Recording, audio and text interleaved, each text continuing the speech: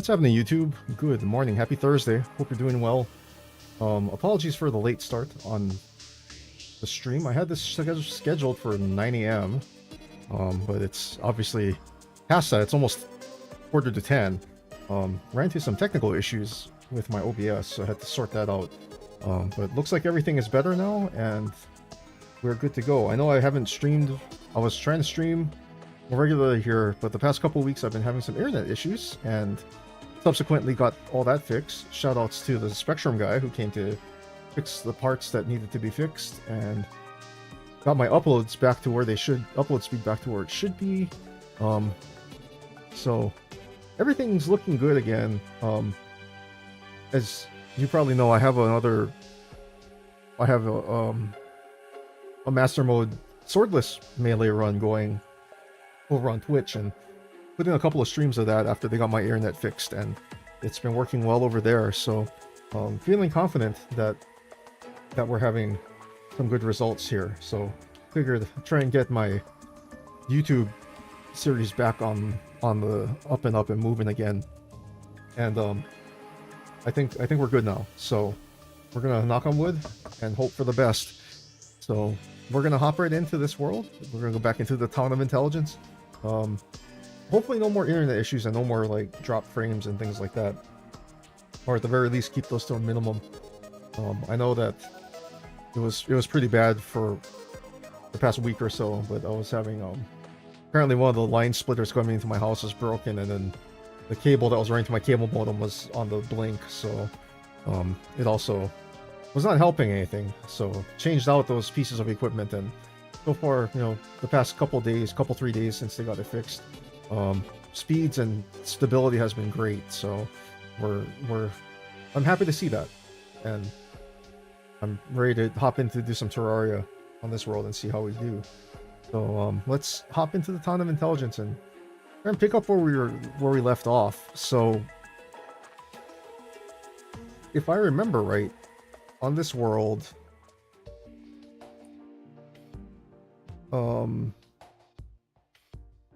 I gotta check the map. I gotta see where I'm going. I have two different worlds going, so I don't want to confuse myself and end up doing something silly on this world that I didn't need to do on the other one, but that I was working on the other one, and end up doing double work, or worse yet, doing something on this world that I didn't need to do. Okay, so I need to do Biome Control to get out of hard mode, pre-hard mode. I'm not quite so concerned. I think that living tree doesn't go down very far. Neither does this one. So I might have to do some biome control in those two areas, mostly to protect my jungle, because my crimson areas will start spreading. So if I cut off on this side of the living tree and this side of the living tree, that'll protect my ocean and my jungle respectively.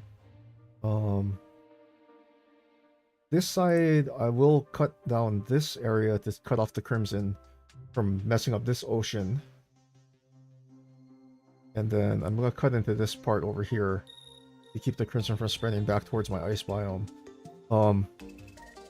That being said, I don't know where the hard mode V is going to end up, so, you know, well, I know the crimson could come shooting that way and wipe out my ice village anyway. That's always a definite possibility, so I have to keep that in mind. But other than that, I think we are good to go in terms of everything.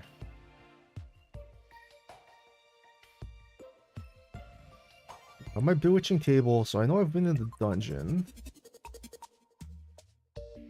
My relic collection over here says that I've gotten all my bosses done, so that's good. So yeah, I think we're good. I need to make a fishing area over here. I see that I have some fishing stuff going. Fishing accessories are a little sparse. My inventory is a mess, and I know because the last time I tried to stream, I was going into the jungle to go look for the temple and couldn't find anything. So I have lava bait. I do have lava bait.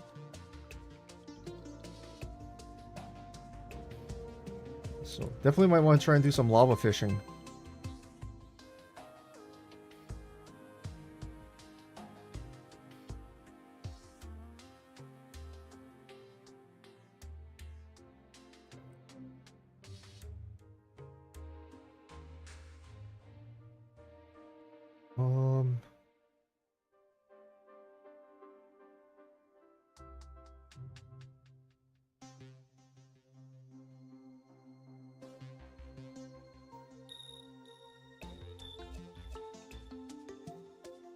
I think I can sell some of these things. Don't need the cobalt leggings because I don't. I'm not running mage. I have torch god, so I don't need these jungle torches. I don't need the compass. I have a GPS. We're not running range, so I don't need the boomstick. Install the anklet.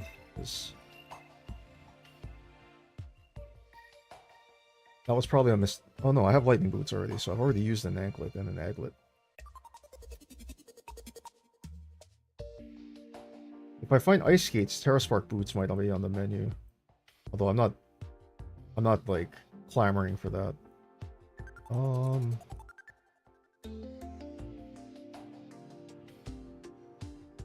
And this band of regen, I can just keep here for whatever purposes.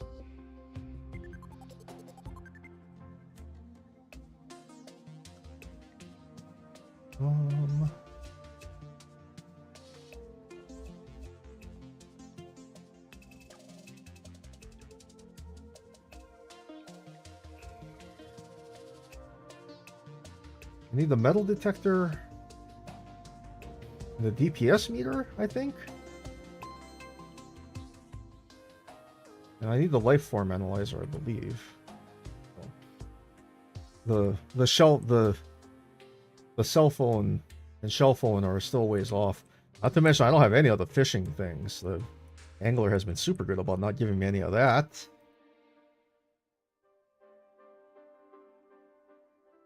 Which is always on brand for the angler. We all know this.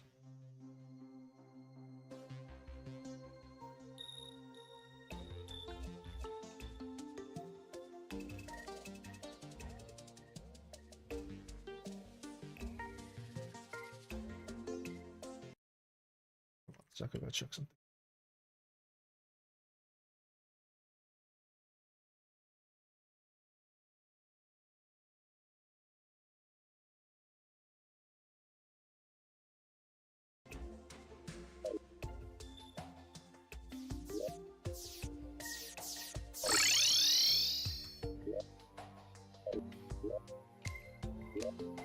It's loud.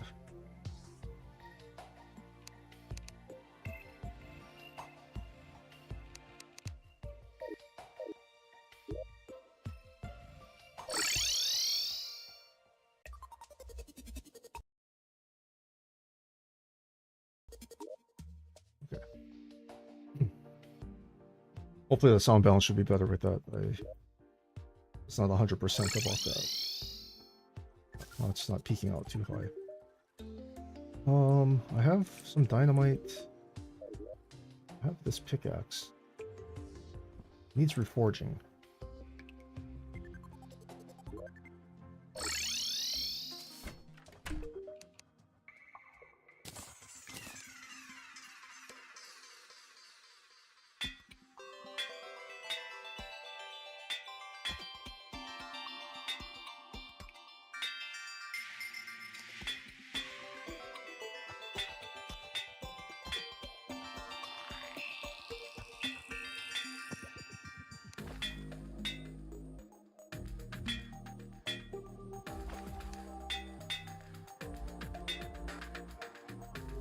I'll take deadly. It's not the best speed upgrade, but take it.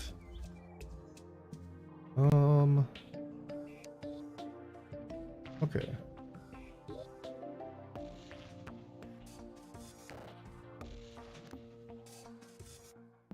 I need to find the jungle temple. I need to find the shimmer.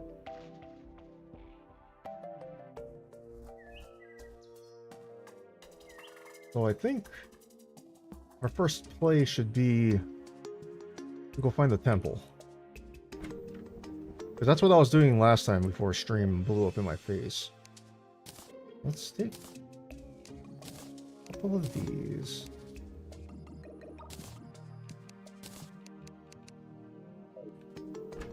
When I'm exploring the jungle, I like to have all that stuff. I have a grand design, so I'm not worried about getting blown up by traps or anything. It's just,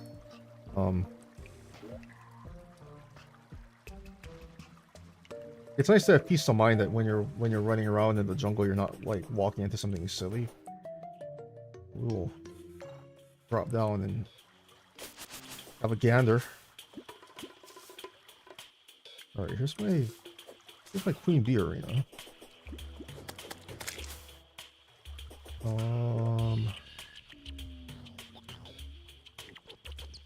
I was headed this way last time when stream kind of bailed on me. I think maybe the temple might be down here. So what I do is I think I'll hop down this way and keep going down in this area. I think we'll be good to go there.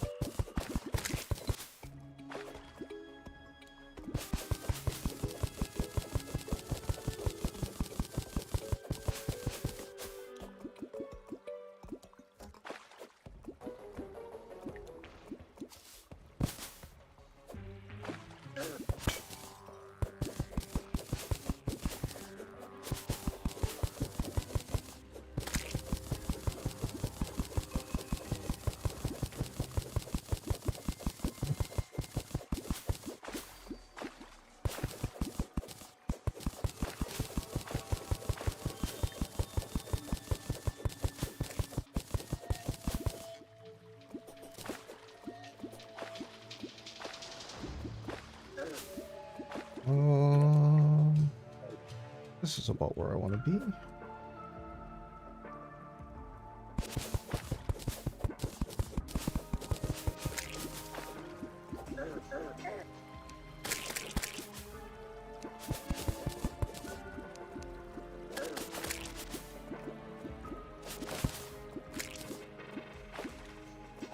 Hey, a free ivy chest. What could this be? Extra set of feral claws. I will take it.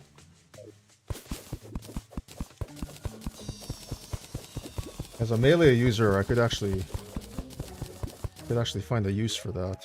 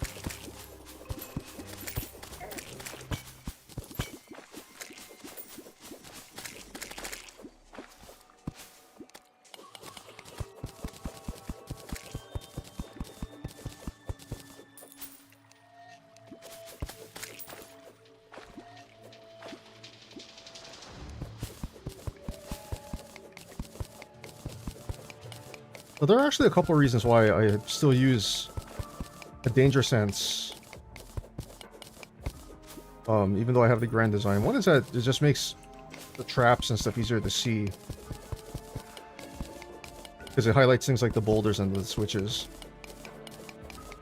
Not that the wire isn't bright enough, but you know.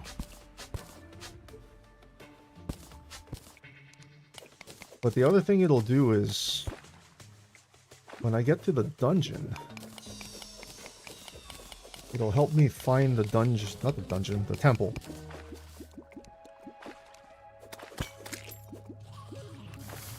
Because even though they, in 1.4.4, they changed it so that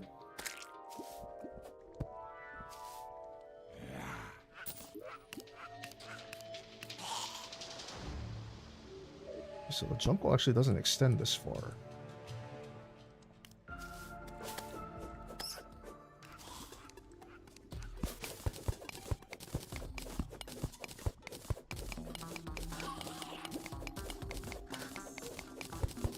Do I have scarab bombs? I do have scarab bombs.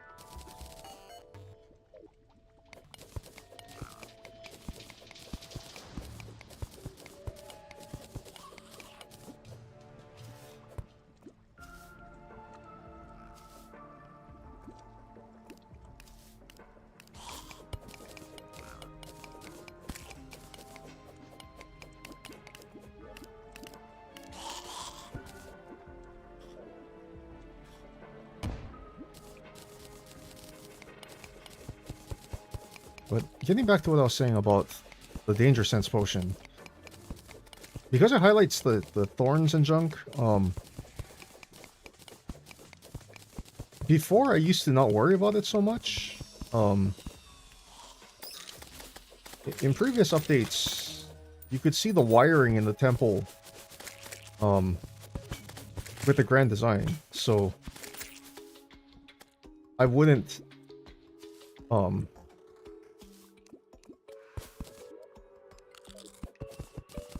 so I wouldn't bring the what do you call that thing? So I wouldn't bring like danger sense potions and stuff like that, because I could just use the wires to find the temple. However, in 1.4.4 they changed it so that doesn't work. Like, you can't see the wires in the temple until after you beat Golem, which is a fair move because, well, at least I thought was a fair move because seeing the wires in the temple kind of made the temple kind of a joke.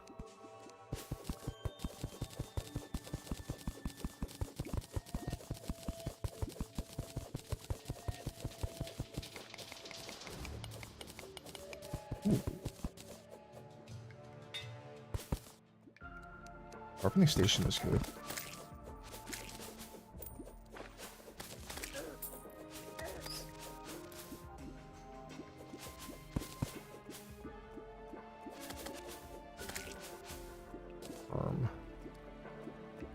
Take a quick dip into the honey.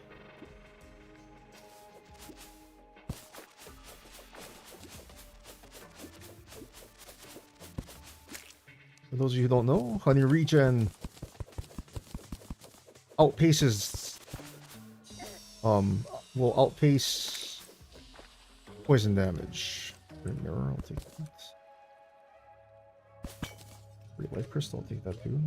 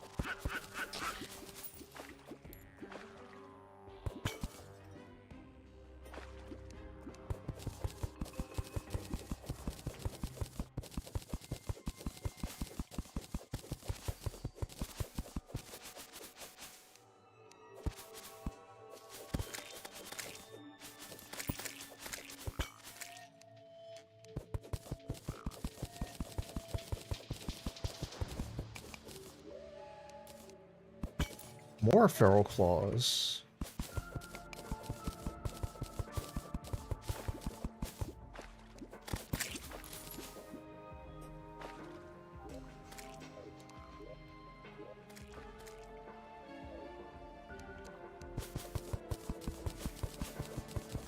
For a melee user, that's solid to find. It's nice to have more than one, because you can actually stack them the feral claws and its upgrade. So you can stack the mechanical glove and the fire gauntlet and things like that. So if you want to run like an extreme melee speed build, I think that'll give you what, 36% more melee speed, something like that. Something like that. And then, you know, you can always add on the melee speed modifiers as well, if that's your jam.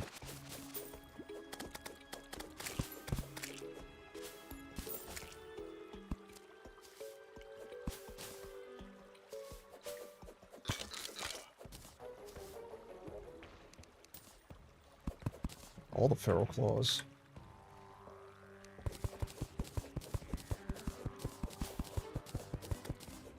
Not gonna lie, if I wasn't running melee, I would seriously consider I would actually seriously consider running Summoner.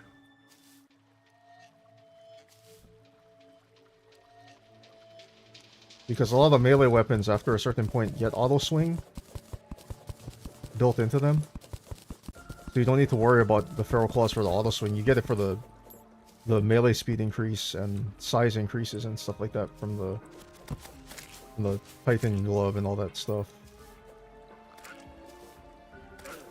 But for a summoner, the feral claws are almost required because whips don't auto swing.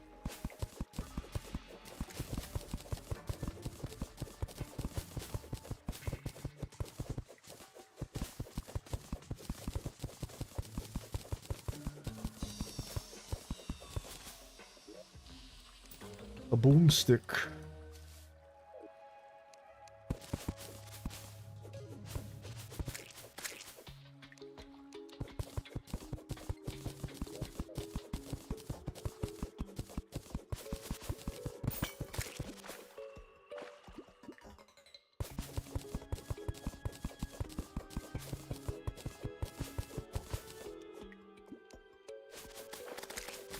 Oh, that's a lot of piranhas.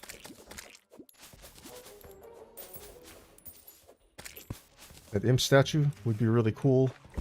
I'd be more excited about that if they didn't change the drop rate for the obsidian roses.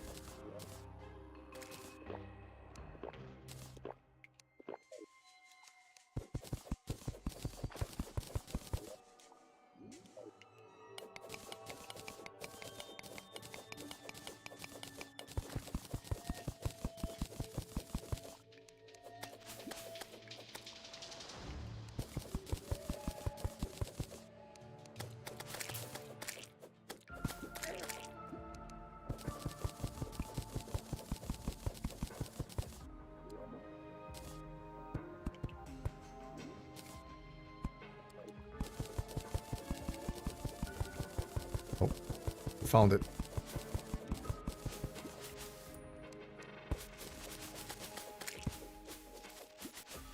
So that right here, if you look at these things, those are spikes. Looks kind of like the dungeon. And those show up on Danger Sense, even though the wiring didn't. If the wires still showed like how they used to, it would look like Christmas.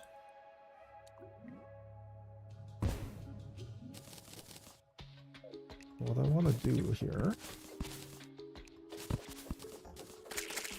kill those bees. I think this is the entrance, actually.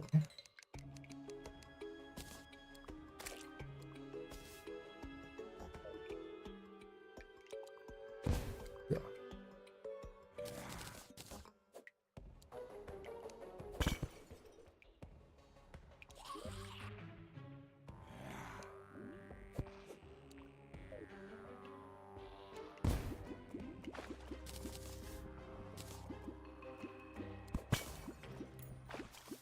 Oh, this is good.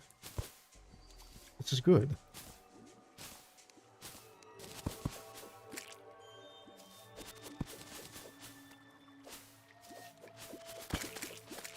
Oh, this is excellent.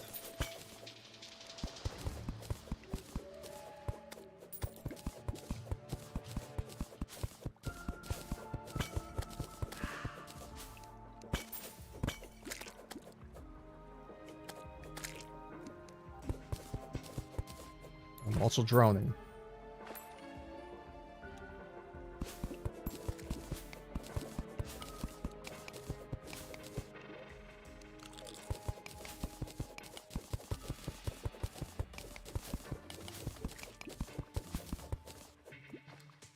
Okay, this thing butts up against a granite biome, so.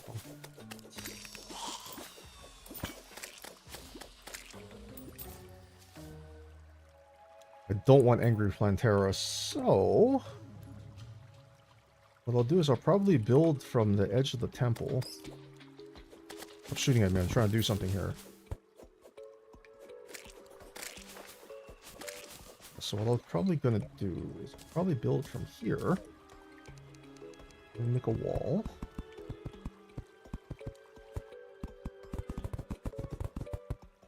Build it up.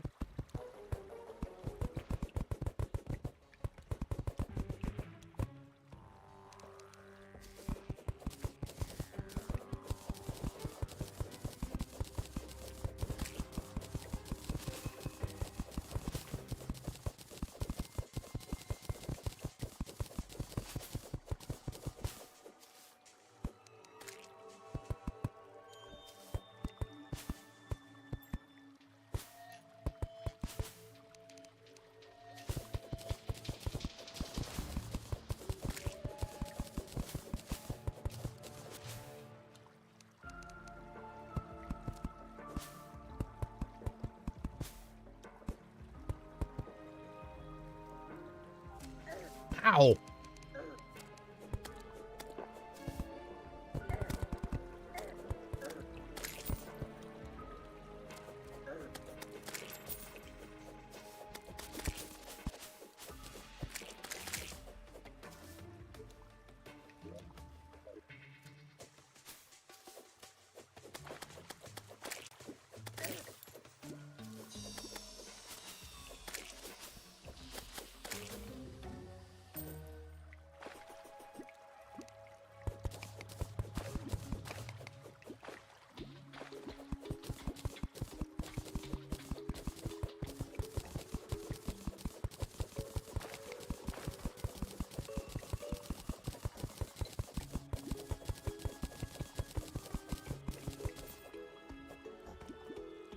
Okay. Oh, hey. What for me? These torches, these healing potions too. I don't need those. I don't need the tin either.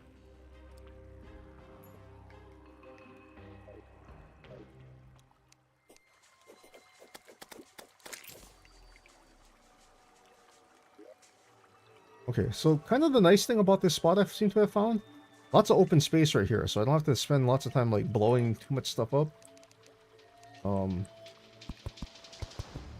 Not the worst terrain. So it should be pretty easy to deal with. So we're at 5382. Ooh.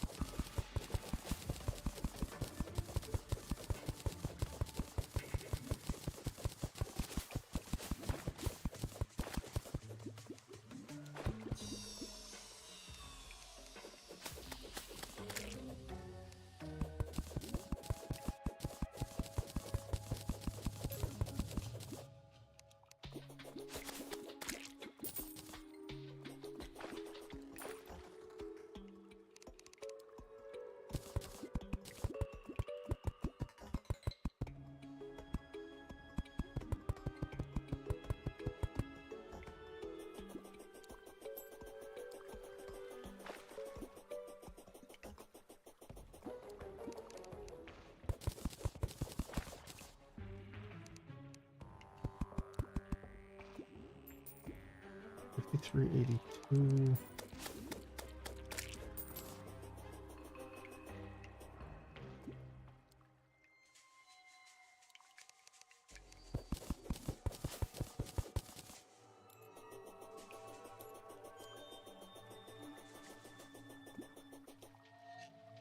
So it's about 300 feet, which is about 150 blocks. So that's perfect.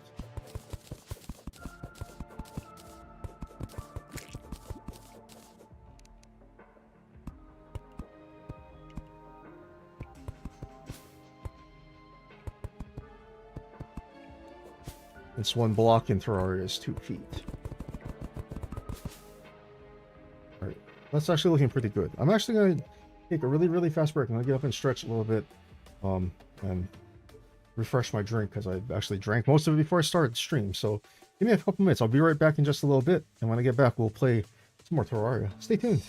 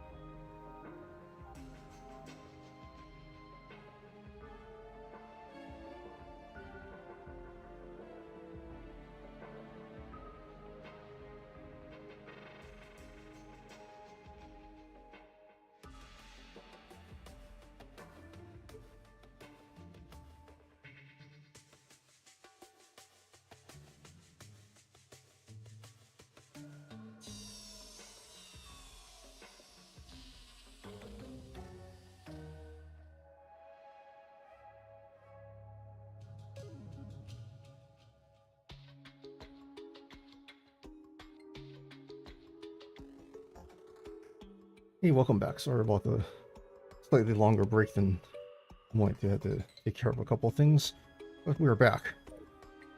Alright, so this thing is about 300 blocks wide. Or 150.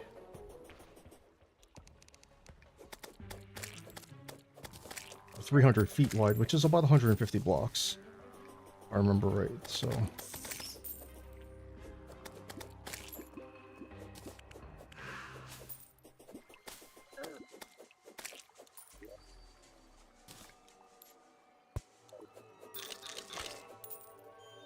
Which, I will be honest,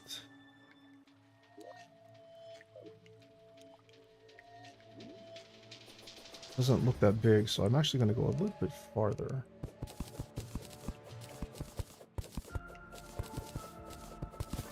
Just a little bit. 5078, so I think I'll just go... We'll just go to 5,000 to make it even.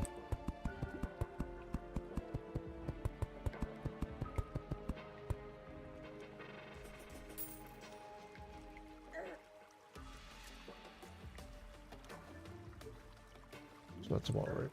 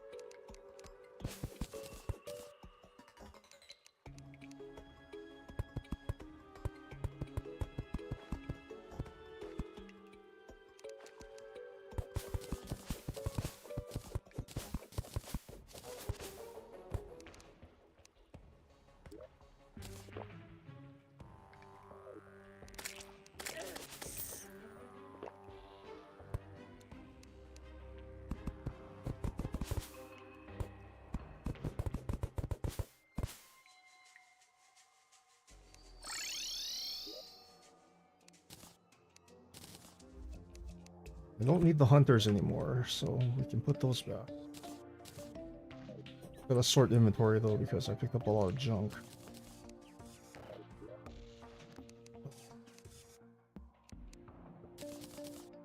Stash the extra pearl claws in there. Fine. Sharpening station, always good to have. Fortunately, I made my base a little small, so...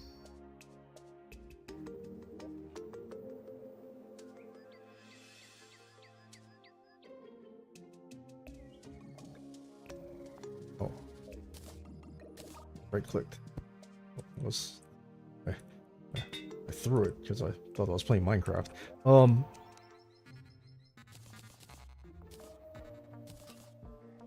scored an extra Bezoar. I didn't score an extra Bezoar. I never had one. Okay, well, you know what? That's good because I'm gonna be needing that.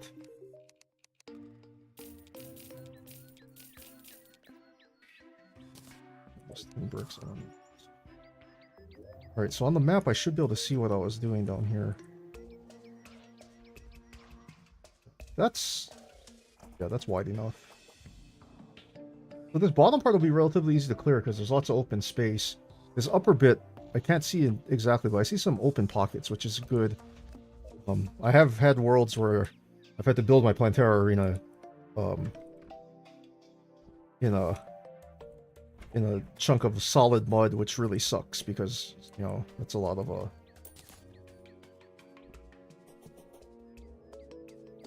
what do you call? A lot of bombing.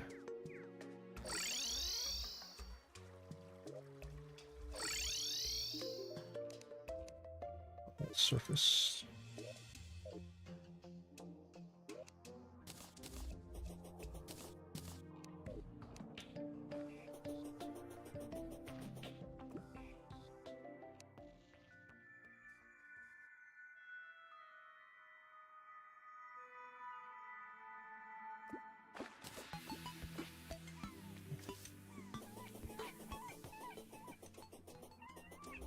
First try.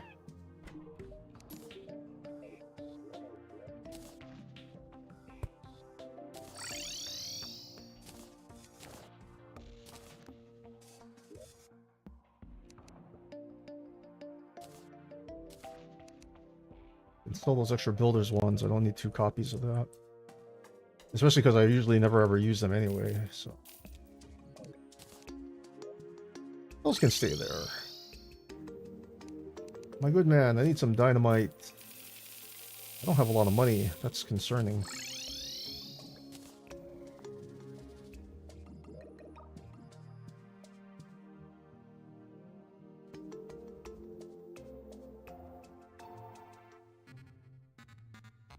I'm going to try and tunnel straight down into there.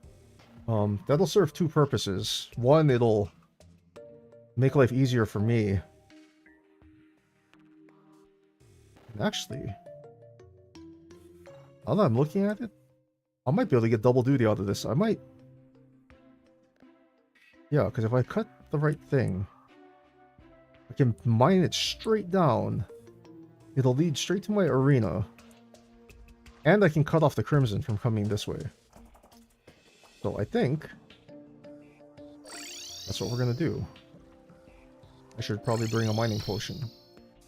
One other thing. Light. I do need the hunter potions. I'll take some light so I can see what I'm doing. A couple of these bad boys because...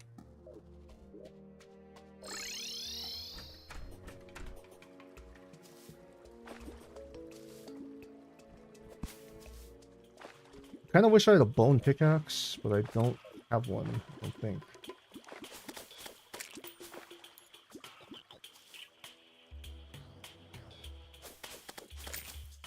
A bone pickaxe would certainly make life a little bit simpler.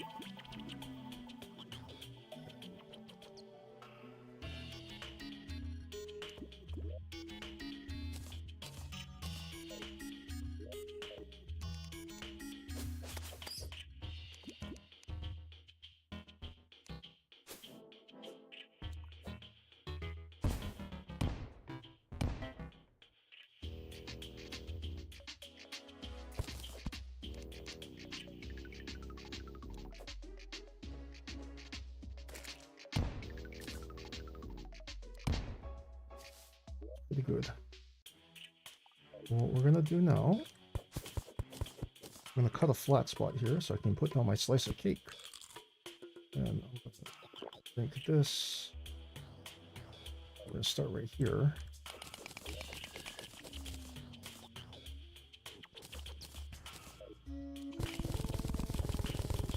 Well, you know what? That's plenty fast enough. We can work with this.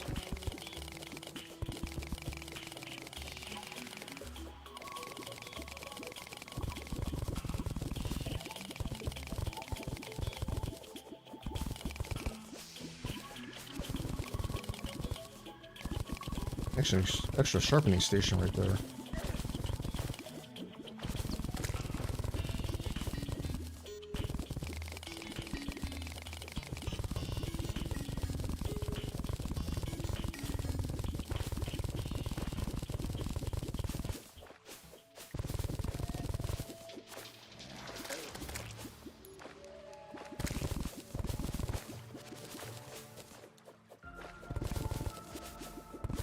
That's a very trapped chest on that side. Holy smokes.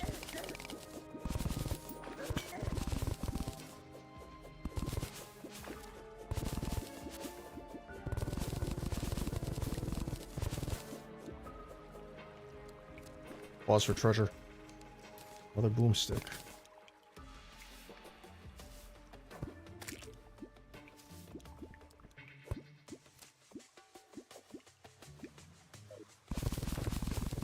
I am running out of air.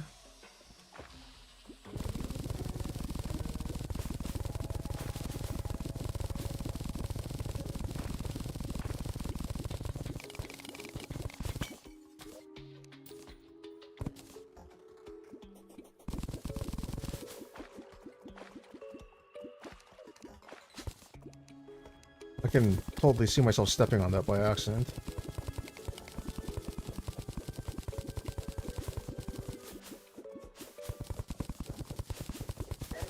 Okay. Ow!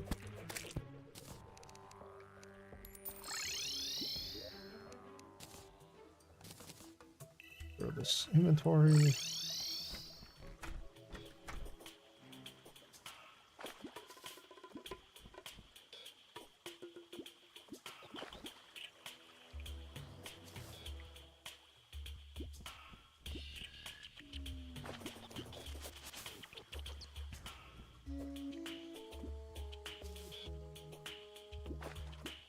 This way. Kill that guy for good fun.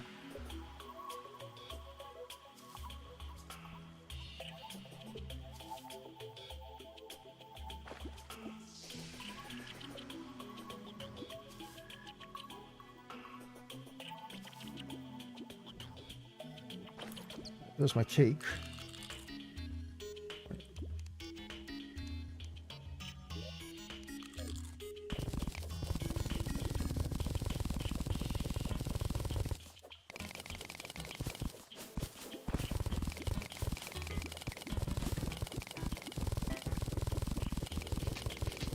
So this thing I'm mining serves two purposes. One, it's going to be wide enough to stop the Crimson from coming by and heading into the jungle. Of course, that assumes that the hard mode V thing doesn't shoot straight into the jungle anyway. The nice thing is that my temple is really far to the right, so I might not have to worry about it in the abstract. I might just be able to kind of ignore it because it's not in a critical location. But I am a little cognizant of the fact that I have that crimson to the right, and I don't want it to spread left and start making problems for me.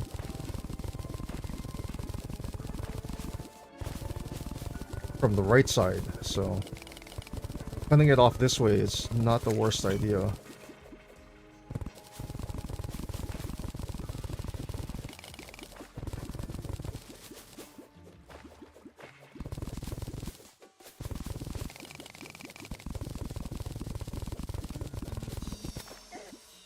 It's actually almost right onto where I was going to build up, so it's perfect.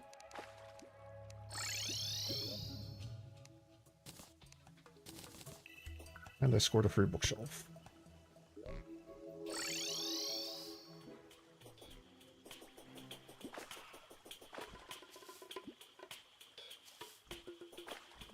Normally when I used to make elevators and stuff, I used to be a big fan of just like bombing them out or dynamite. But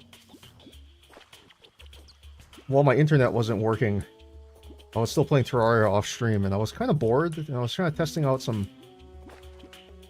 Oh, I'm a stickler for tradition in how I play my games. Like once I find a method that I like, I kind of just stick to it, which unfortunately probably is one of the reasons why sometimes I just get bored of games.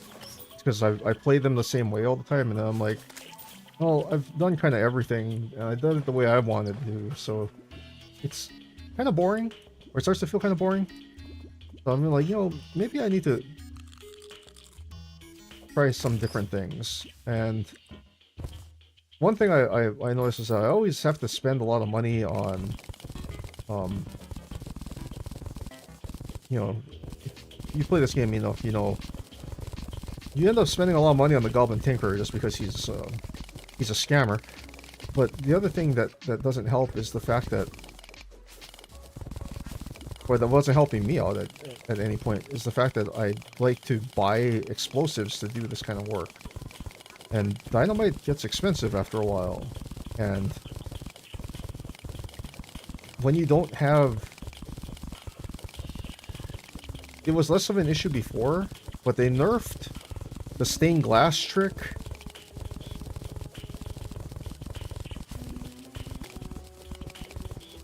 So getting massive amounts of like essentially free money kind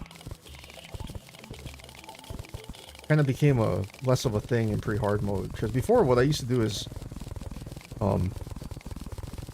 bomb a good chunk of part of one of my deserts and make stained glass out of that. You know, you find a lot of gems.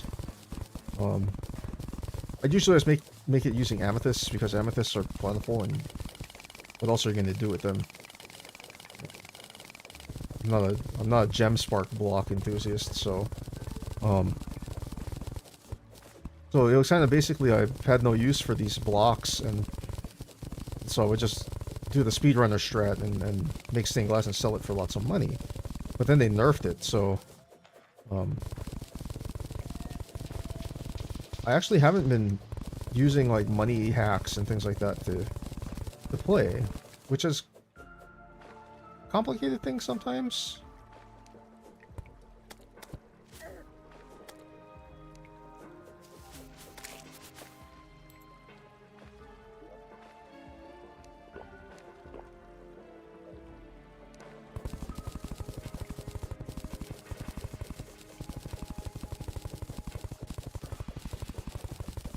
So I was actually looking for a new method to make my elevators, and I was thinking, you know, I always, you know how once you've played this enough and you're looking for the best, I want to say enchants, like we're playing Minecraft, but the best modifiers, and you know, I'd have like my pickaxes, you know, modified to light and reforged to light and stuff like that, so I could get the best speed boost. And I'm like, I never mind.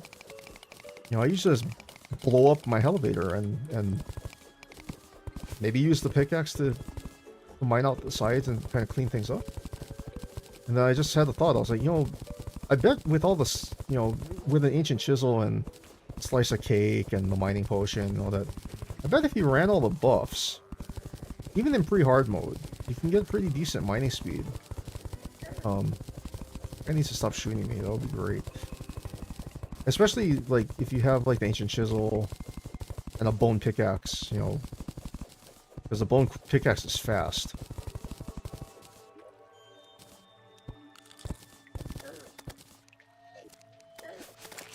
I'm serious right now.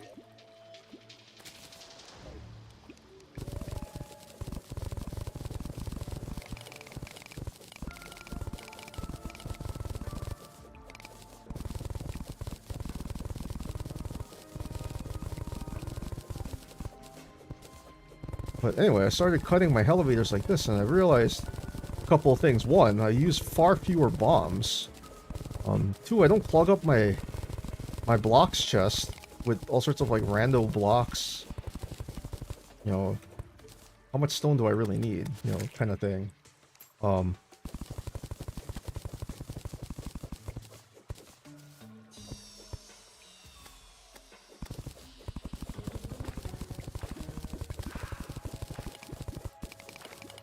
And the other side benefit is that my elevator walls are perfectly straight and flat, which, you know, I'm not the aesthetics police, but having these look real nice on my map kind of feels good. So I've decided to start doing my elevators like this a little bit more. In some ways, I think it might actually be faster too, because I'm not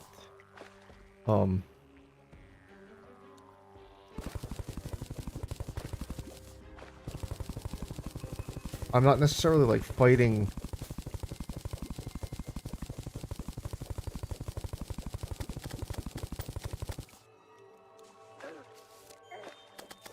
Stop it.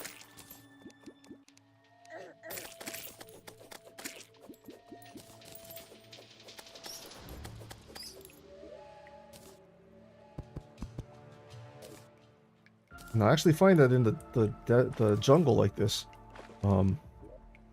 actually pretty useful. So actually, no, what I think I'm gonna do is I'll make the right side wall of this thing the actual right side wall of my arena.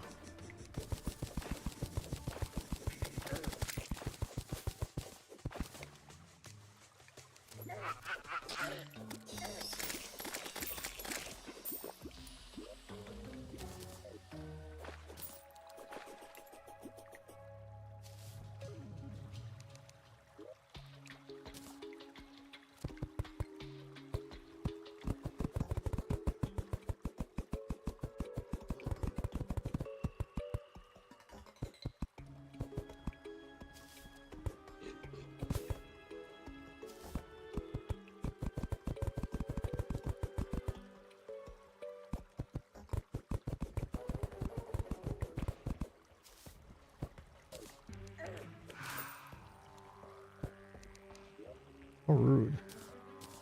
I'm trying to do stuff here, man.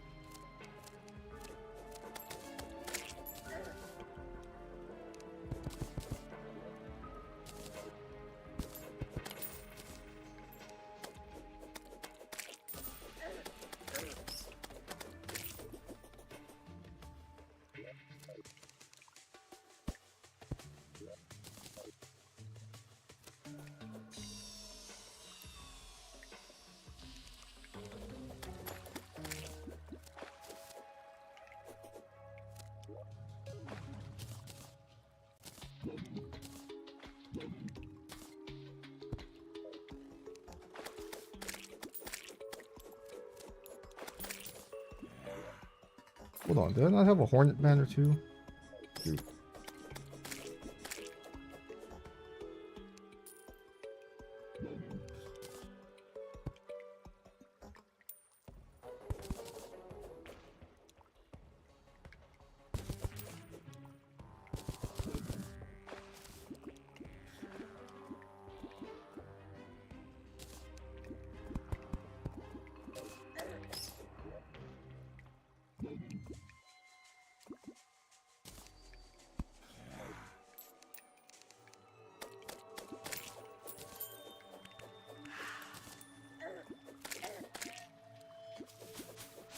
It's not perfect, but at least in this area while I'm trying to clear this out, I won't get bothered too much by all the mobs.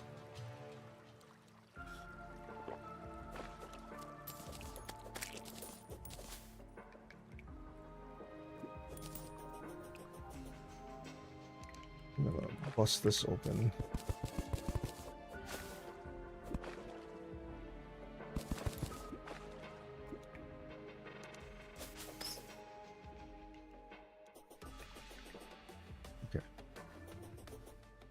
It is important to make sure that there's a place for all the water to go.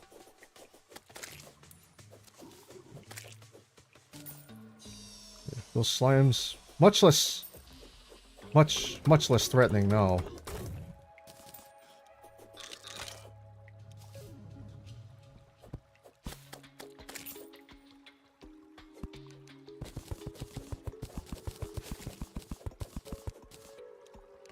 Goblin army.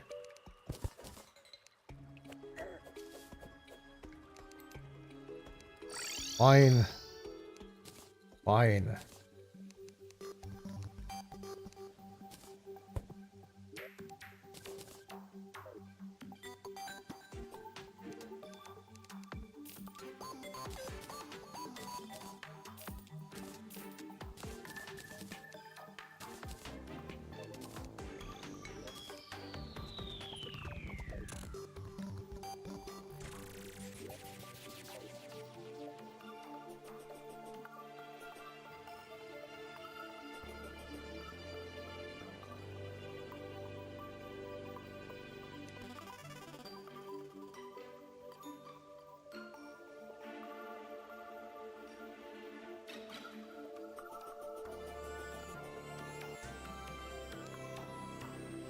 I already have banners, so this should go quick, because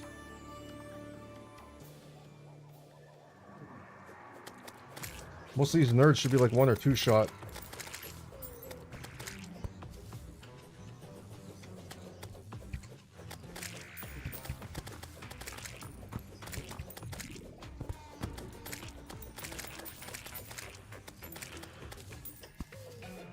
Looks like the only one I need the banner for still are the sorcerers. Oh, that's what I was looking for.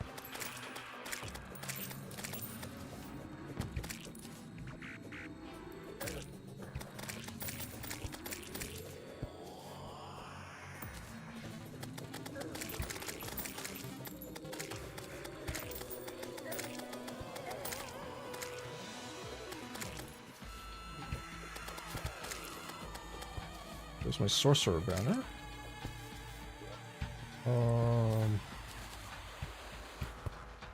Archer and warrior. I'll put an extra set of banners over here.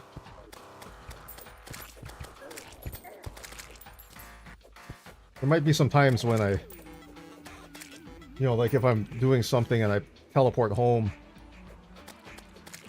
sometimes they're going to be there already, and then I don't have to deal with them spawning at the house, so having banners there is not a terrible move.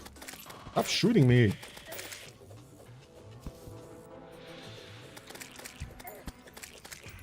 I say as they do like no damage to me.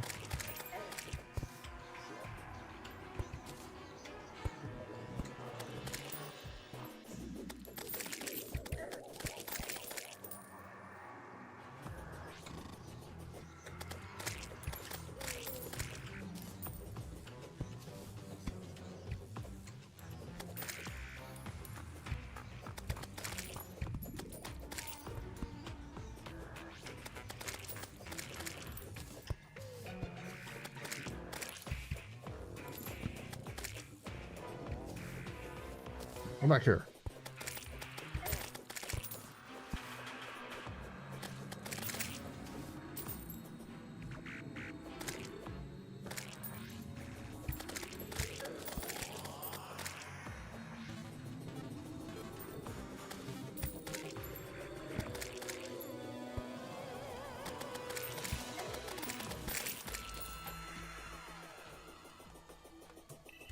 Alright, easy enough.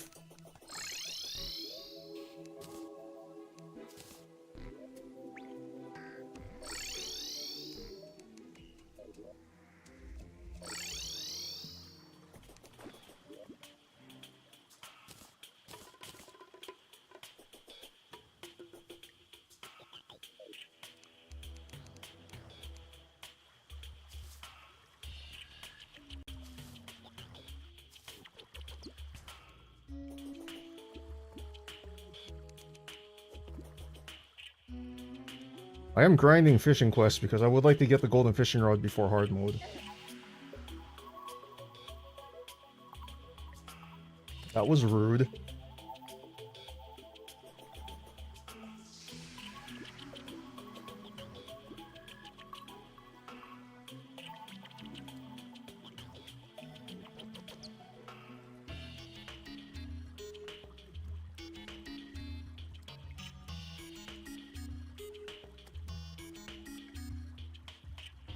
Goblin Peon, 99. Dang it. If I killed one more, I would have had a second banner. Could have put the second banner up in my house.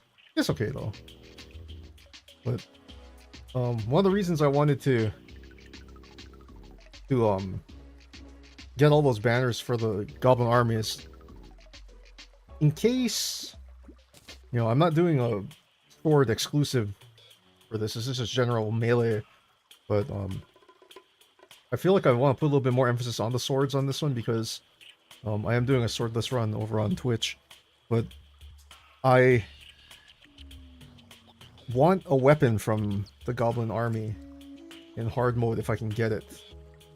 It's not essential that I pick it up, but if I can get it, it's super good for early hard mode. And if you played the game, you know what I'm talking about. We were talking about the Shadow Flame knives. Of course, now that I mentioned it, that means I'm probably going to get the Hextall and the bow, and the Sorcerer or Warlock people are not going to drop me any of the knives, because this game is, as we all know, self-aware and never gives you the drops you need. This game is being very stingy about giving me the quest fish. Although I will take the honey fins. In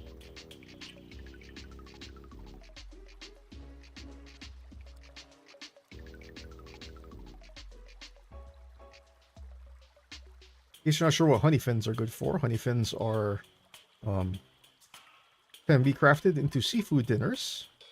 So 2 fish make 1 seafood dinner. So they're good for that. Their other purpose is that they're actually a potion. You can you can eat one to recover 120 health, which is a good bridge between the healing potion and the greater healing potion. And as we all know, you can't get the better healing potion until hard mode, so if you're taking lots of damage and you find that the regular healing potion just ain't quite enough, and then the restoration potion is good, but it only heals 90, but the cooldown is shorter. Sometimes that's a better move, I'll admit. But sometimes you just want that bigger chunk of healing at once and deal with the regular potion cooldown. And to me, that's where the honeyfin comes in, because as you get into later pre-hard mode, some things still do a lot of damage, depending on what class you're running. So I don't necessarily keep a lot of honeyfin in my inventory, but I do like to have some on hand, just in case something hits me real hard and I gotta recover a lot of that as quickly as possible. I'm a fan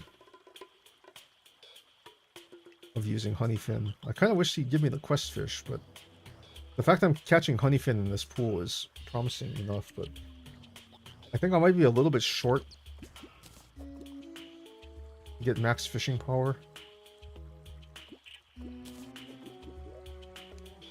However, bomb fish.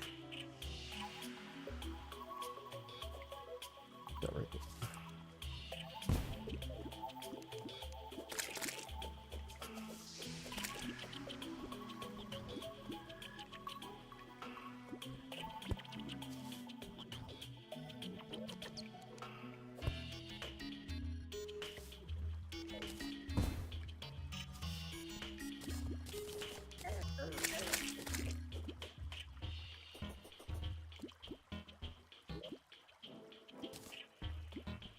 Drop something.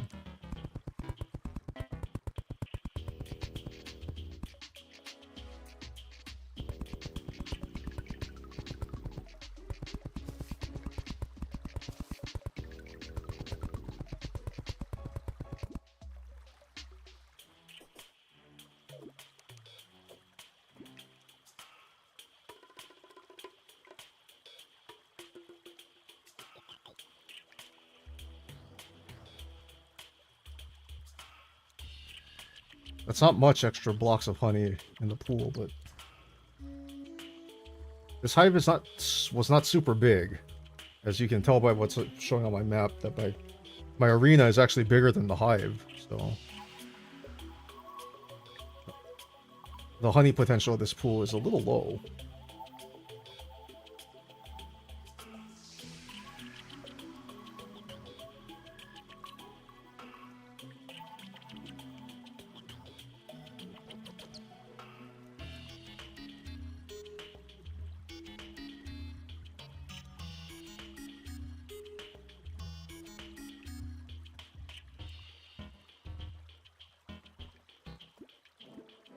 Hey, maybe it was the little bit enough that helped. Can I get the bottomless honey bucket?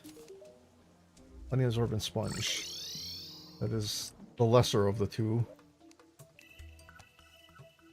But I'll take it. It's a rare item, so. Pillaging Me Pixels is one of the art pieces. Not so Lost in Paradise. So both of those I like, but I don't like because they're huge, so... And I don't build my bases with, like, lots of room for, like, art. And I don't do a lot of aesthetic builds. And by not a lot, I mean none at all.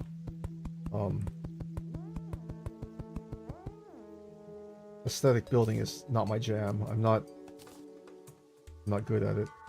You know, the funny thing was, I needed all those honey. I needed all those water leaf seeds. I didn't even realize I hadn't filled out my water leaves supply. I didn't have a surplus yet.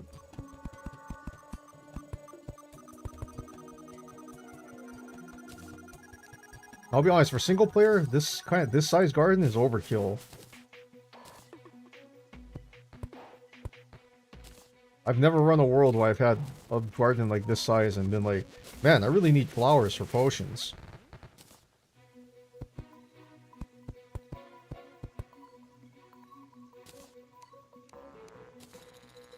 But I have noticed the unintended side effect of the whole nerfing the stained glass thing.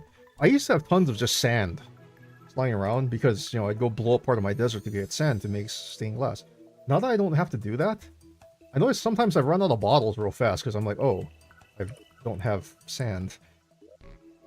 And that's entirely of my own doing because I don't need to make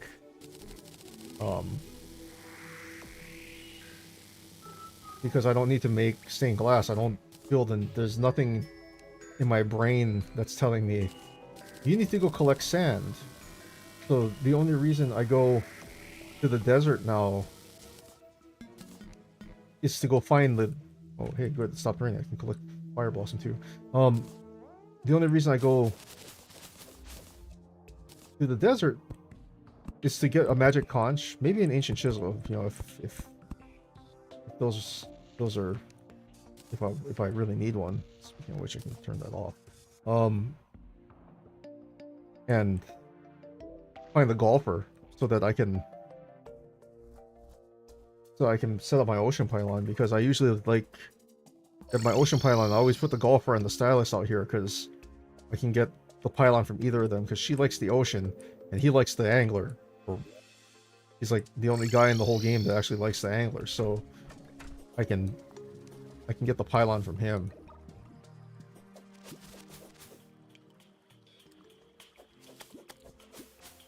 Oh, you know what?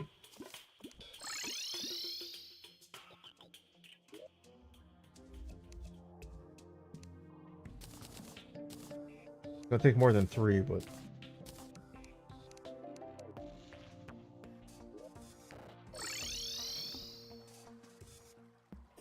when I'm building the arena, I frequently don't set up torches and stuff because I usually only torch up the platforms. Which means while I'm building it, it can be a little dark. And if it's hard for me to see, I mean, there's probably, you know, that probably means you'll end up watching a pitch black screen, which is not very exciting. You'll just be hearing the Terraria noises, you know, the satisfying splat sounds and thop thop thop thop thop sounds of mining and things like that, and the occasional explosion. So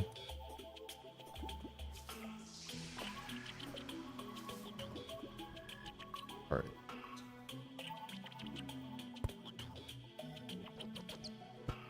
At some point I'm going to cap the edge. I have lots of bamboo and stuff I can use for that, so at some point I'll get along to that.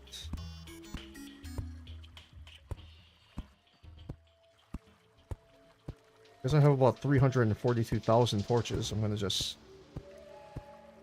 torch the whole way down.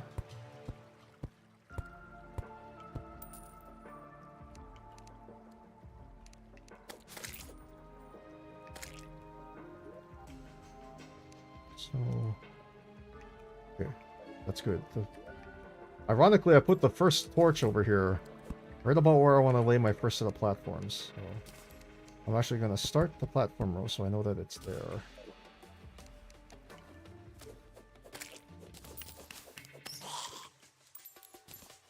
Thought he was going to give me the mining, the bone pickaxe rather.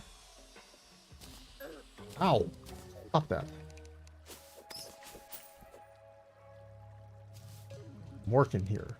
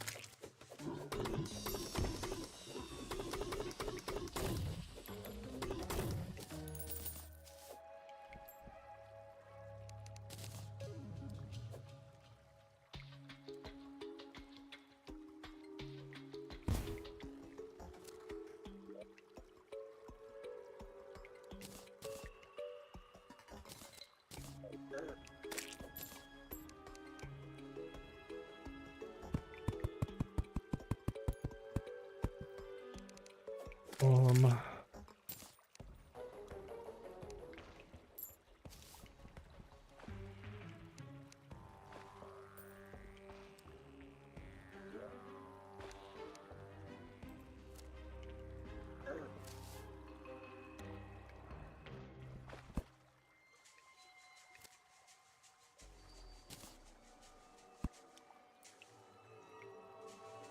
close enough.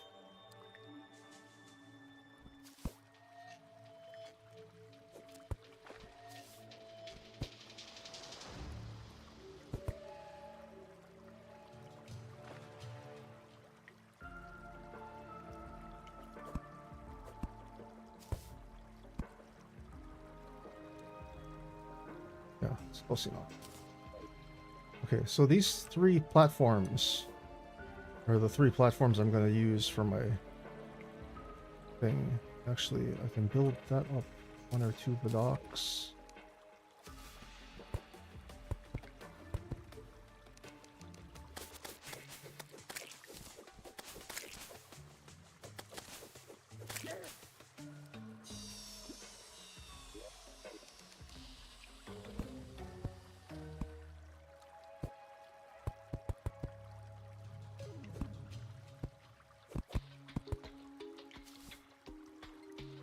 And then I'll land right over here on this spot, and then I can just put a pair of platforms where I can come around and put a door on the side, and I will have access into my arena.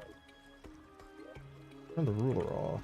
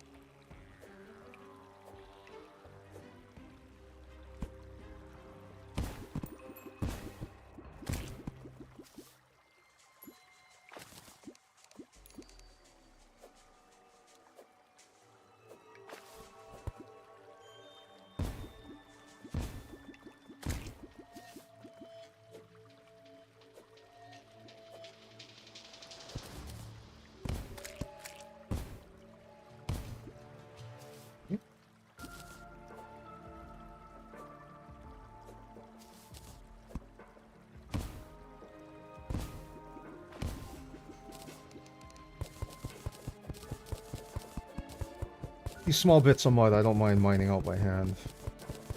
They're easy enough.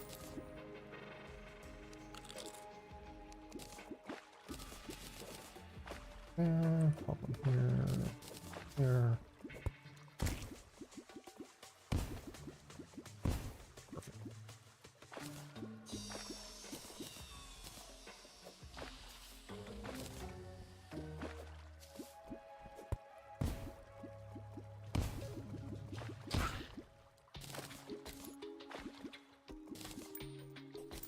That's what you get for standing there.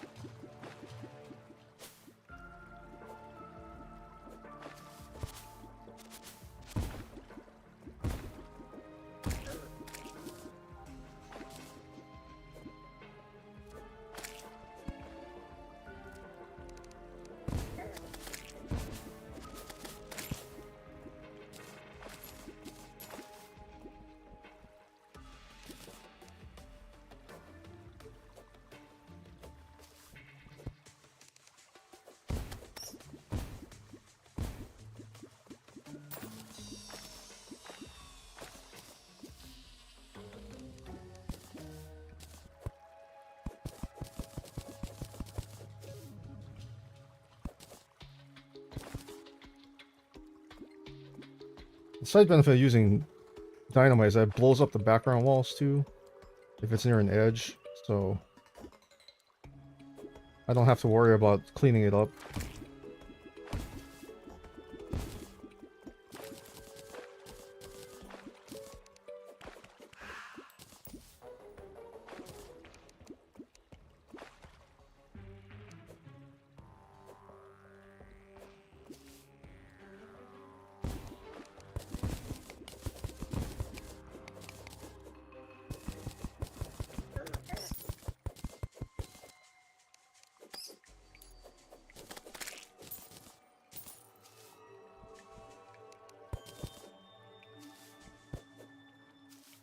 I love Feral Bite. I love being confused.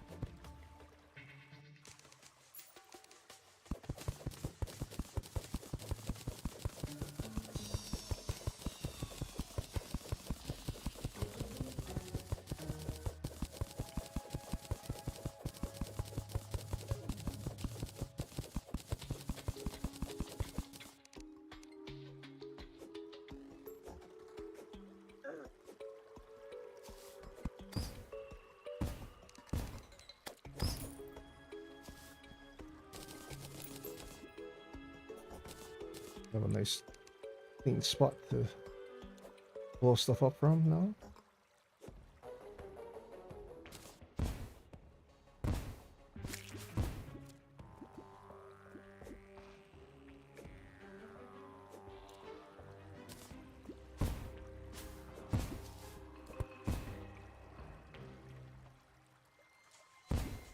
Admittedly, not the best aiming job there.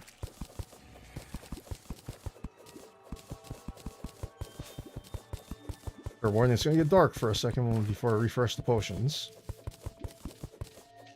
About 30 seconds or so.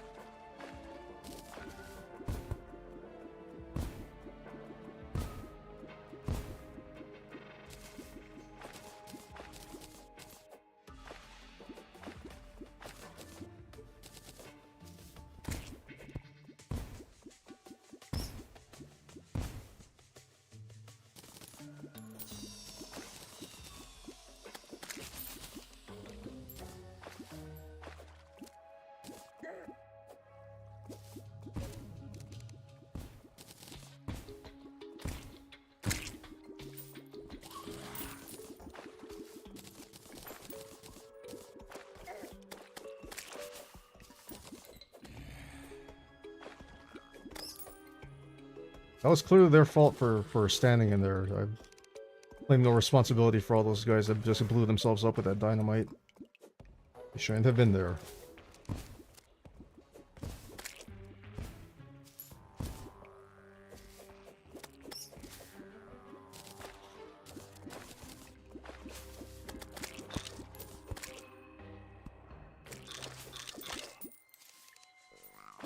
Get out of here.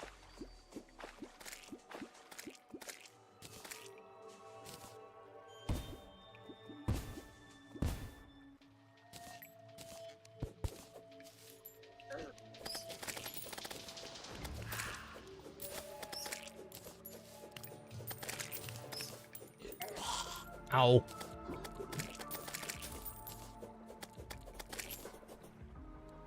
There's a party down here?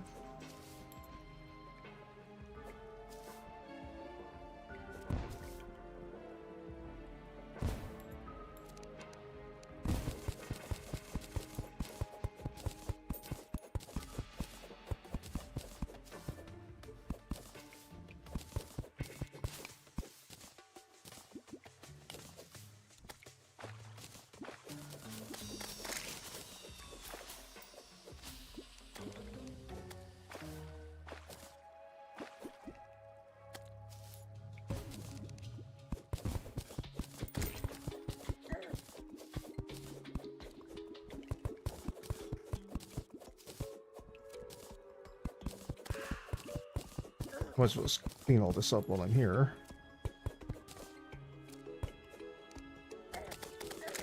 Stop it. Stop it. Stop it.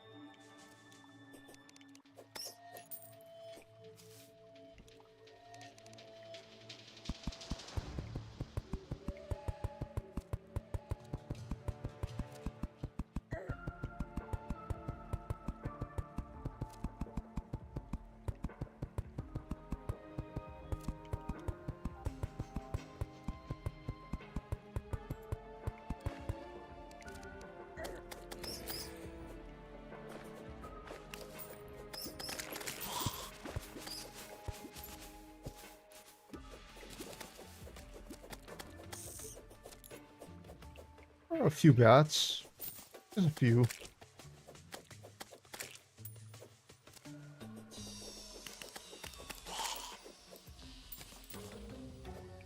Mining pants.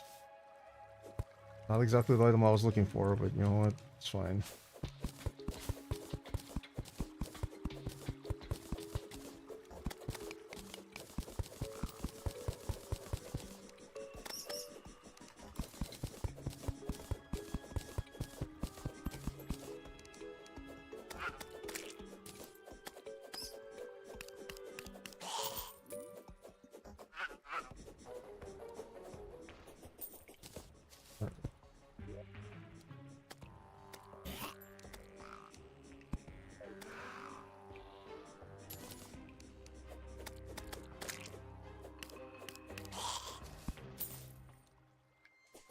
Just as a note, this peace candle will not reduce the spawns down to 0, but they will make them definitely more manageable. So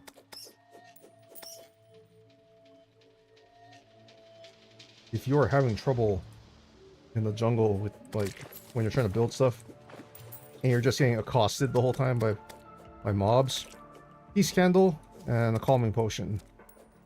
Actually, if you take both the peace candle, bring a peace candle and take the calming potion, I'm not 100% sure if they stack, but it always feels like the spawn rate goes way down when I use them both, though.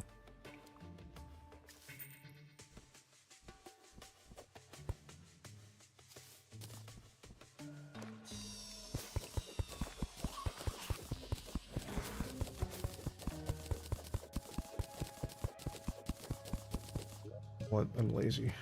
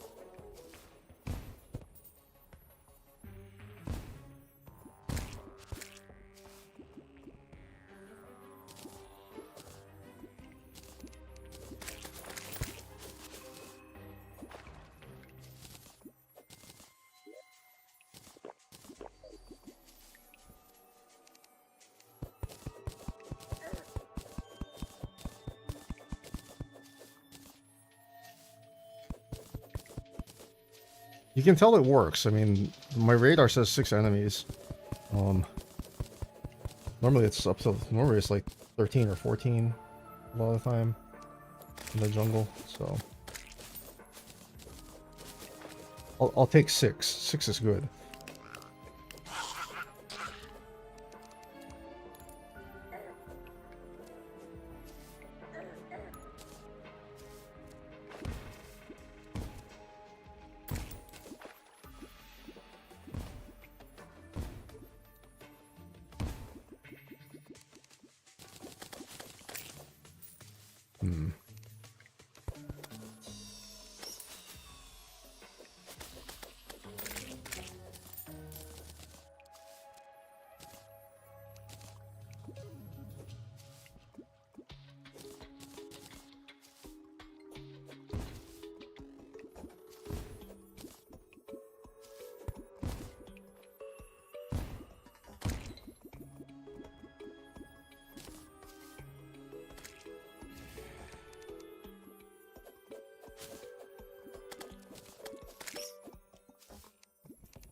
Got some of this stuff here.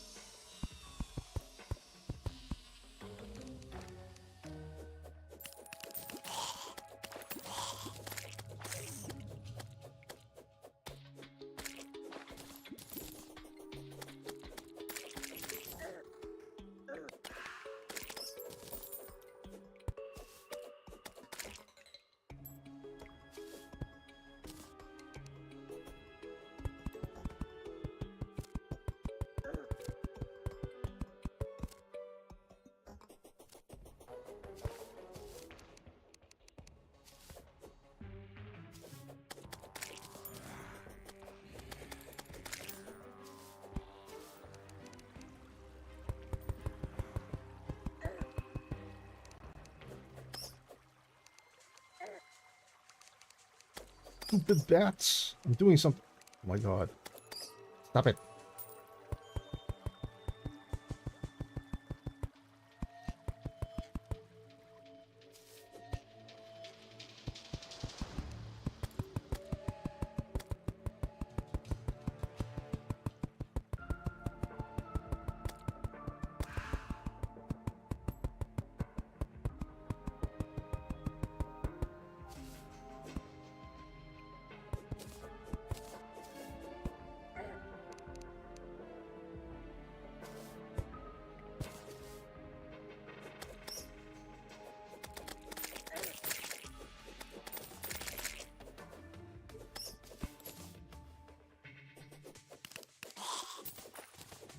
Restaking a mining helmet. Restaking another mining helmet.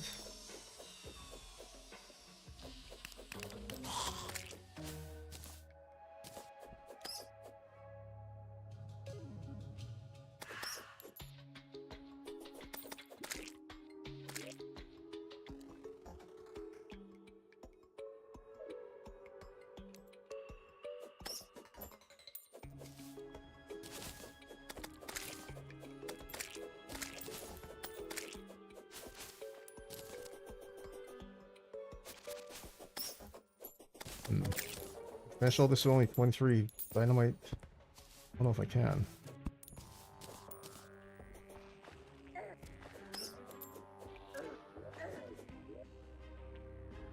Jeebus. Stop it. Oh, stop it. Yeah, anyway. Have to work. Hornet.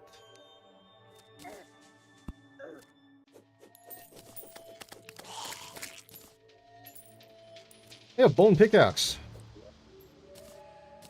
Massive, but it's fine.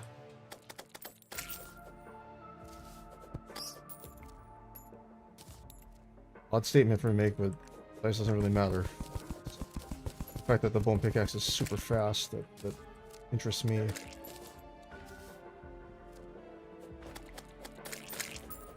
In fact, it's so fast I'm willing to go clean this out. Oh, hey. It's a full moon.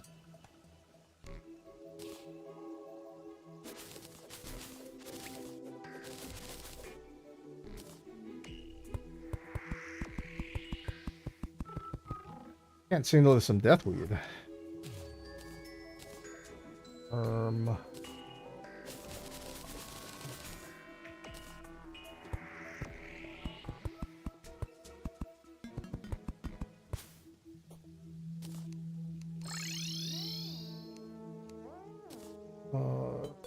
Geode. 3 diamonds, 6 amethysts. Good deal.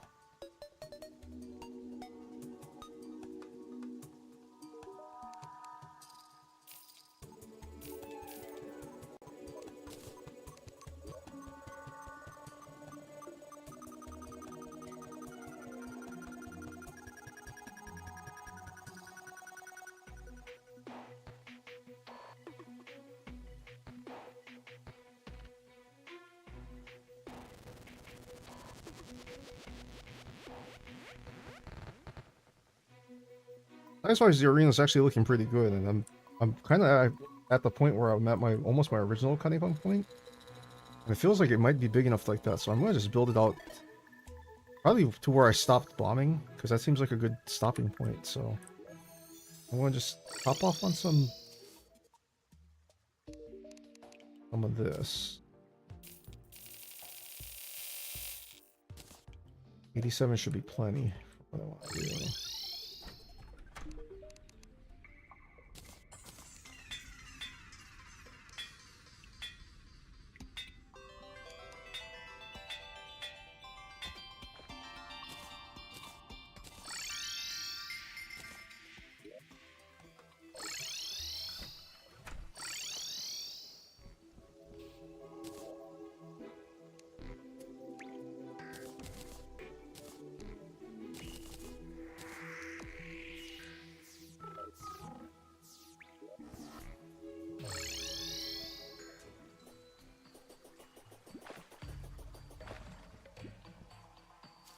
We'll finish this off.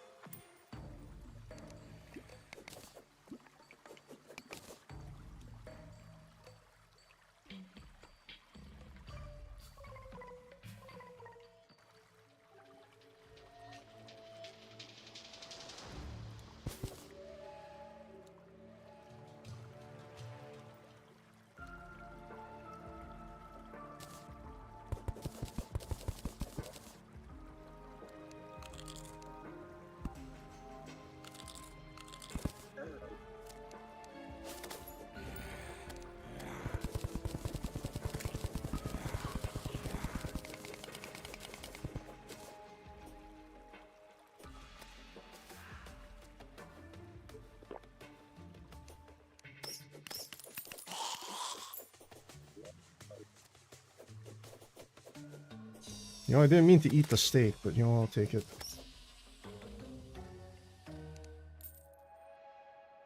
Chances are I'll get some more.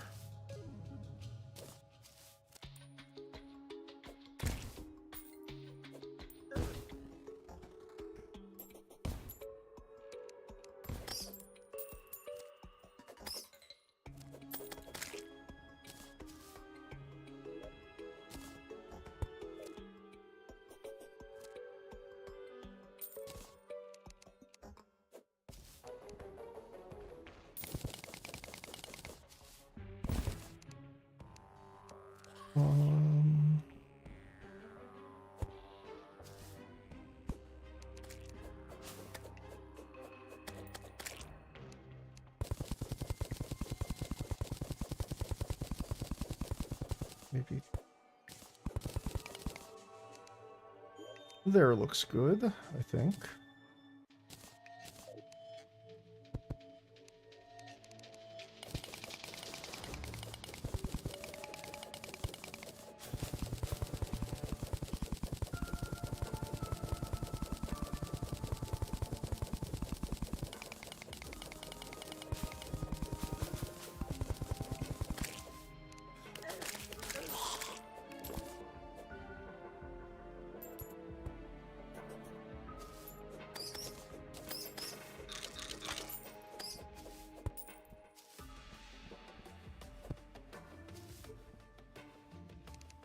Okie dokie.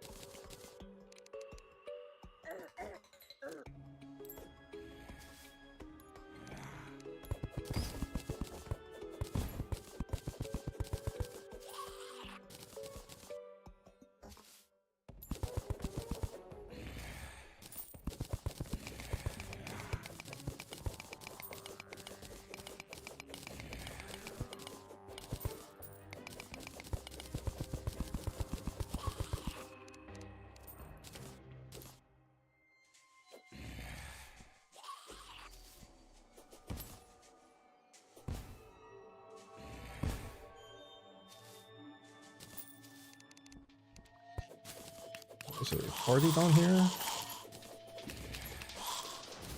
Sorry, I hate to break that up, but you guys are in my way.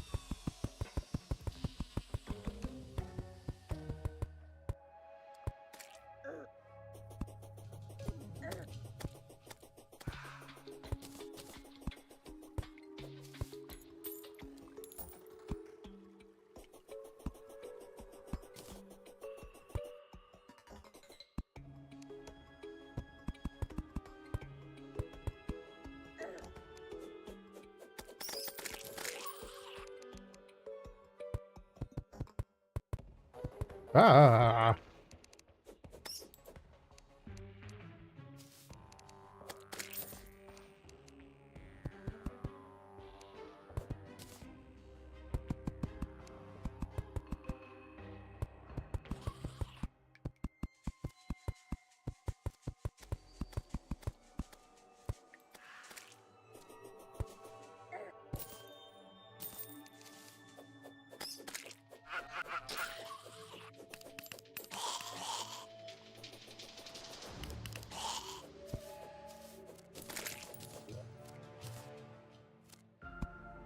Holy moly.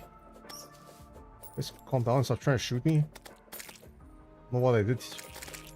don't know what I did to you guys, but you guys can calm down.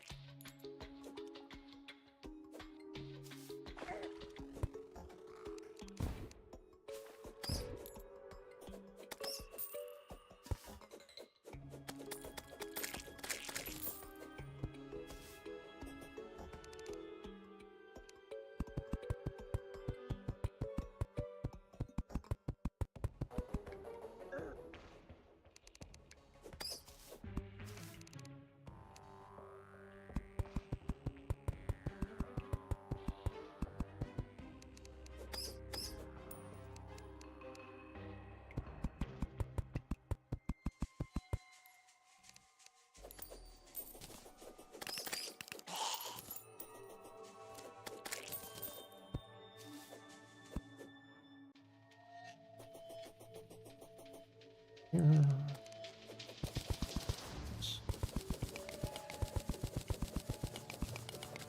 Find that bit down, so even out. This platform off. Alright. I got the main bulk of the body of the arena done. I just need to square off the corners and all that stuff. And then there's one last thing I need to do down here at the bottom. I need to get rid of all the water, for starters. And then I also need to,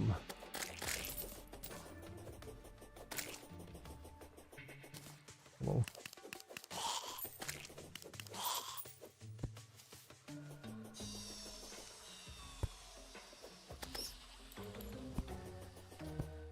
Hi.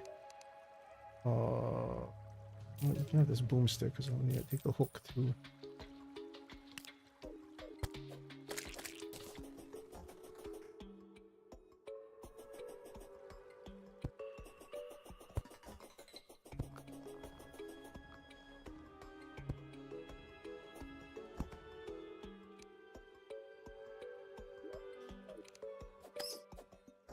If I stand in the dead center of this thing,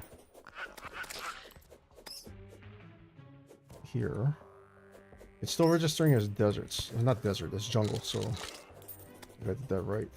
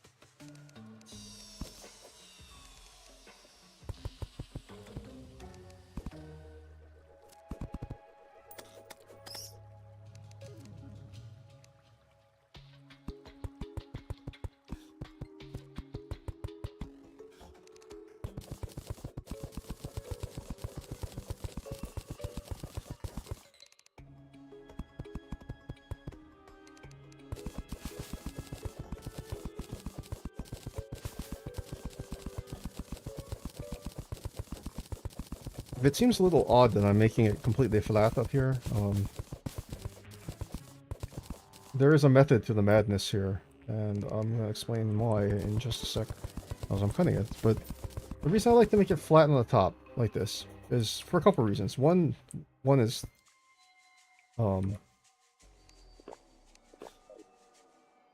kind of an obvious reason. It's just it is, and it's also purely aesthetic in that it looks better. Um, I just think it looks nicer being perfectly flat like that. But the other thing it does is that, assuming that the grass spreads all the way across this thing, and doesn't get significantly chlorophyted in hard mode, what this does is it creates kind of a large flat space for lots of jungle grass to grow, which on the flip side gives a good amount of space for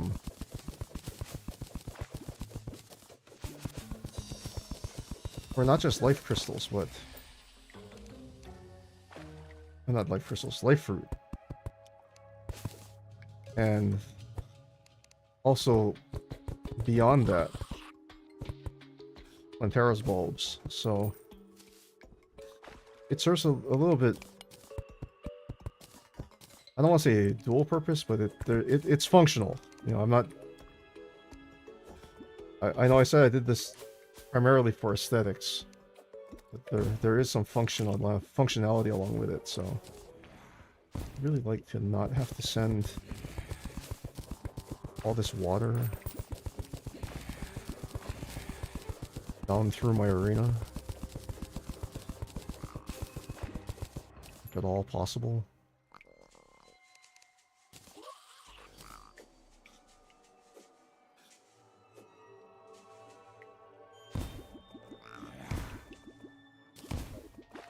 Just to get rid of it. Yes, sir.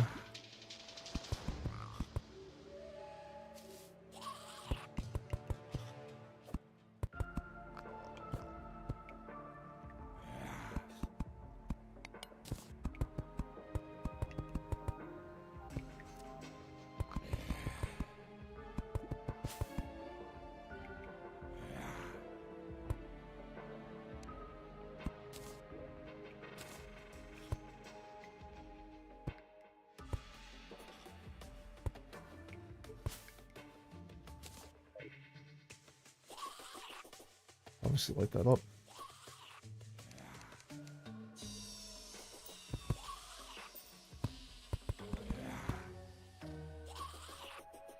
I'm gonna close this up and even it off.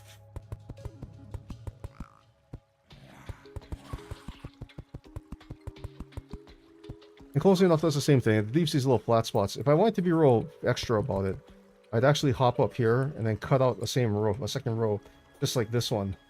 But I don't think I'm going to do that this time. I think I should be alright with just this, so cool. That way.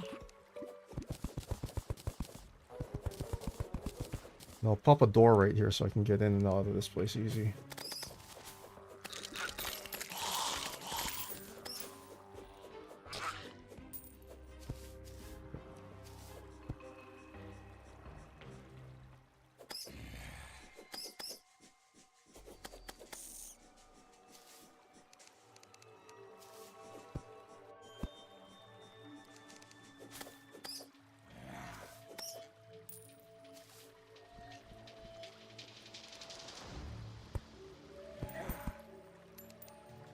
Are you serious right now?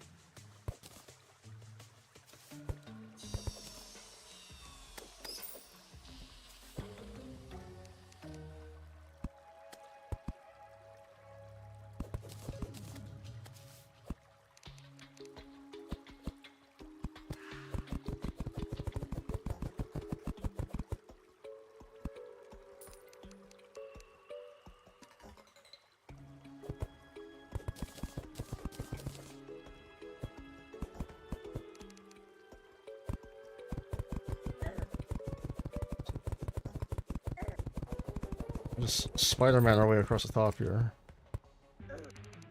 Stop hitting me! Times like this, I wish I had a summon. The summon would be taking care of all these nerds while I'm doing all this work.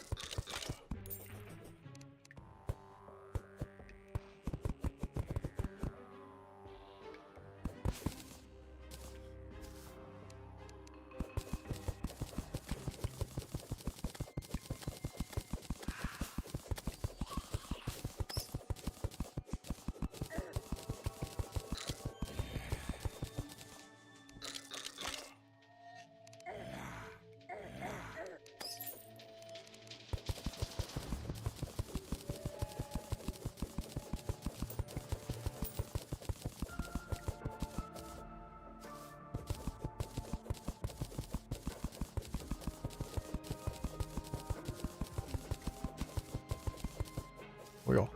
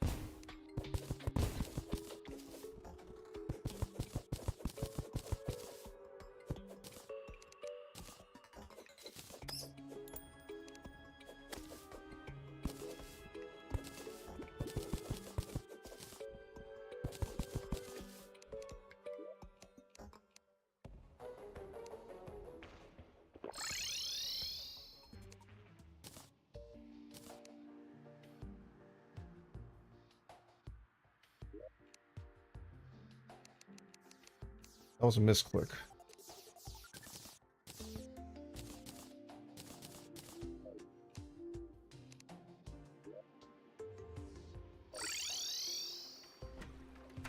That's fine.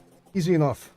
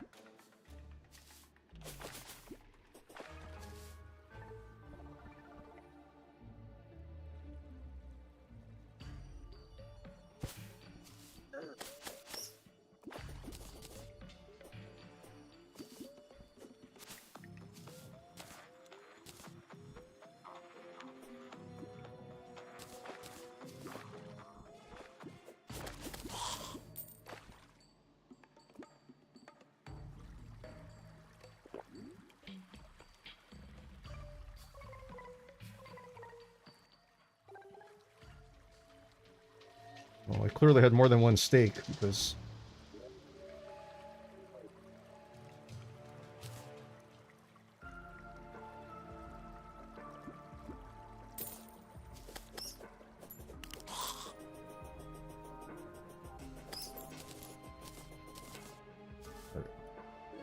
Sticky dynamite. Pop one right there.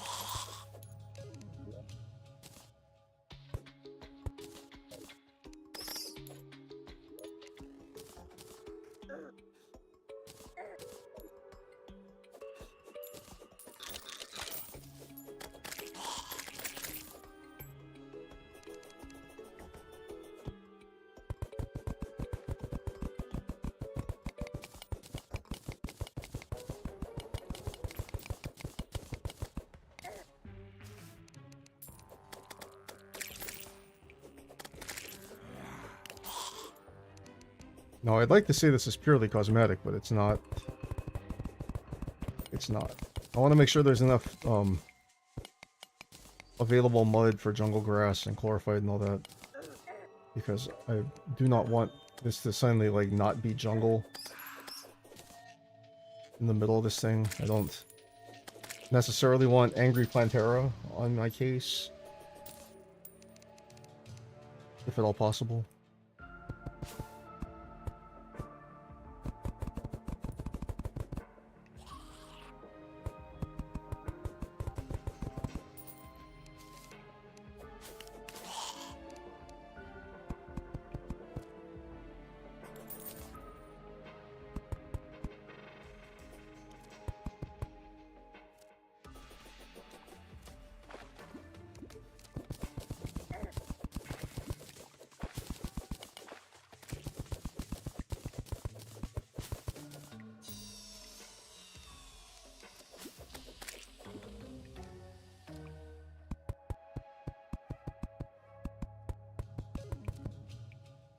I think I'm gonna have to...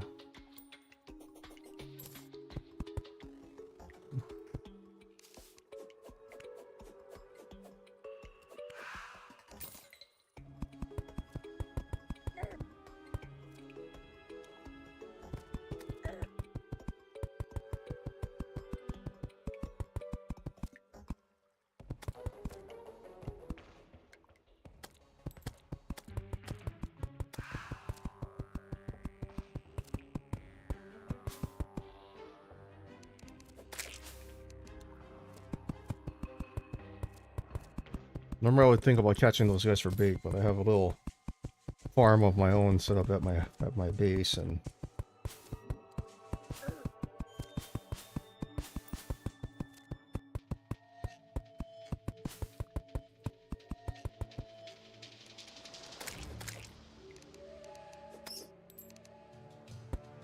it's a little unfortunate. I am leaving behind some good bait, but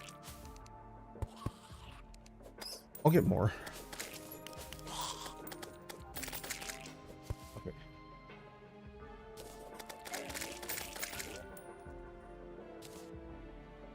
This torch.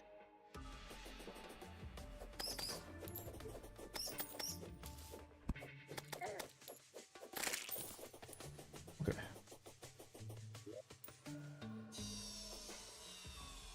think we're good.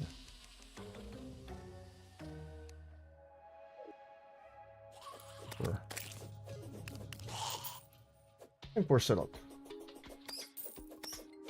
Some quality Plantera fighting. There's one last thing I need to do, but I need lava to do it, so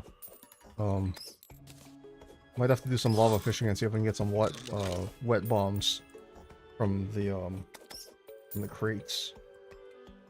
If I can get wet bombs, then I can make lava bombs, and I can just layer up the bottom of this thing.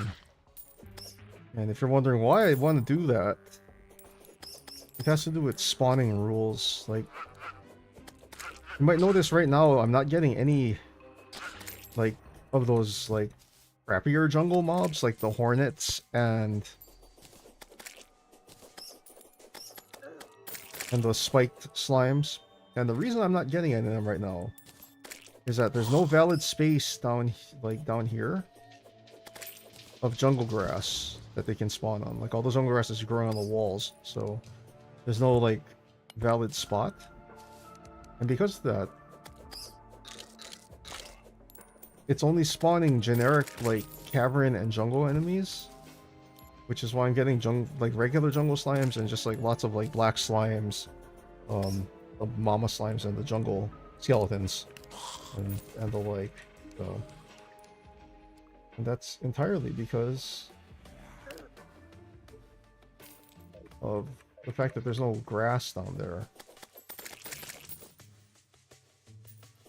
So to prevent them from coming back and making my life difficult, I'm going to cover the bottom of the arena in lava.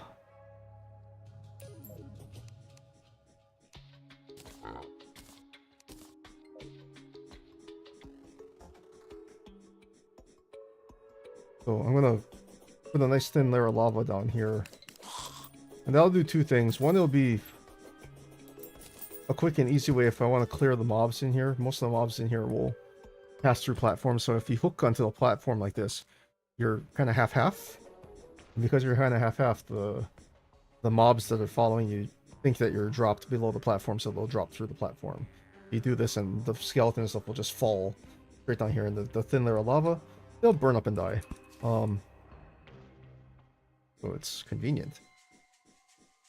But on the flip side, what it also does is it prevents the jungle mobs from spawning, and that might not be so important in pre-hard mode, but in hard mode, that means you're not going to get turtles in here, you're not going to get those stupid spiders, and you're not going to get the moss hornets, which is good, because I hate all of those guys.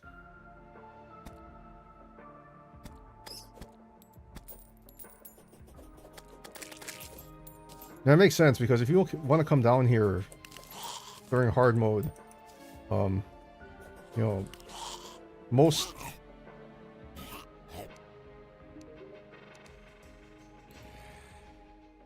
enemies, a lot of enemies, more rather, can one-shot you in the jungle, especially on master mode.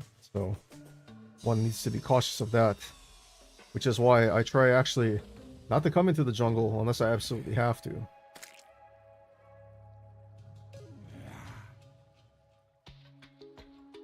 Oh, and if you were looking for like perfect torch placement, you've come to the wrong place.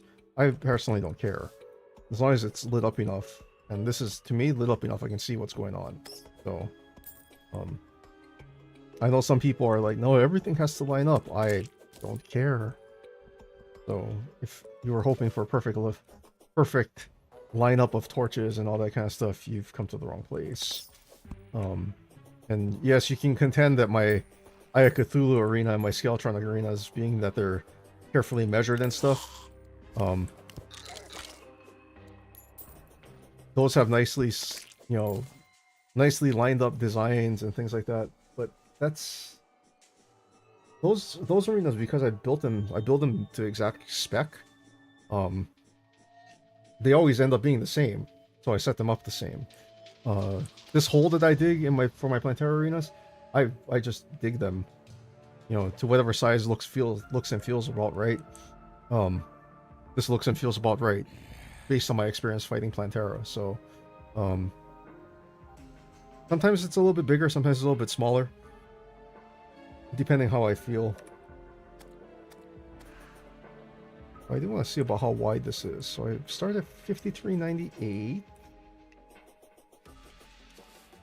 So basically 5400. 5025. So it's almost 200 blocks wide, actually. It's almost 400 feet. It's almost 400 feet across. And one block in Terraria, one of these little squares, is 2 feet by 2 feet. But that's looking well prepped. It looks to be about the right size, just based on like the size that I cut out on the map. So. And one does have to remember I am playing on a large map, so you're like, that still looks kind of small. Remember, it's a large map. That's actually not an insignificant amount of space. So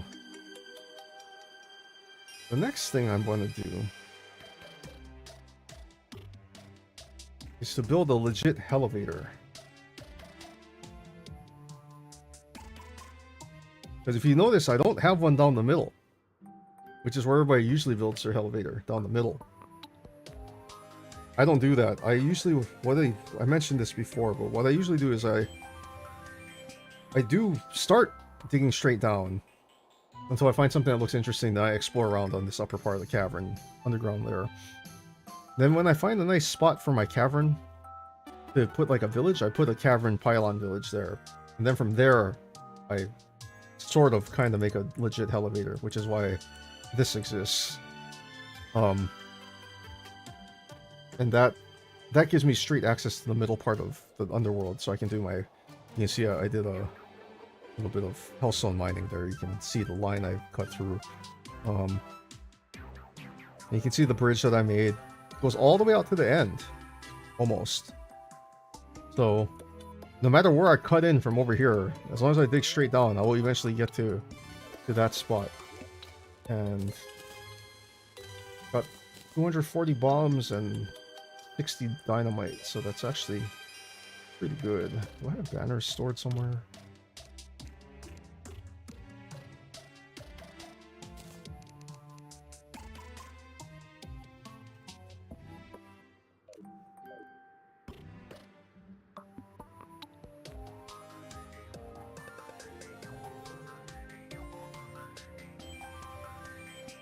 Alright.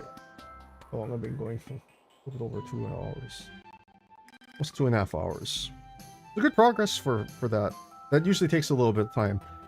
So we're gonna go cut a elevator now, which means I'm gonna need some mining potions and stuff. So get a couple shine potions, a couple of these. Make a couple of mining potions. All right. Have my bone pickaxe this time. Ancient chisel, slice o' cake. So we are good to go. Well, let's go do the fishing quest and then we'll take care of the elevator. At least on surface. Actually, if you can do surface, we'll just do it right over here. Oh, the house.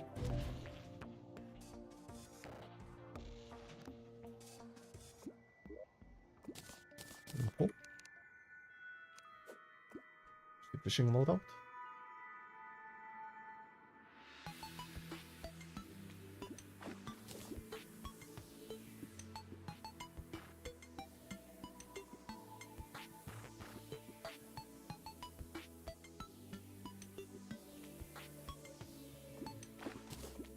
Hey, free iron crate, I'll take that.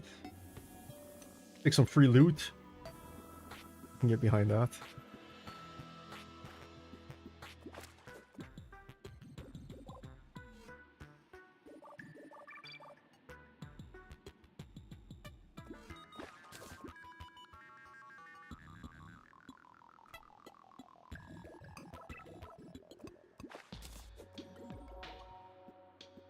Probably catch it faster if I was up at the Sky Lake, but Fish of Cthulhu Harpy Fish you can catch on the surface, so if I don't have to go up to a Sky Island, I won't. Not to mention, I don't think I have a good, conveniently placed Sky Island for fishing.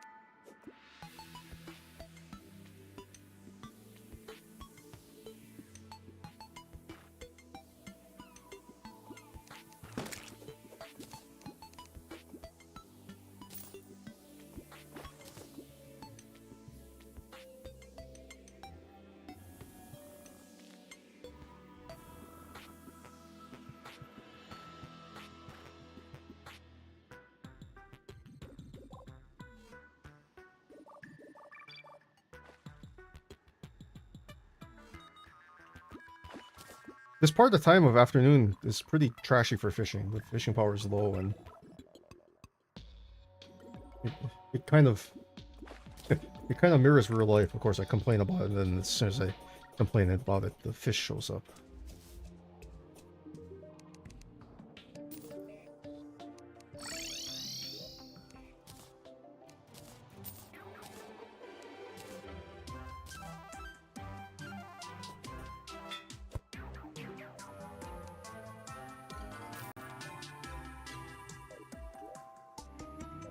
Alright, anyway, back out to the ocean. We have a hole to dig. Alright, so I'm gonna try and see if I can preserve this lake.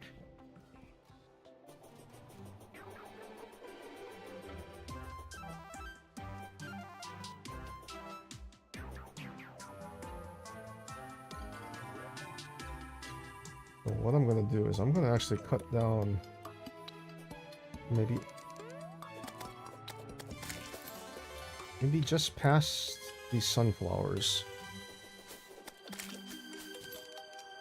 Seems like a good reasonable place.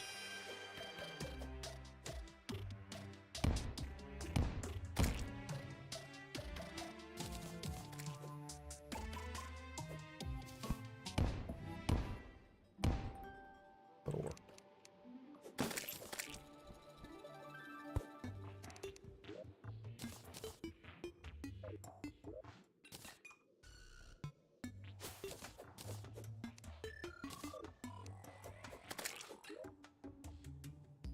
Cake. Engine chisel. One pickaxe. Let's go!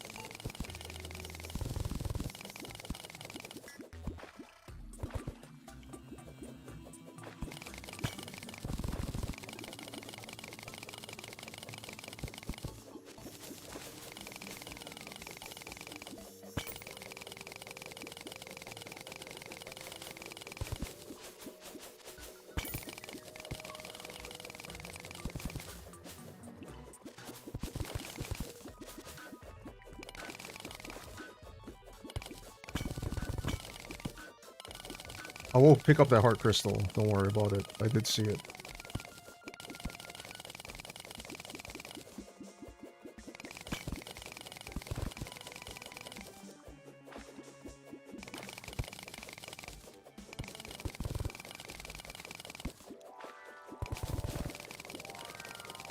Wow, there's marble in there. I'll check that chest too.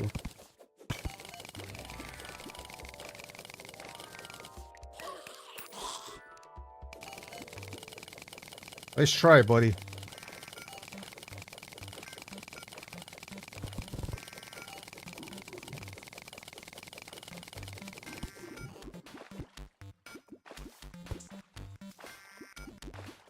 If I was only doing biome control, I'd stop right here because the rail track, the pathway that the rail track cuts out is wide enough to stop biome spread, but this is a legit elevator, so we are going to dig all the way down. And an exit over there for the water.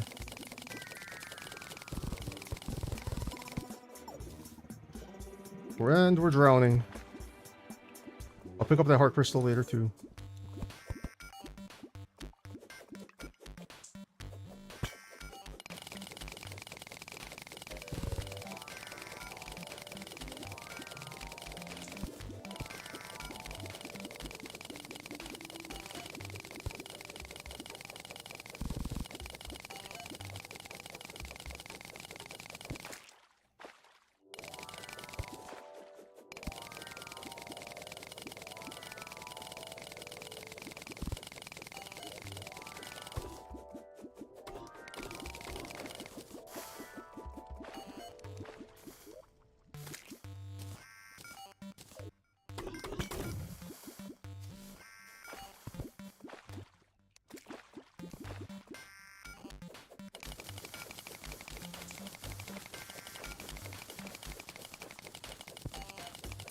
Let's say I gotta dig a little bit faster.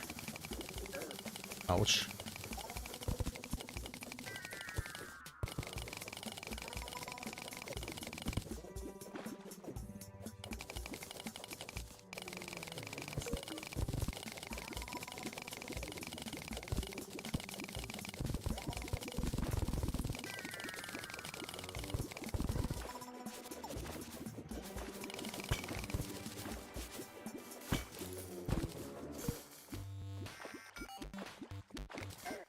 Oh god.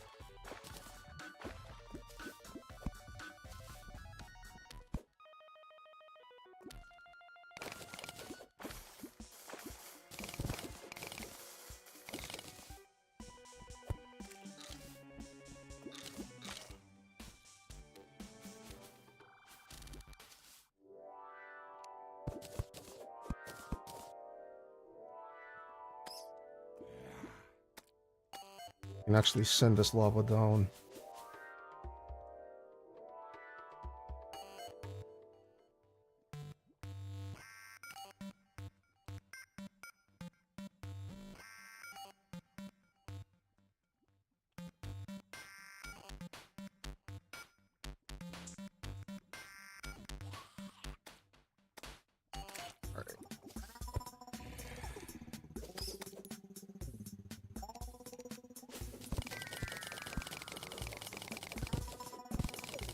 Back to mining.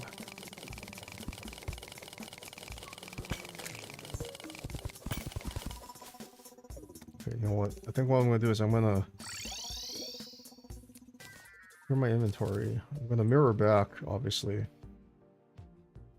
I'm going to cut down again. I'm going to see if I can get some of that water down on top of that lava.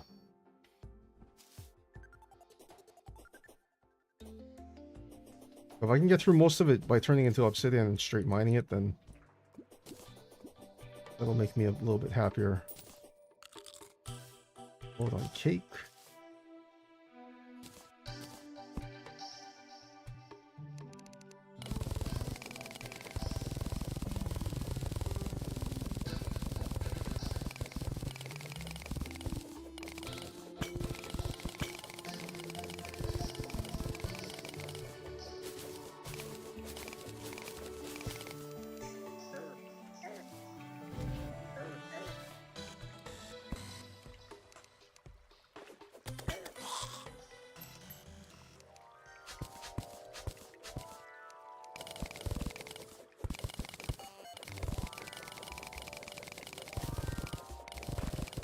Okay, not gonna lie, I did that because I wasn't 100% sure if I was gonna land on the pressure plate.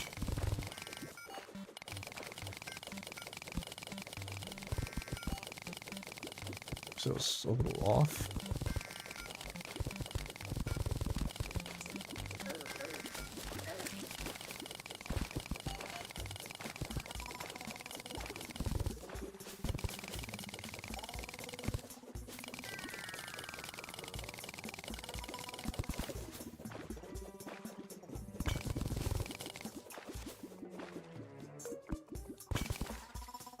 Which I wasn't afraid about that.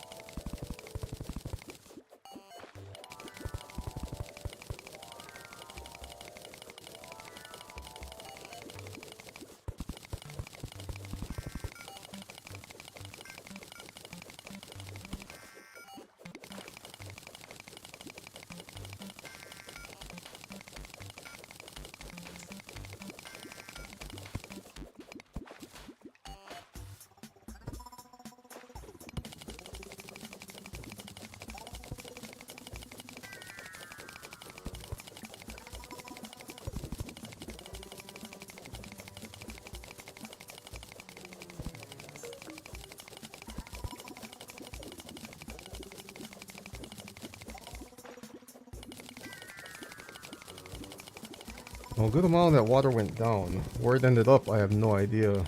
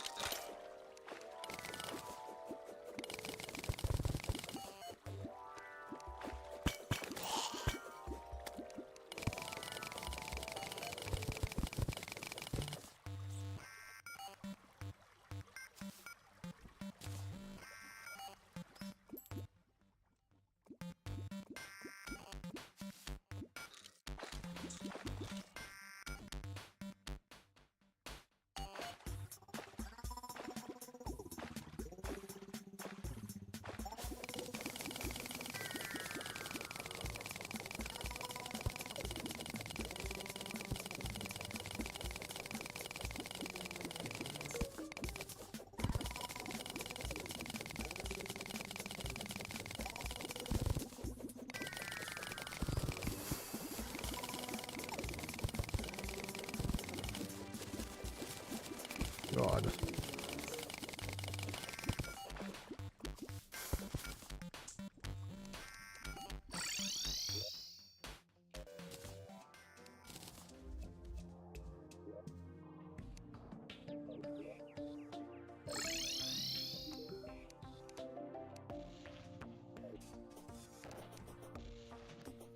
No, I'm wasting mining potion time, but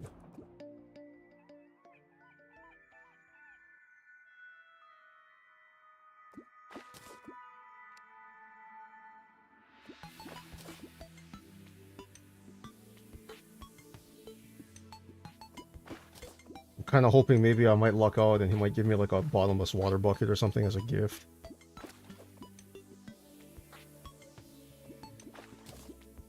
Probably won't happen, but if he does happen to give me one, that'll be valuable for where I'm going, because apparently all the water just like fell off to the sides, and I kind of don't want to have to go hunt it down and send it back down the hole I just dug to get rid of all that lava. So what I might have to do is I might have to finish... Wow. I might have to finish digging the sides out and kind of making the center part as best I can, and then bomb out the rest.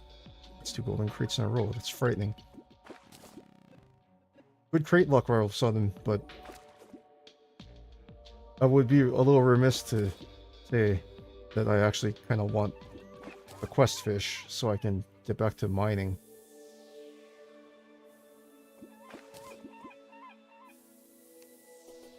Thank you for honoring my wishes, game. I actually appreciate that.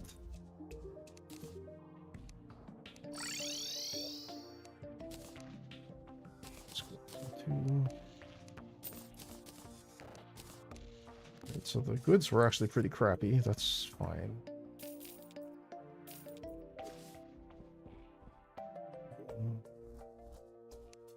In case, I might need one more round of potions. I'll make one more round of potions. Not worried about that because I have the mats for it. Alright, so what I think I'm going to do is I'm going to cut down the middle and just clear out as much of the center of the part of this thing as possible. And then I'll...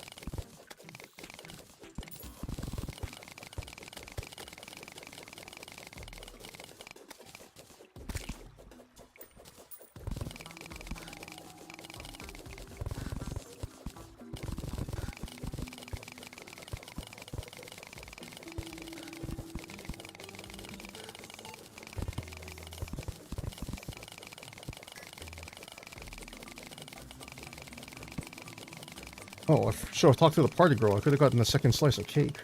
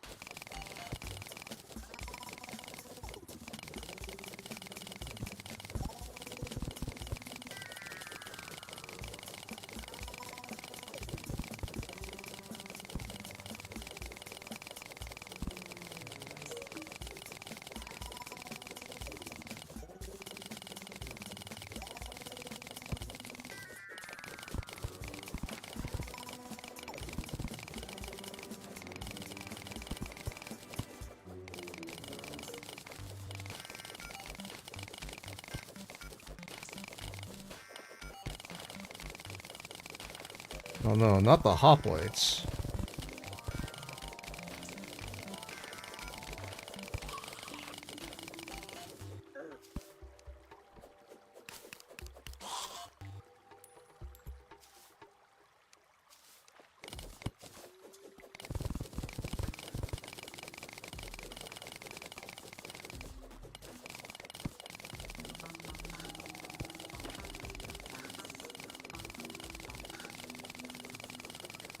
I hate those guys.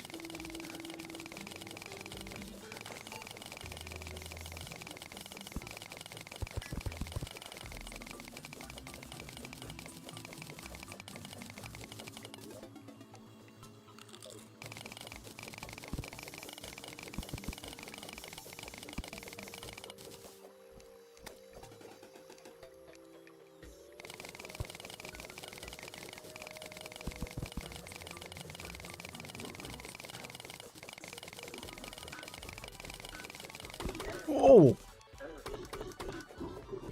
Stop flexing.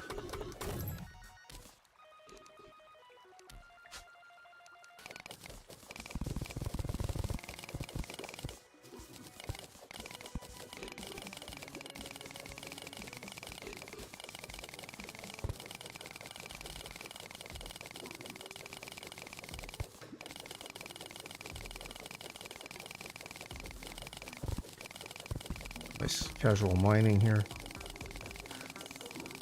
Like, all the pickaxes in this game don't have durability, man. I feel like Minecraft over. My pickaxe would have blown up a long time ago.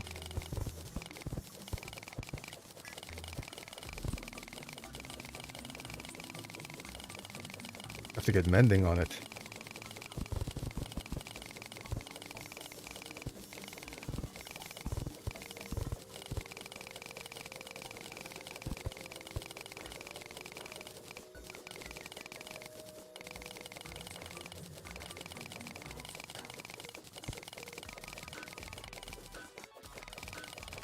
Now, the real hardcore, like, elevator guys would actually, like, smooth this out all the way, wall off the sides, wall the back so it's completely spawn-proof and safe in here. Should I probably do something like that? Yeah. Am I going to do something like that? No.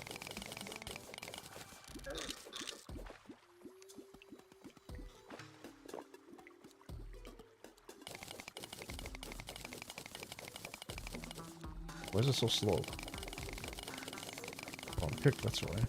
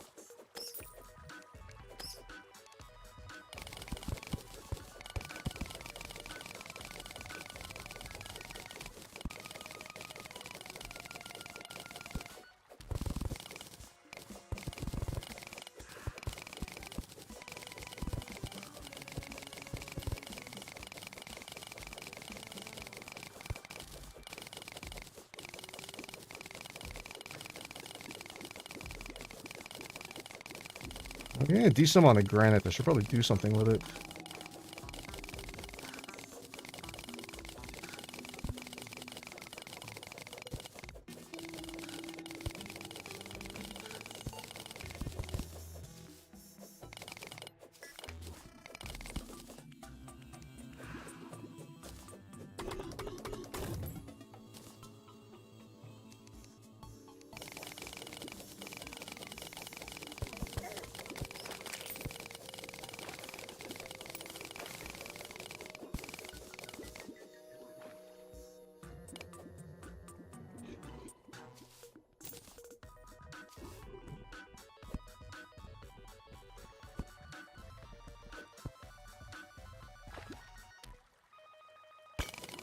I don't want to do this, but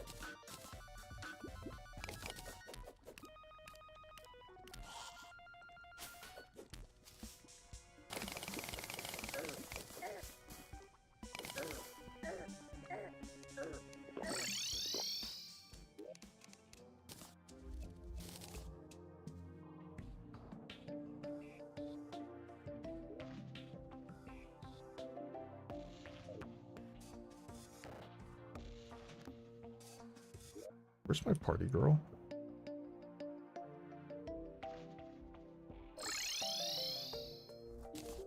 Oh. I don't have the stylus yet. Okay. I thought that was a stylus for the first time. My bad.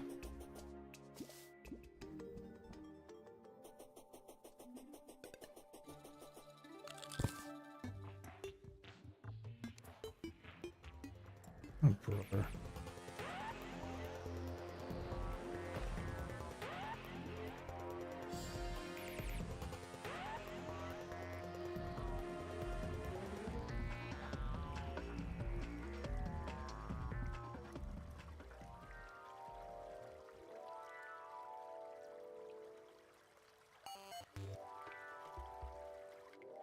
You're in the other third of your world. King Slime does have a random chance to spawn.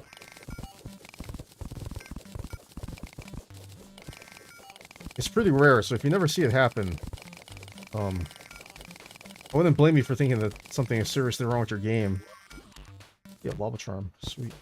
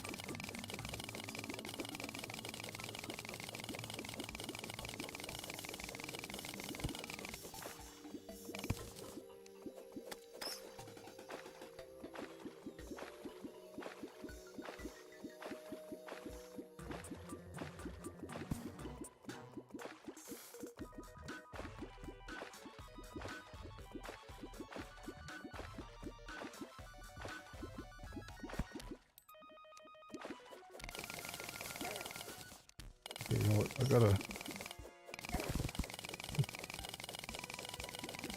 I actually have to use my Night Deathbringer pickaxe for this, otherwise I'm gonna kill myself because apparently my bone pickaxe mines so fast that it's mining.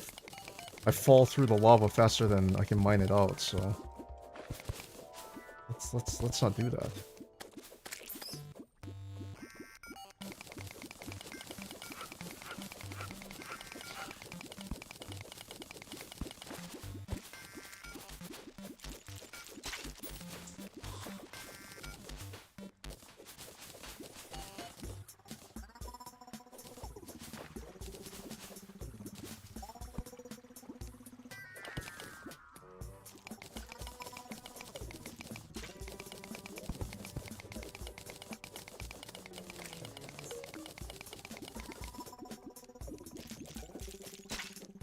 Nice try, buddy.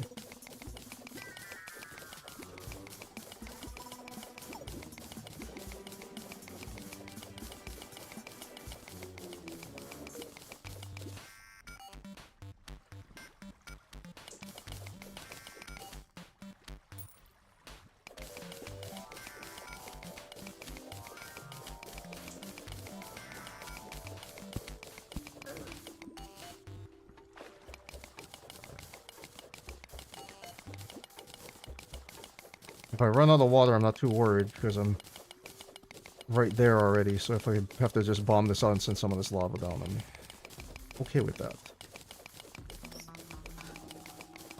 This might be one of the few times where actually not having like the rocket fast mining is good because you're not gonna like mine yourself away and the water is just gonna disappear because I'm in hell. So.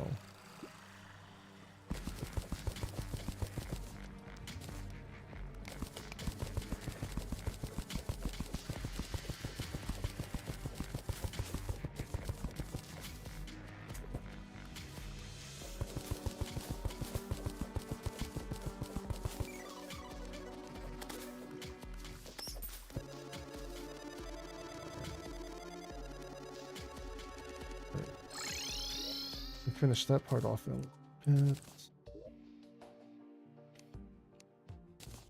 I have a lava charm, that's good. A couple of yo-yos I'm not gonna use.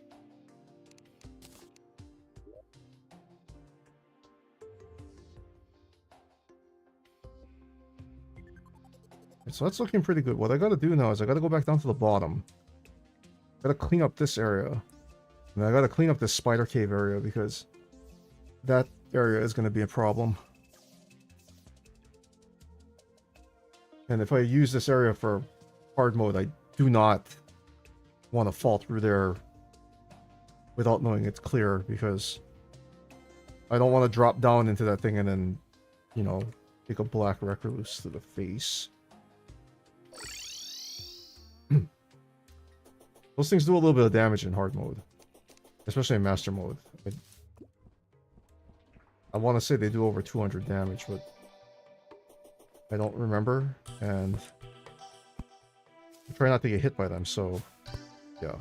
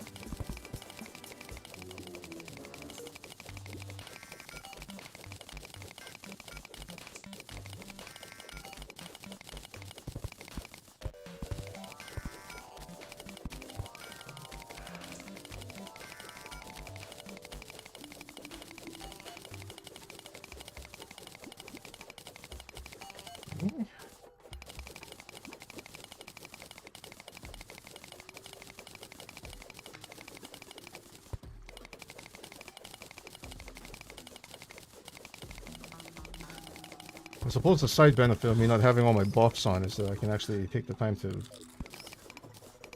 place these torches so I can actually see what I'm doing. You know, so I can get vision just in time to watch the worm fly through my face. Jerk.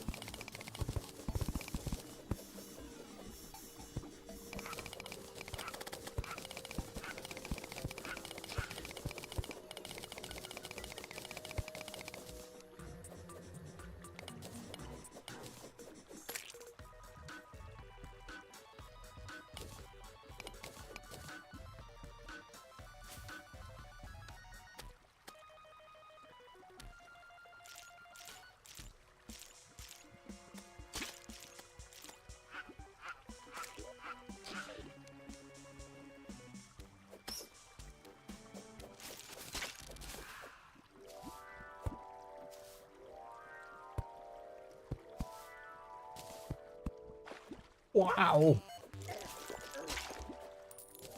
So they do 50 damage.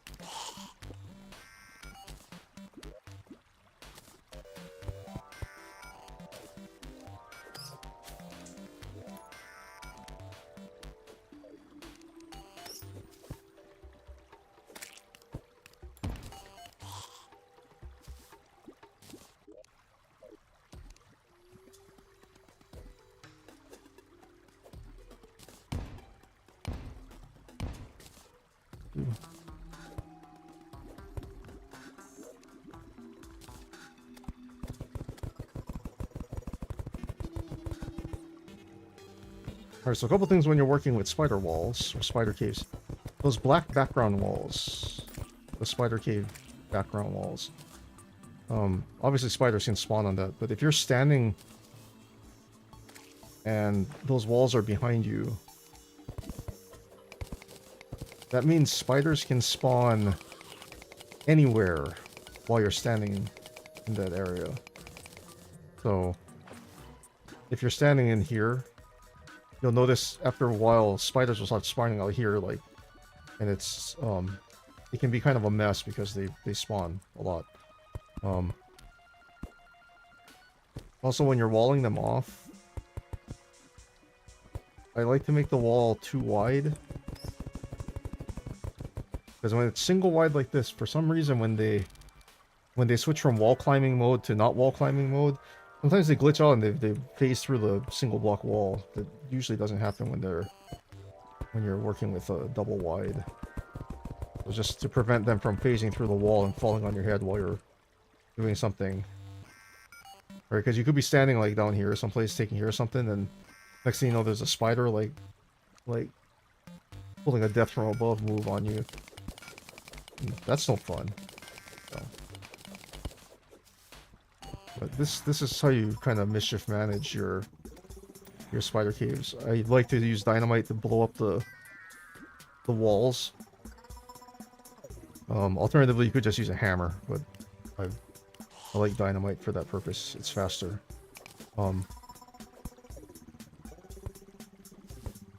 If you gotta clean up some spots, a hammer works too. So like in here, I can hammer out some of these walls just to make sure that they're really clear where I am. But this should be fine. I think that should be perfectly okay. Just line the rest of this out.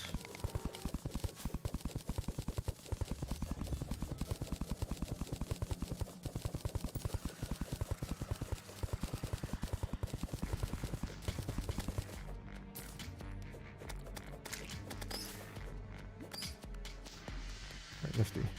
And then I'm right at the edge of my bridge, so this is perfect. Although what I want to do is go over here. If I can kind of open up this lava over here a little bit.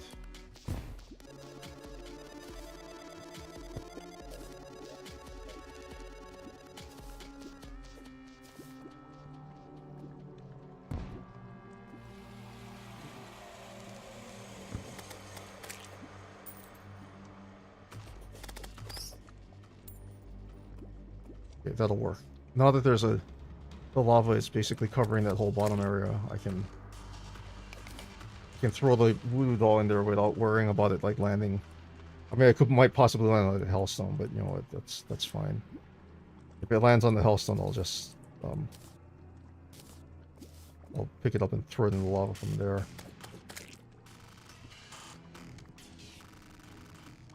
The wall's going to come from the side, so it's going to take some time before it gets to me anyway.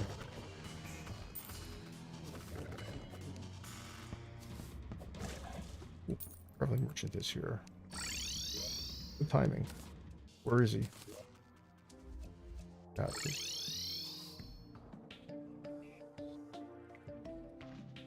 do you got for me? Absolutely nothing. If you like building, Dynasty Wood is quite nice.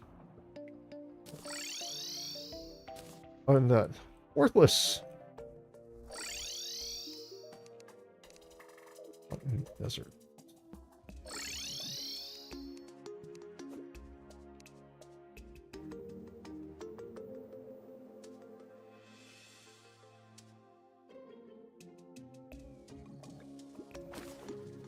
Rock lobster.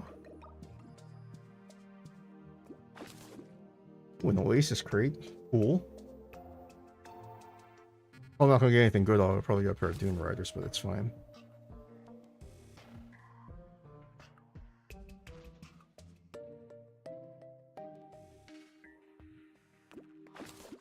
Now to make Terra Sparks, I need the ice skates because I'm still right. I think I'm still rolling on lightning boots.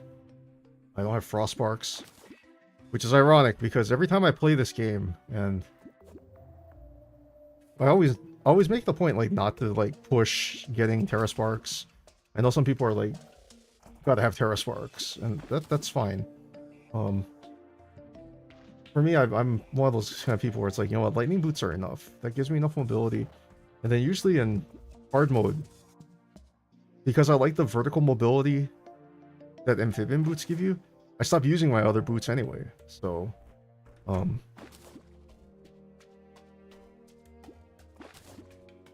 it feels weird for me to say, but a lot of the way I play, Terra Sparks don't do a lot for me. So, you know, lightning boots like this, plenty. Work plenty for me. And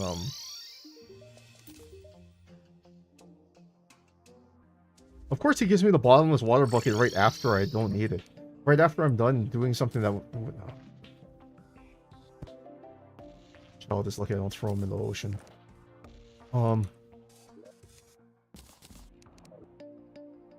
That's fine though, because that means I actually... Oh, I still need... If I get the bottomless lava bucket, then we're in business, but... Alright, anyway, let's make some sashimi.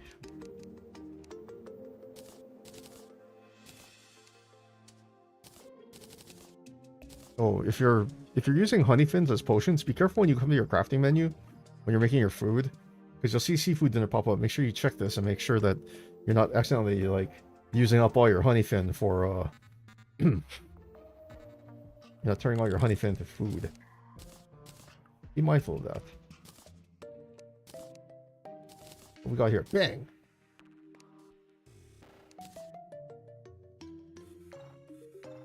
Sometimes the biome crates are exciting. Sometimes they're not. That time definitely wasn't. Alright.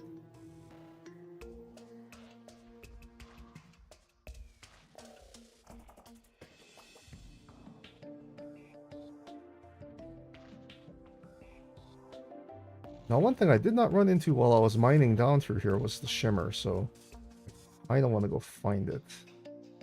I can see a couple of spots where I might be able to just kind of traverse around a little bit.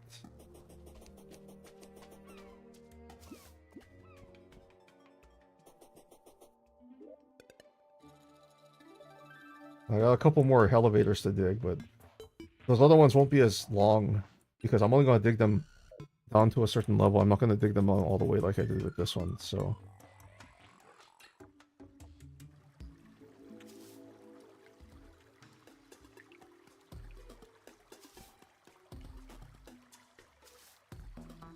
I'm kind of hoping is that I actually exposed the entrance, or something close to the entrance.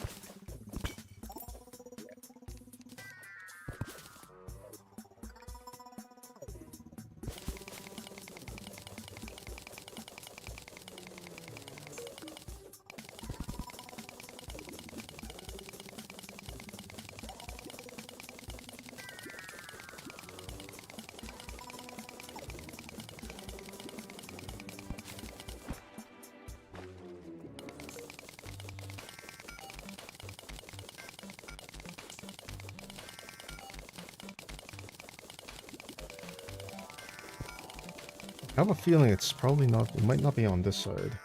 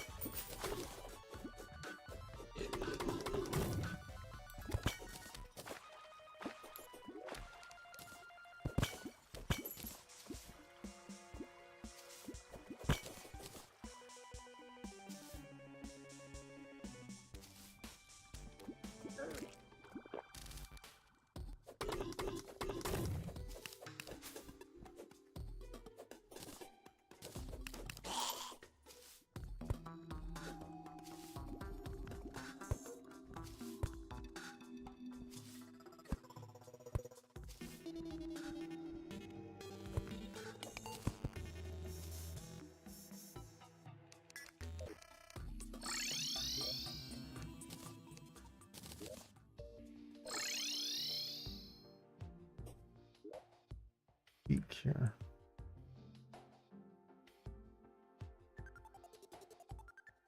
I think I'm gonna do is I'm gonna walk through this marble biome and then mine down that way. I might hit it that way.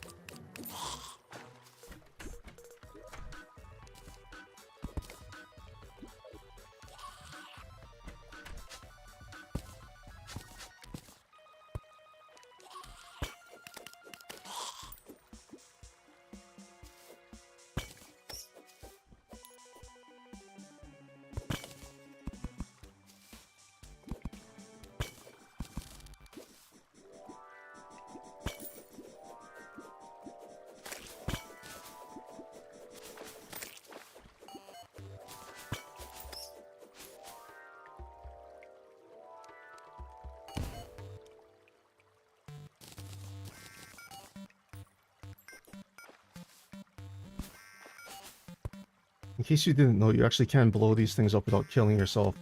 What you do is you, assuming that the explosives are far enough away, what you do is you approach from the detonator side, turn on your smart cursor, and as soon as you see how my Chester is highlighted in yellow, as soon as the detonator is highlighted in yellow, you right click, and if you do it right, you can blow up the detonator without blowing yourself up. Which if you time it right, you can blow up the mobs that are chasing you, which is fun. And it saves you some mining because it'll blow up most of that big chunk of ore that the explosives are sitting on.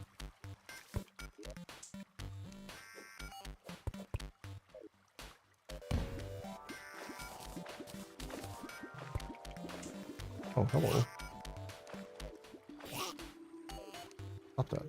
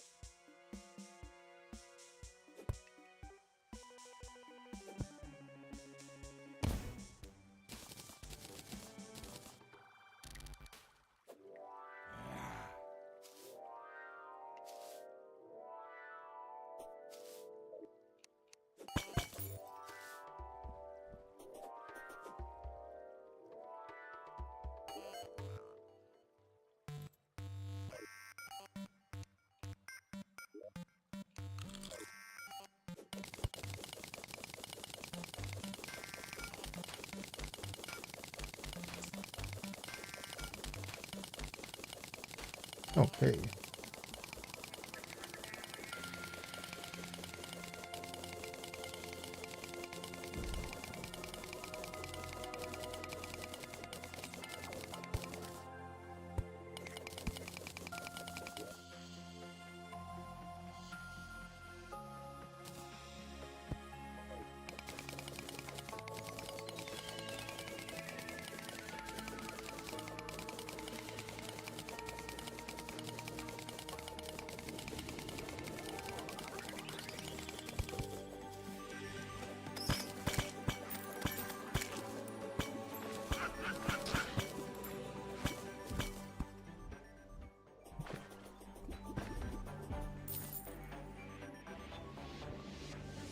Oh, no, no.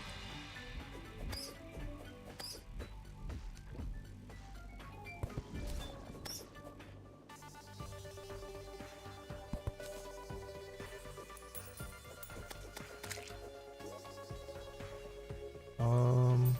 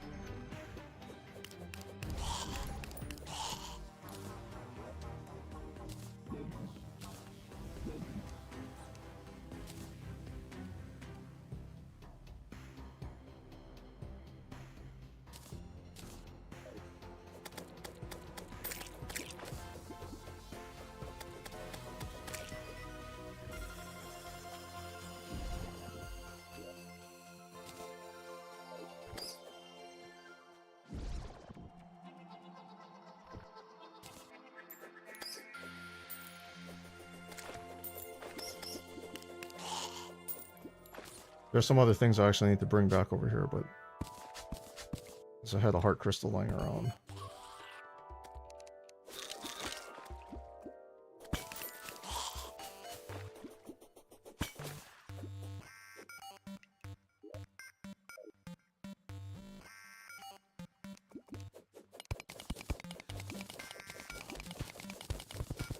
Anyway, this vital crystal thing improves your regen permanently, so it's a permanent buff.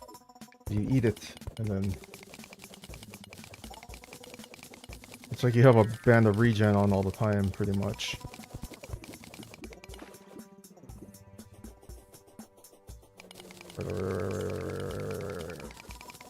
There's a problem.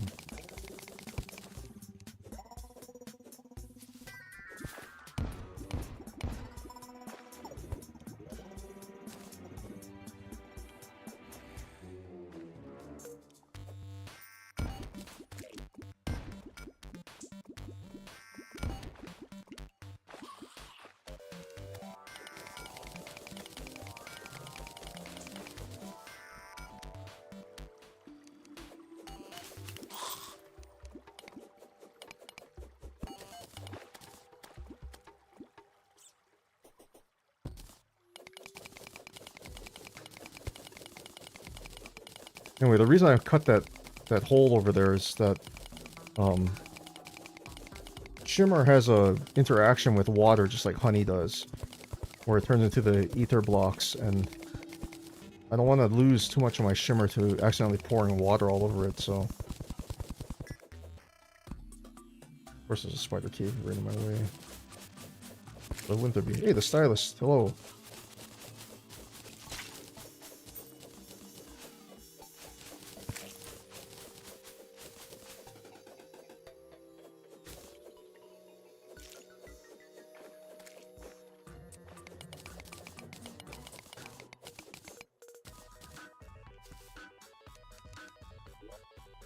We're gonna take care of this the exact same way we took care of the other place.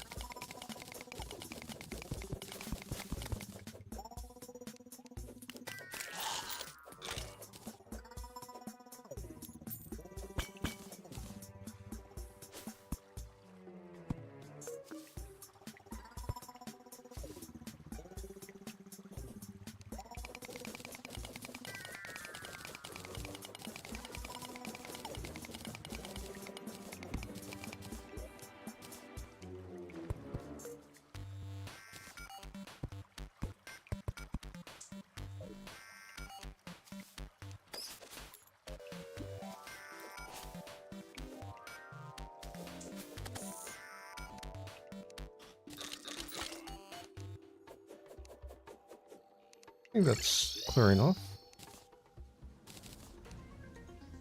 Alright, so let me see. Let's party girl here.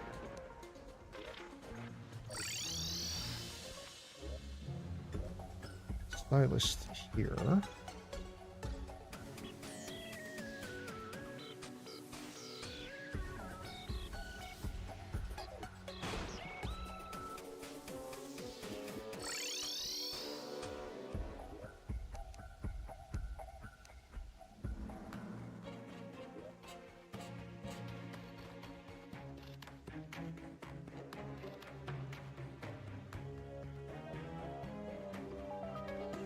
Alright, so that's not too bad. The shimmer pool was kind of way in there, so it wasn't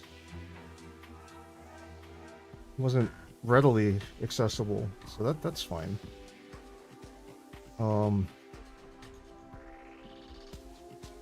But since I have that cracked open,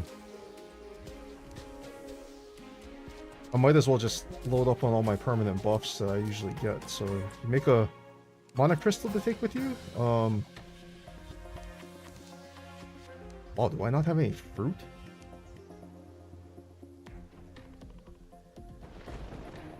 That's amazing. I don't have any fruit. Oh, I'm gonna go.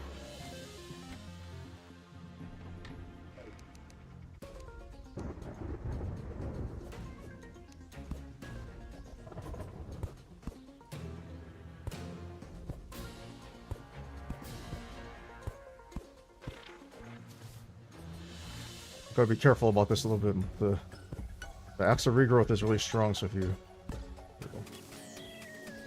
hold down too fast, you end up cutting down the tree, which isn't particularly a bad thing, but not really what I want to do right now.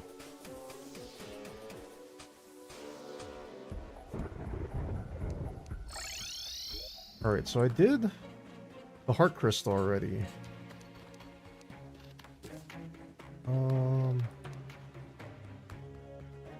Anything in here else that needs shimmering? No. Not that I can see.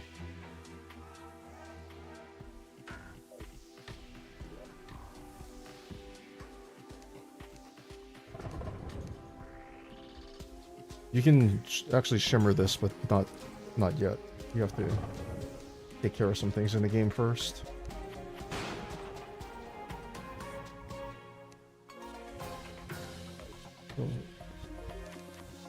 Ether blocks. And make ether bricks, which are kind of cool looking, and then the walls, which are also kind of cool looking. You like that iridescent vibe.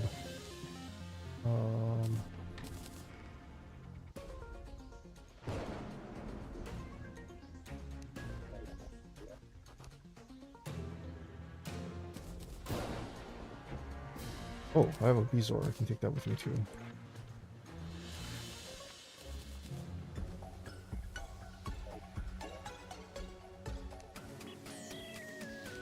Oh wow, I don't have any of the... I didn't realize that.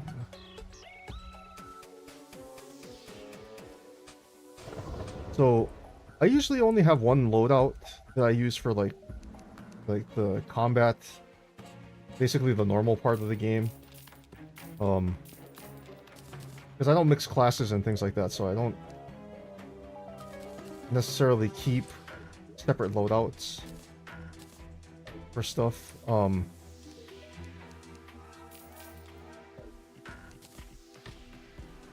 So what I usually do is my main loadout is on F1. F2 is my fishing loadout, which has the angler set and then all the accessories. And usually, my 3 I set to mining. So if I kill enough of those undead miners, he'll drop a shirt. And then if you get all 3 pieces and the mining helmet, you know you can either buy from the merchant, or the undead miner also drops it sometimes too. So, but once you get those 3 pieces, you get 10% mining speed. The shirt, I think, gives you another 10%, and when you have all 3 of them as a set, you get an extra 10%. So it's like 30% on top of everything, and then if you pop on their ancient chisel, it's another 25%. Then you put a mining potion on top of that, and you'll be zooming when you mine. And that gets real fun, like, later on in the game when you have, like, super strong pickaxes.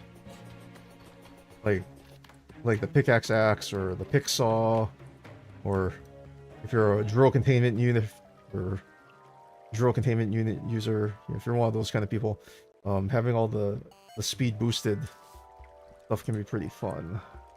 Probably. I have wings, so I don't take fall damage, but whenever I build these, I always kind of think, okay, if I were playing like a multiplayer world, even that rock there would be like the worst troll ever, because you know somebody who doesn't have a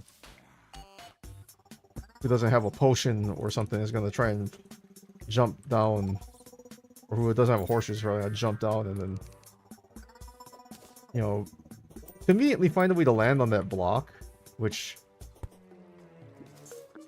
does not lead to the best outcomes, to be honest here.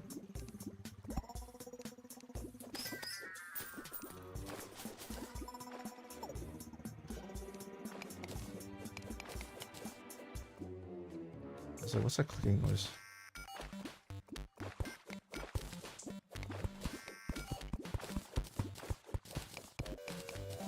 Forgot I disarmed the trap over here.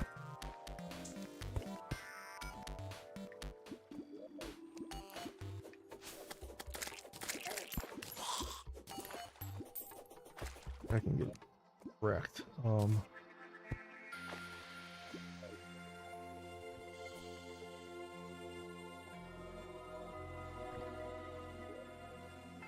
So throw them on. Oh, I should unfavor these things.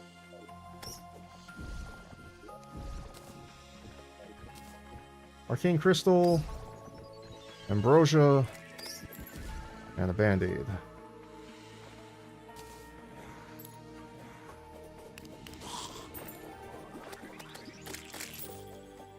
Speaking of the undead miner,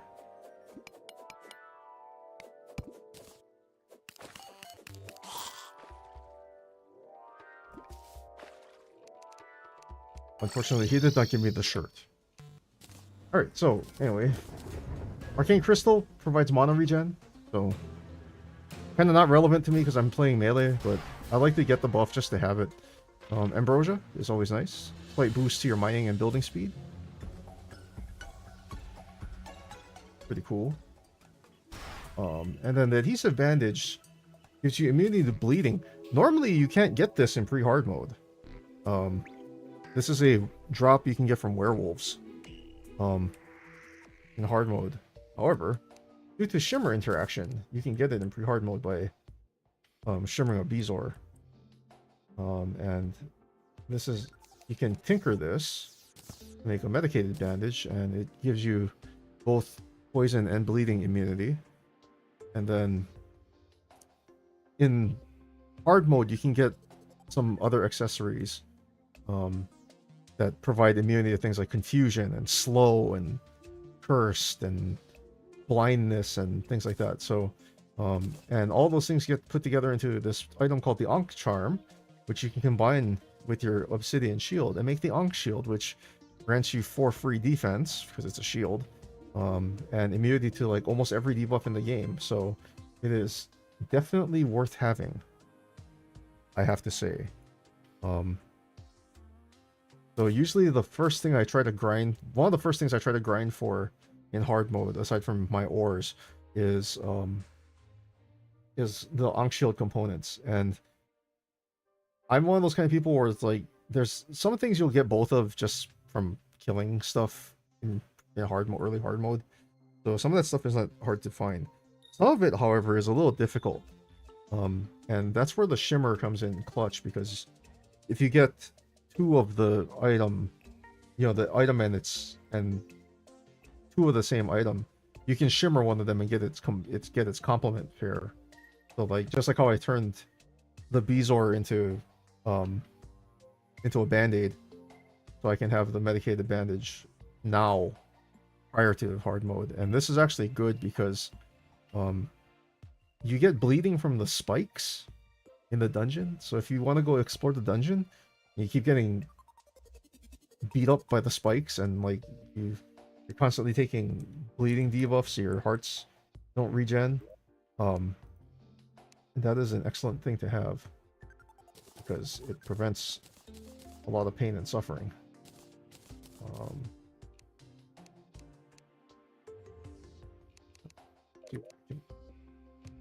I'll put any of this away. I can't because those aren't the ores from my world, so all that. I already have a keg, so I have a GPS, so I don't need that. I'm not using mana, so a mana flower is not gonna, or nature's gift is not gonna help me very much. I don't have that.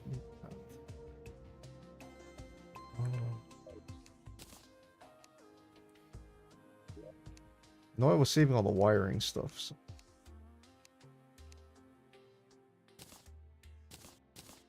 Extra pressure plate. Yes. The rando teleportation potions are kind of fun.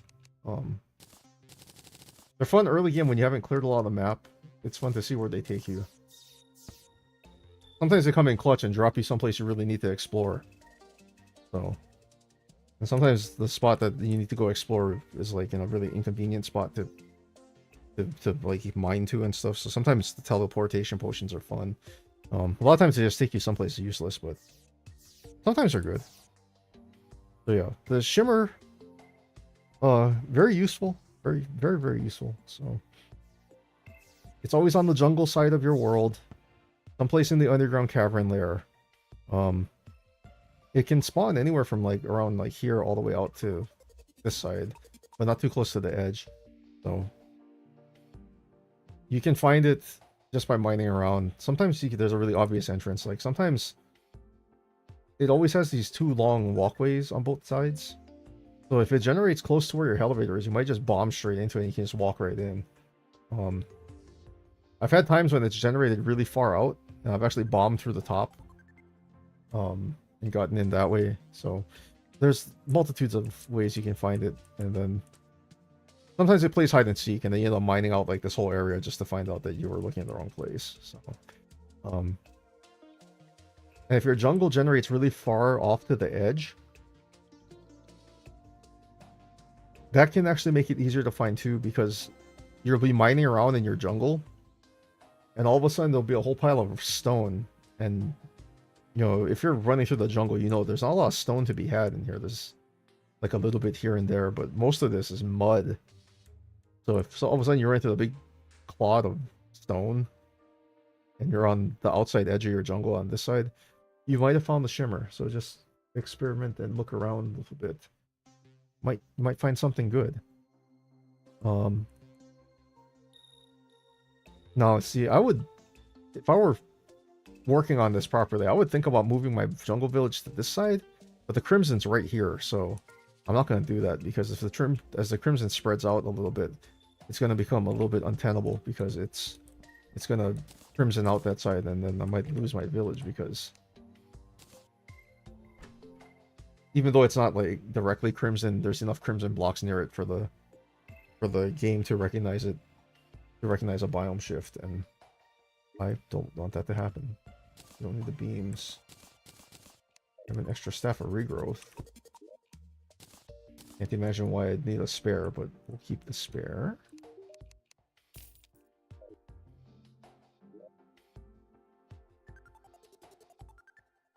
I was gonna say, I know I did some lava fishing because I have a pot. Yeah, I can see where I set up. I set up over here, so.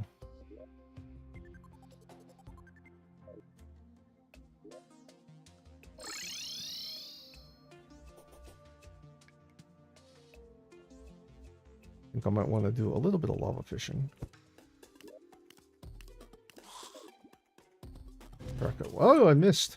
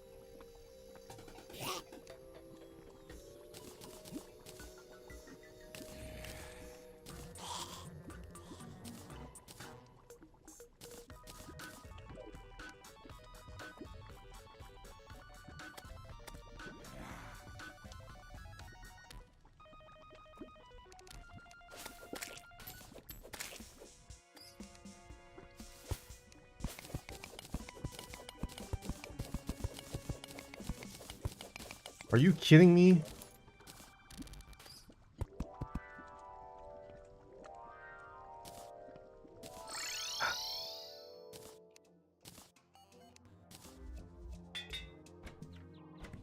Fine, we'll go take care of the goblins again.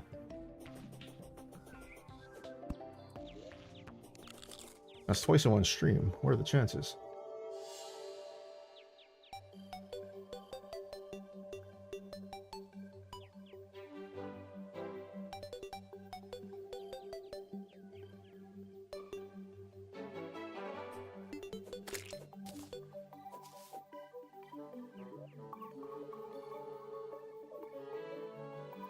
Not that I really want this to happen, but I haven't had a blood moon in a while, and I think I might...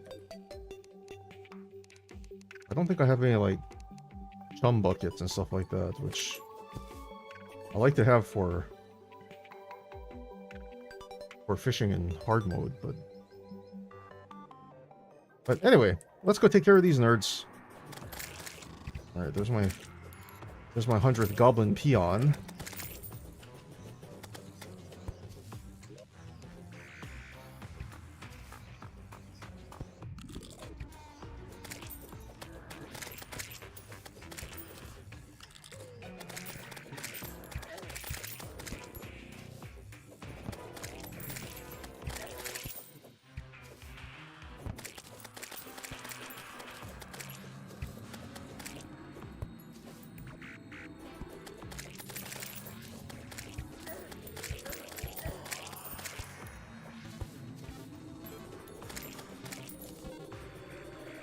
Anyway, as I have these two, I'm gonna head back towards the house.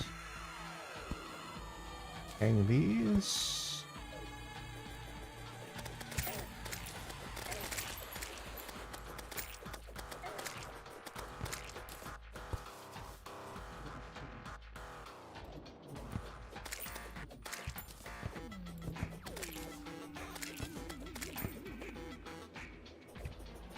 It's too far away to walk.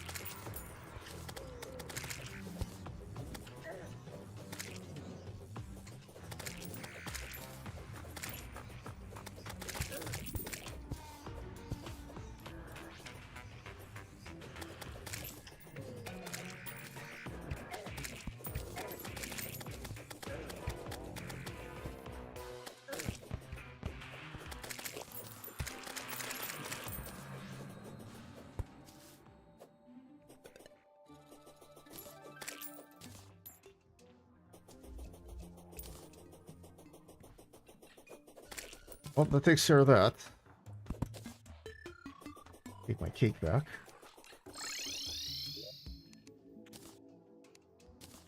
I don't need these banners, so these banners can go back into... These banners can go into the... I'm soaring... Where the heck are my banners?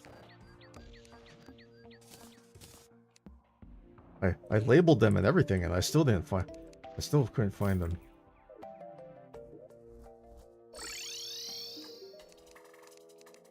Caverns.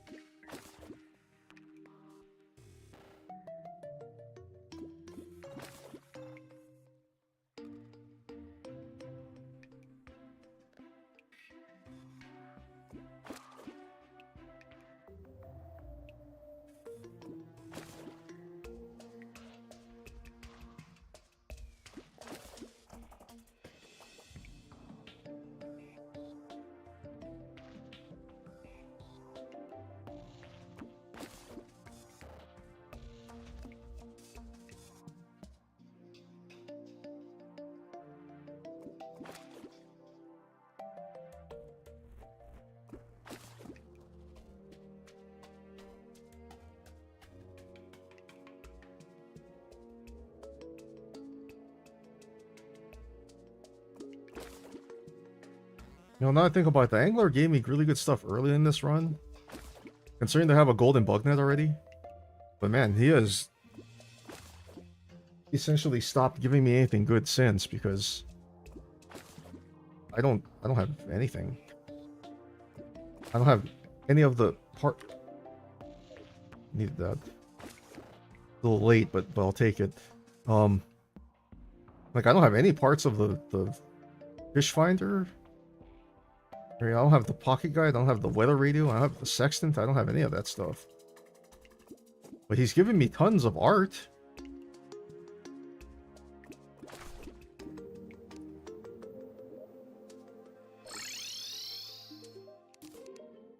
And he's still not giving me any of those things.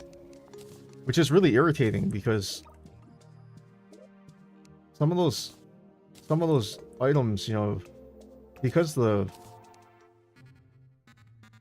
angler's loot pool is so big, basically, it's like flip a coin, maybe you'll get what you're looking for kind of deal, and it can be very frustrating. So when people tell me, or people say that they don't like the angler, I get it.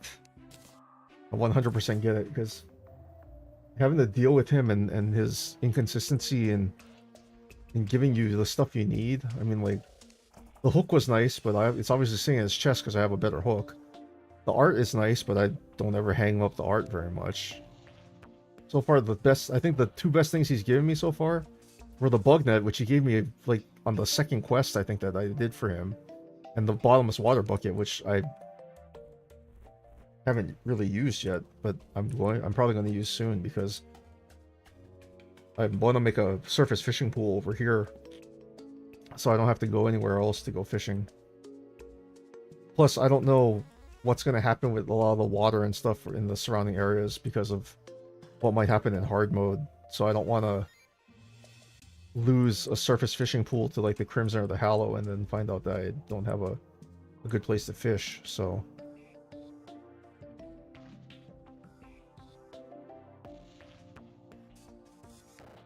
yeah, he's not helping the situation any. Give him that. I gotta do some more biome control, so we're gonna take care of that. Make some more potions. 3 shine, 3 night owl, 3 mining.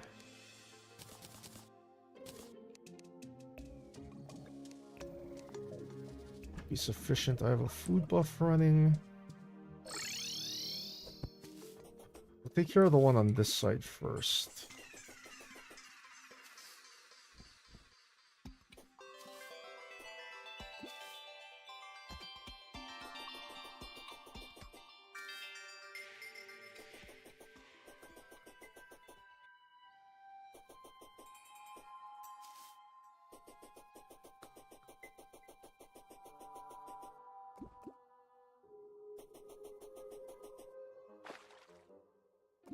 There's Crimson right here, so there's a Chimera coming at me out of here. This is as good a spot as any.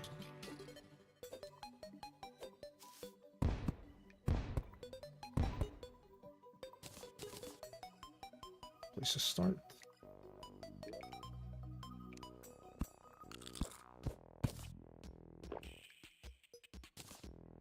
Let us begin.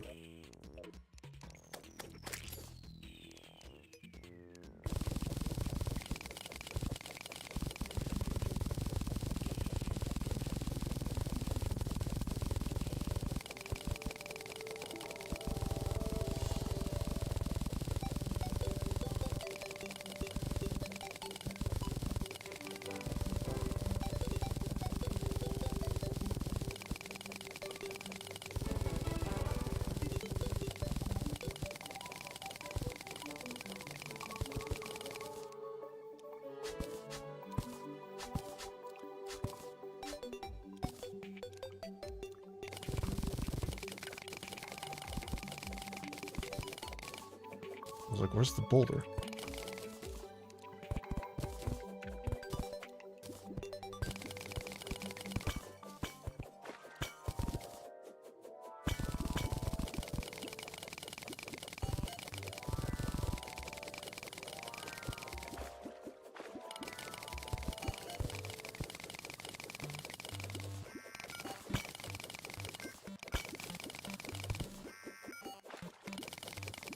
Jeez, man, did I find every marble biome in this world?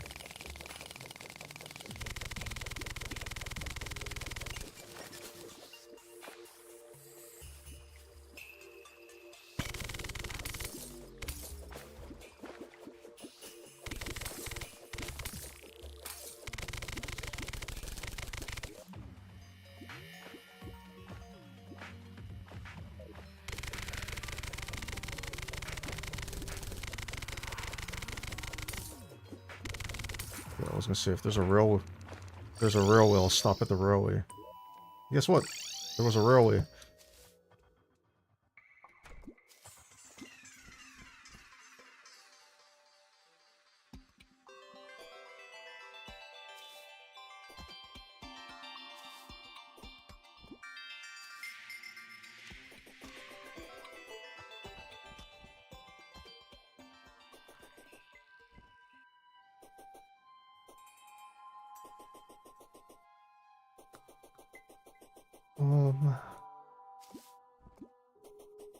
Here.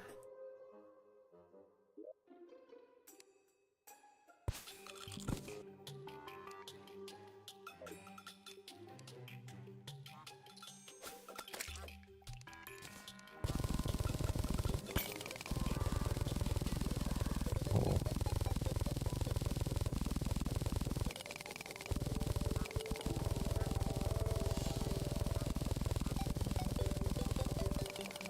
You're a face monster. Time to peace out.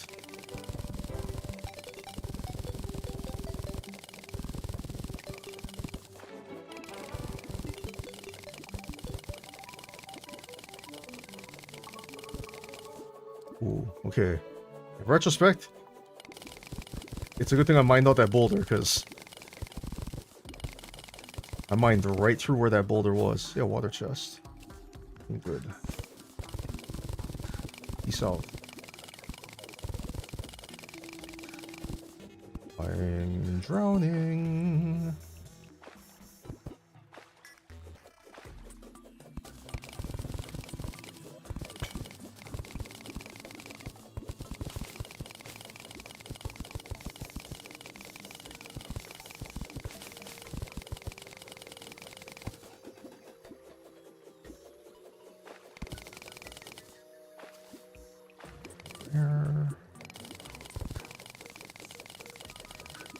Continue to be on our way.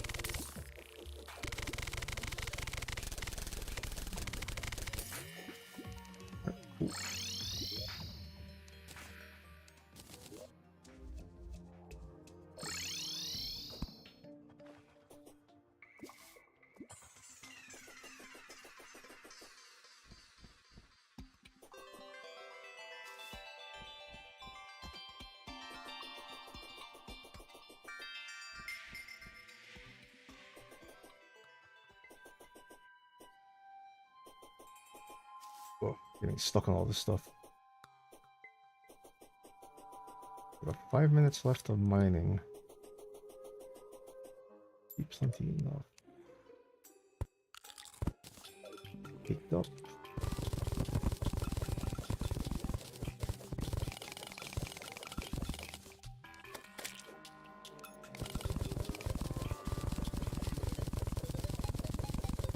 I didn't do this with the other one, but this one I'm definitely going to cap all this dirt.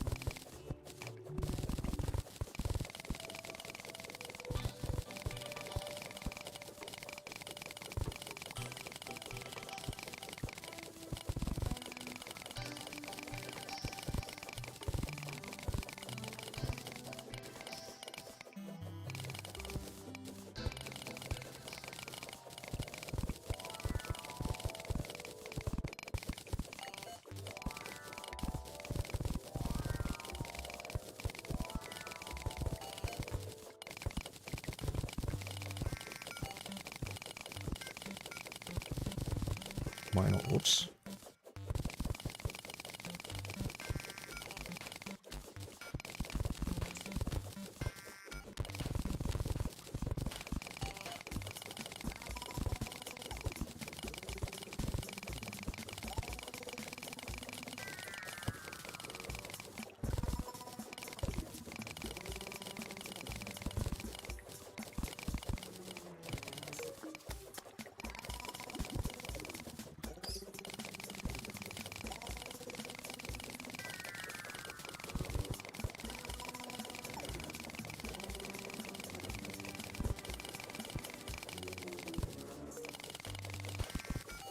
Every time Chester does that thing where he dives down at me like that, I keep thinking there's a mob falling from the top of my elevator thingy. He's like trying to death from above on me. I get all paranoid.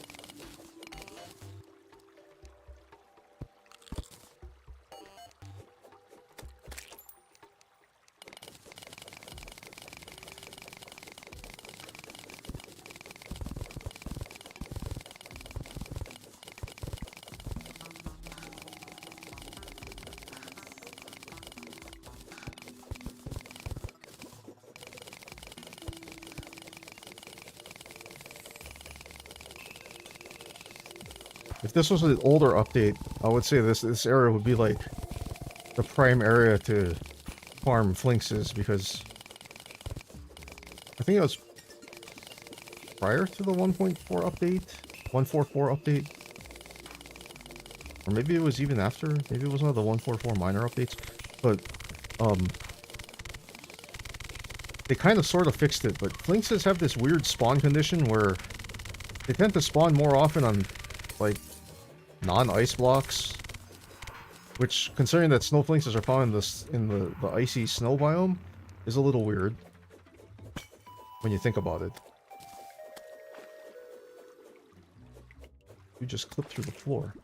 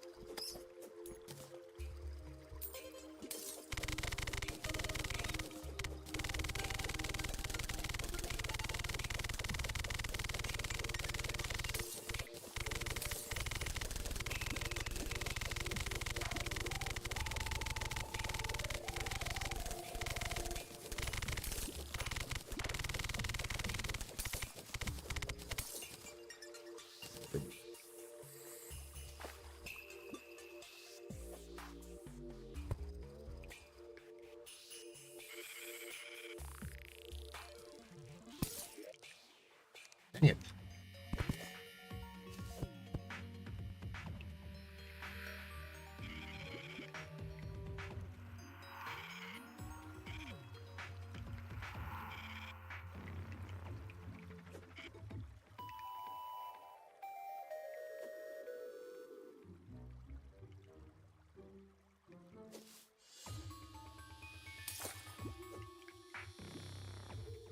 Ooh. This trap right here. This horizontal wire? That's your standard run-of-the-mill dart trap. This trap is the explosives trap. I've died to this one way too many times.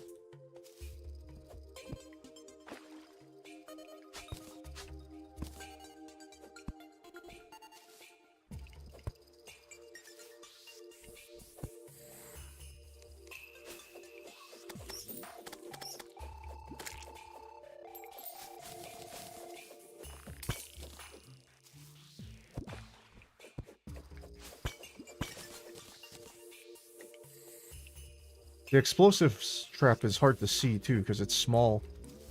So it's very, very easy to miss. Unless you have a, you know... Oh. Did that just happen?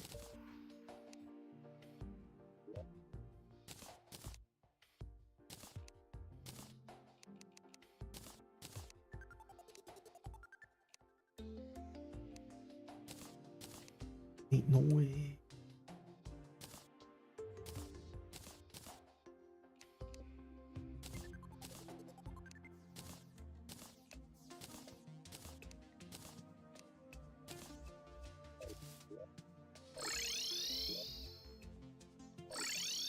Of course. That's fun and all.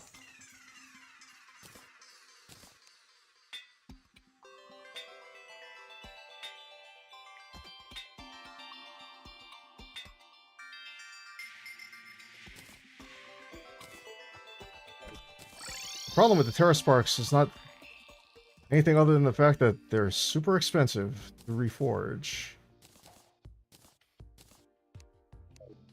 That's one of those things, just like, maybe you want to call the pirates so you can try and get the discount card.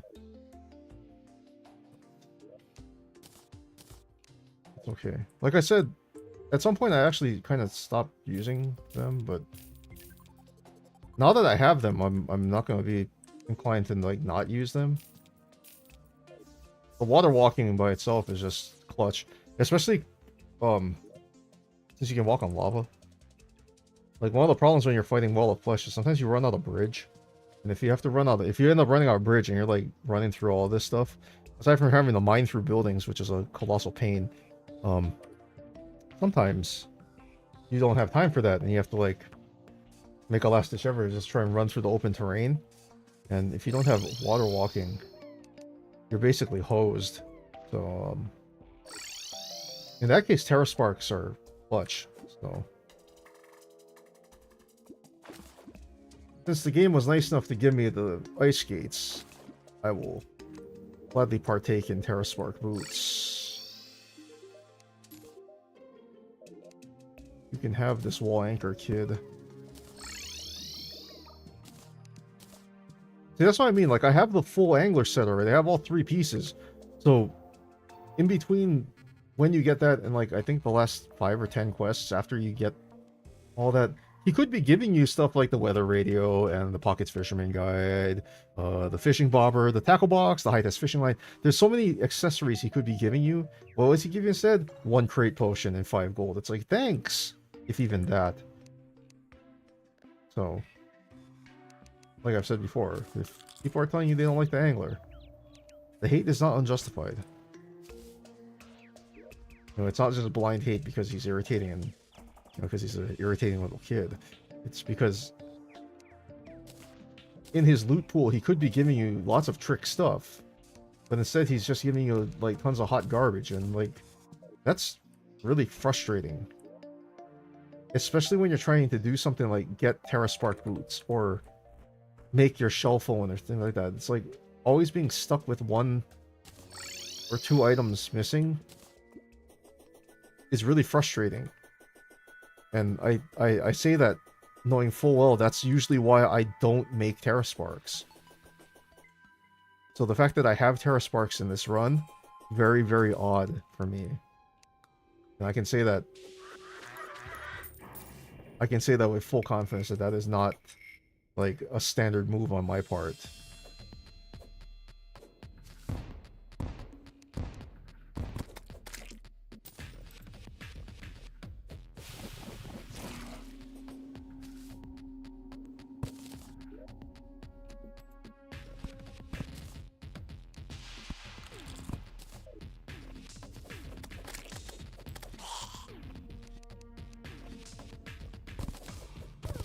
Let's go!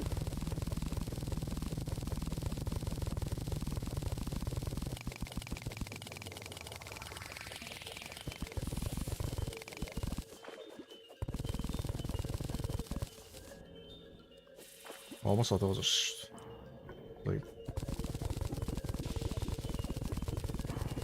for a really brief second I was like, there ain't no way I mined into a sword shrine, right?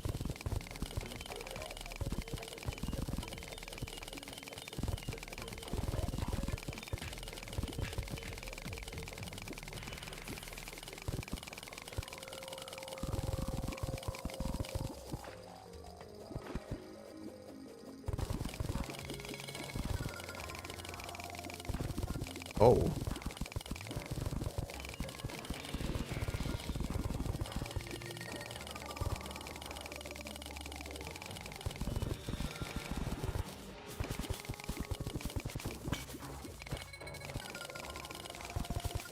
check that chest in a little bit.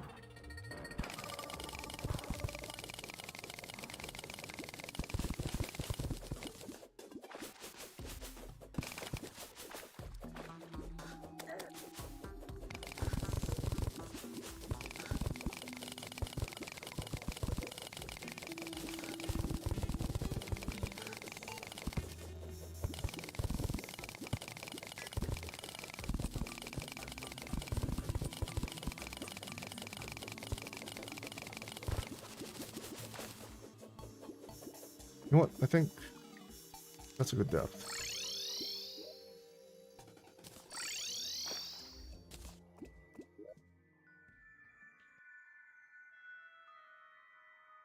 That's a good depth. That's far down enough, I think.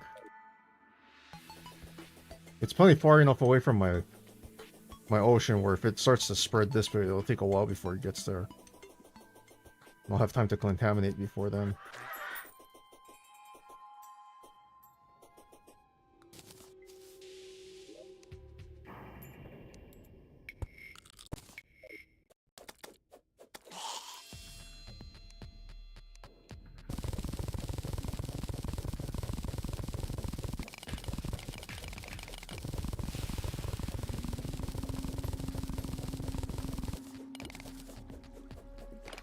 I always forget about that when I have Terra Sparks, that you stand on water.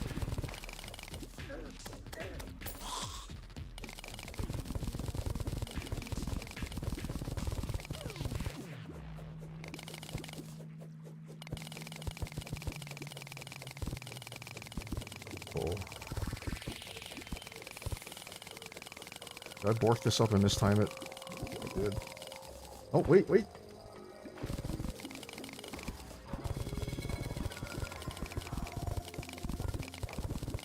Lucked out and found some free air right there. Now, if it was feeling silly, I could go break those two. Oh.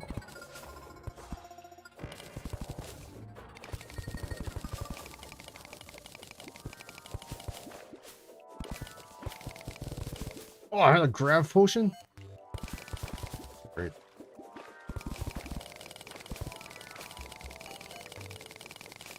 I have wings, I don't need a lucky horseshoe, so...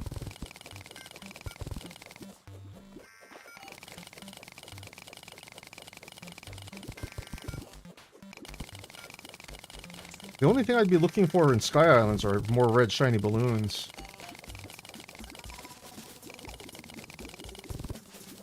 Because I could make a bundle of balloons, but...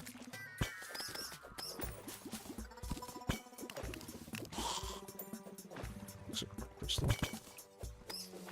What?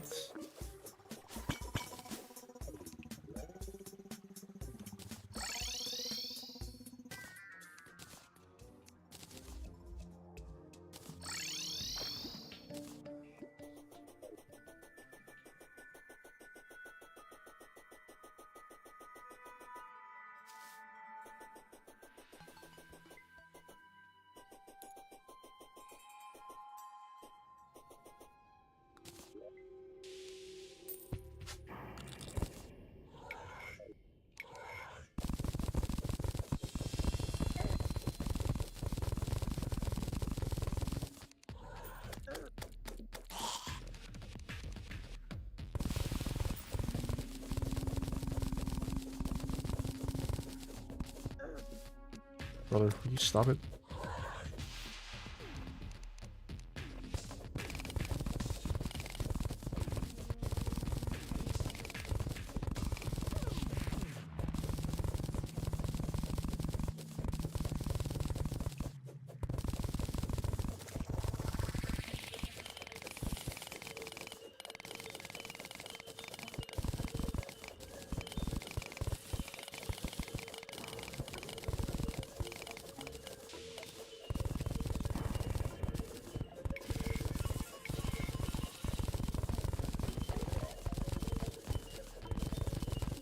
Definitely gonna have to cap this. Seeing all this grass growing is a little concerning.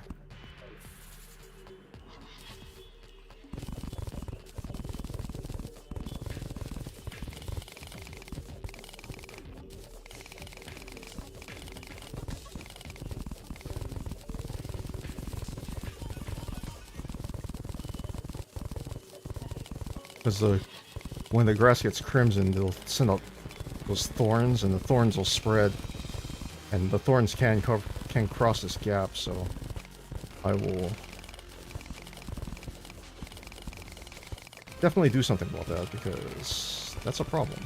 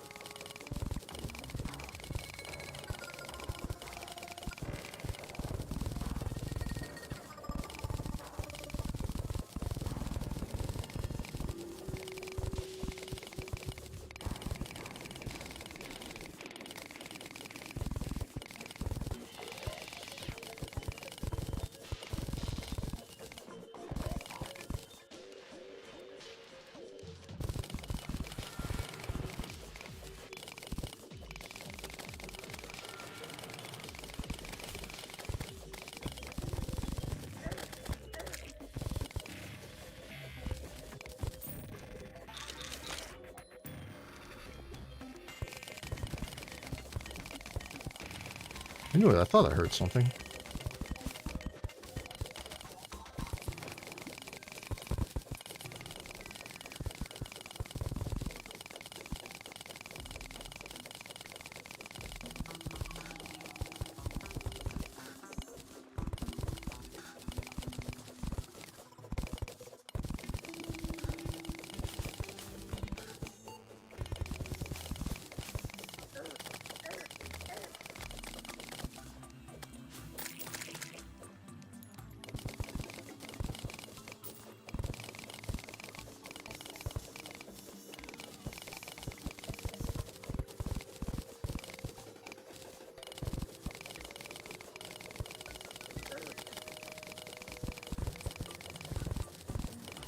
Man, that guy was coming for me. That was like super fast.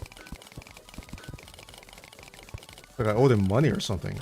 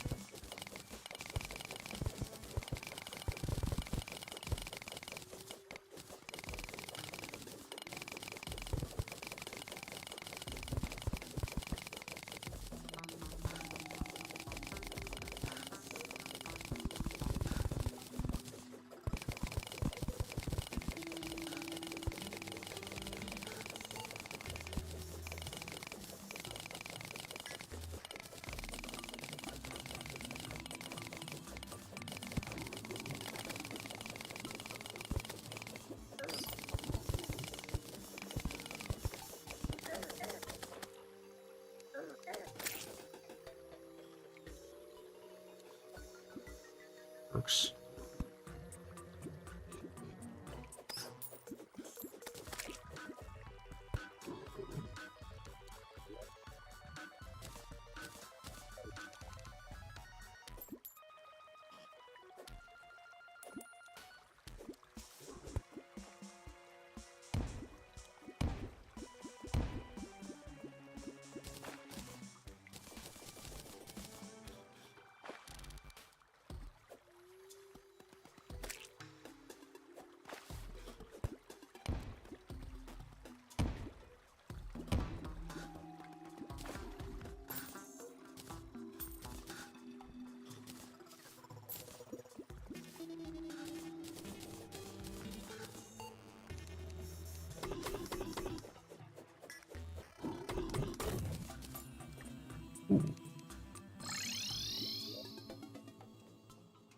I think it's good. Combine it with this.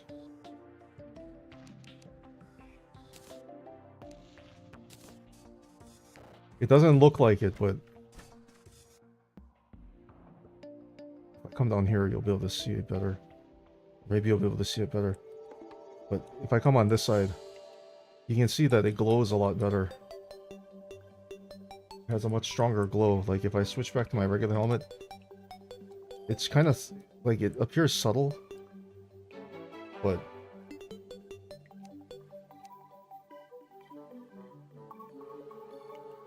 that's also hard to see because I have my shine potion on. But if I turn all these off, now you can see it where it's like it's really dark. If I turn this on, you can see that the helmet makes a big difference. So,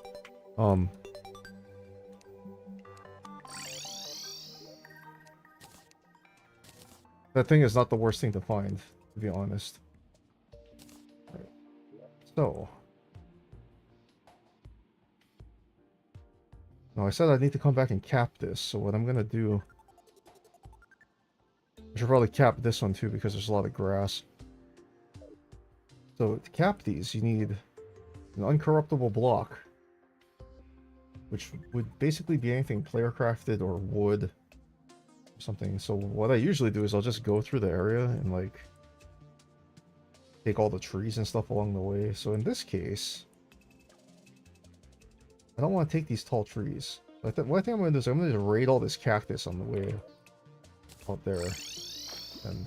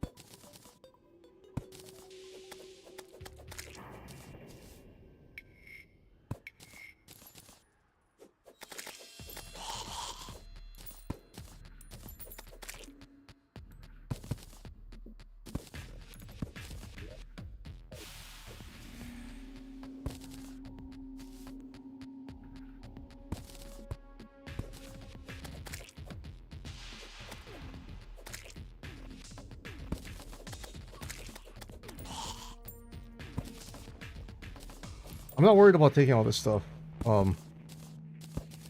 Cactus grows back naturally on sand automatically, so if you take it all, just wait a little bit. Some of it'll come back. Alright. Maybe you do this. Some light so I can see what I'm doing.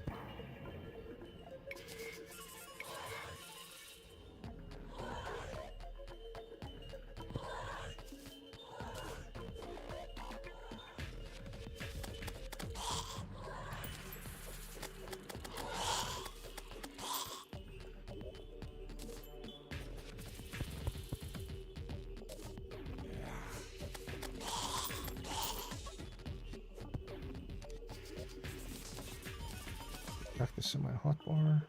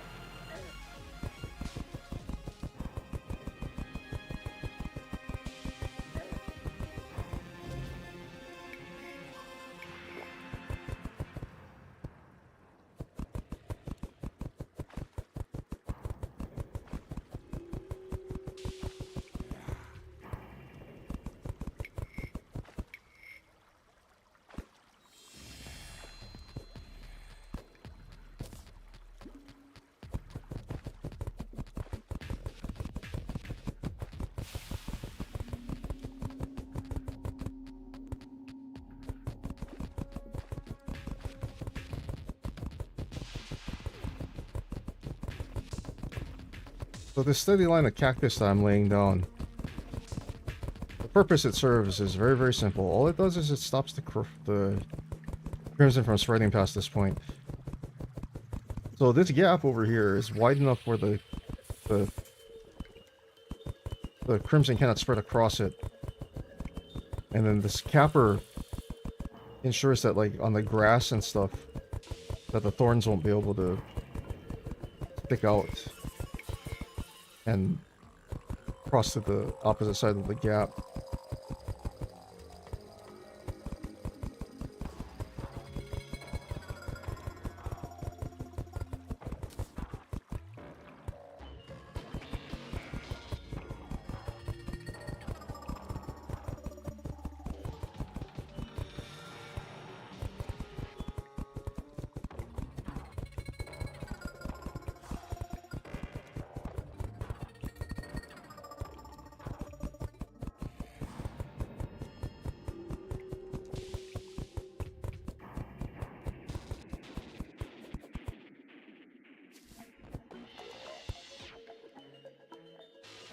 I think that'll be good enough. I think. I hope.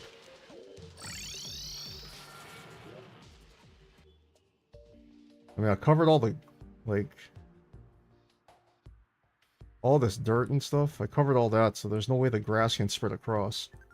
And then down here, like, the crimson can spread down and cross this gap and then start dealing with doing all this, but this huge gap right here means it can't cross over to this side.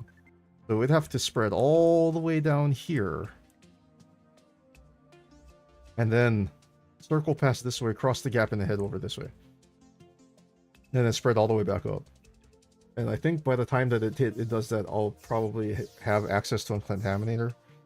And if I got, I'll run down this thing and just whack the whole thing with green solution, and it will become what we refer to as a non-issue. But here you can see on the map, like, all these thorns that come sticking out of the grass. On this side, when it corrupts this, the vines will start trying to cross the gap, and if it does cross the gap, if it touches that or gets close enough, it'll infect that, and then it'll start spreading, and spreading through, like, sand. The crimson spreads real fast, so biome control is key when it comes to that. Be mindful of your biome control. Alternatively, you could just finish the game, like, super fast and, like, never have to worry about it. That is also a possible solution. You could try to RTA your way to the Moon Lord. Right, so next thing I gotta do is gotta cap this side. I gotta cap over here just to be... You know what? I don't think I need to cap over here to be safe. But I'm gonna do it anyway just because.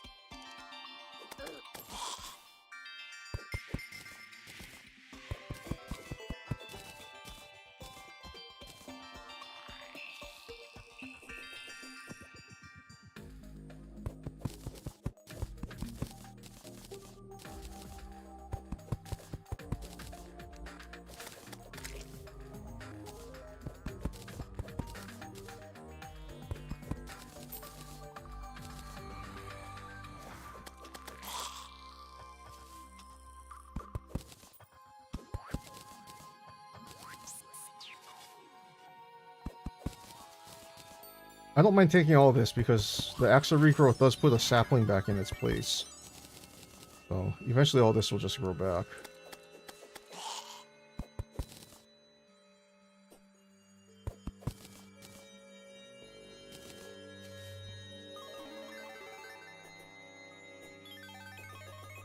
Sometimes it grows back super fast.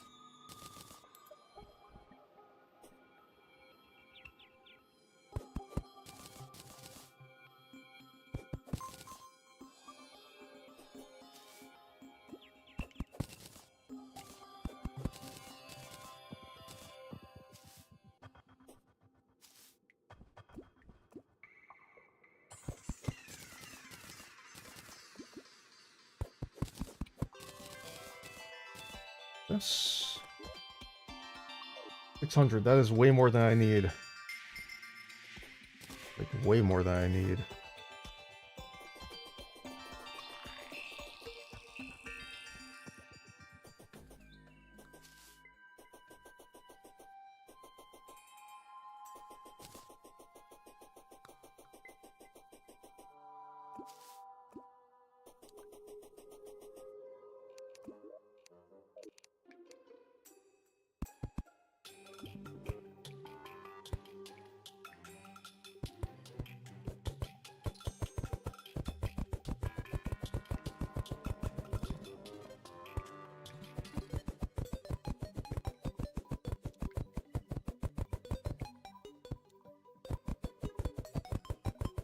So you can see while I'm placing this, as I place the wood, you see all the grass disappears. And that's a good sign because that means that the crimson cannot spread through it.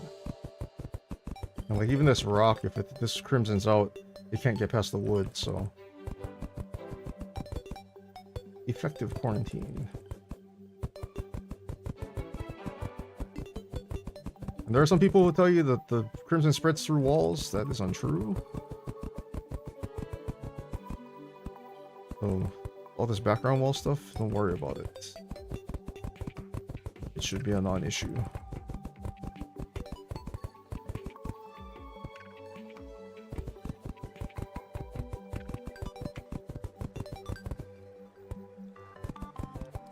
And if it does become an issue, kill a mech boss.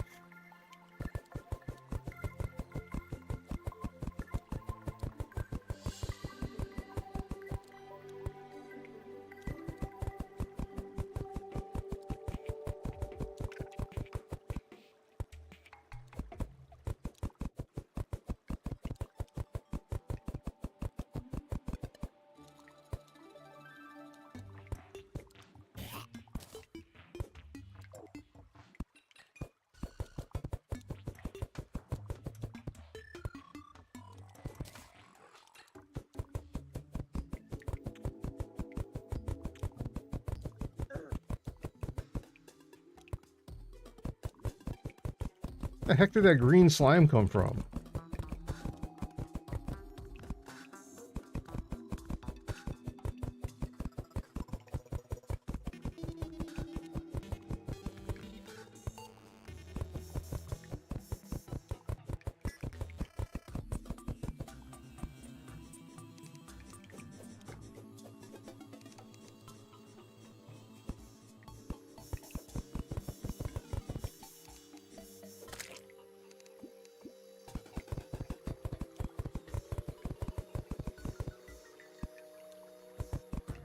I saw that.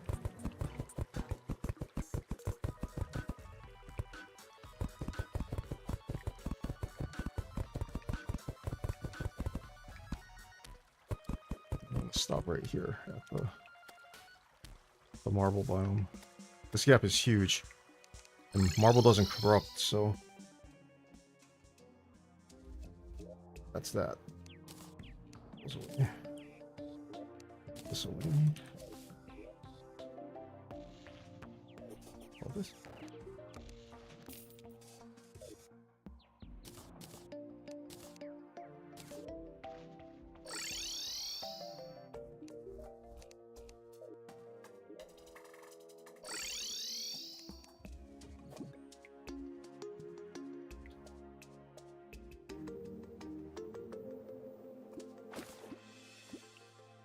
Okay then.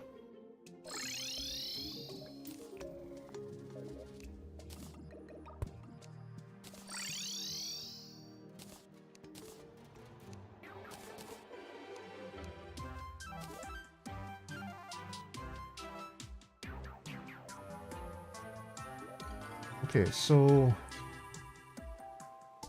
Biome Control is basically done at this point.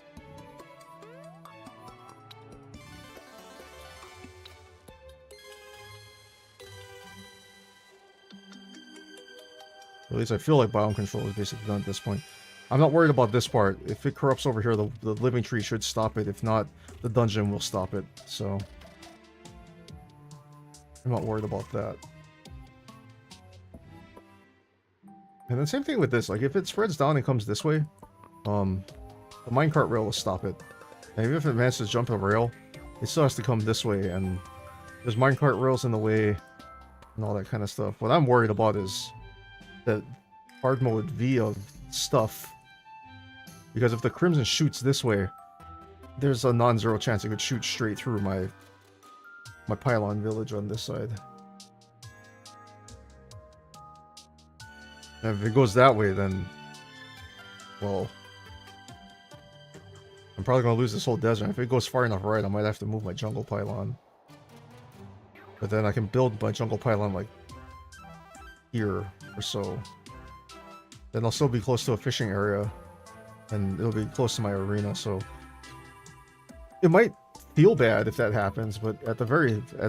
it might actually turn out to be more convenient, because... as it stands, if I jungle pylon here and I walk all the way through here, there's a lot of stuff that can kill me from there to here. So... that's a thing.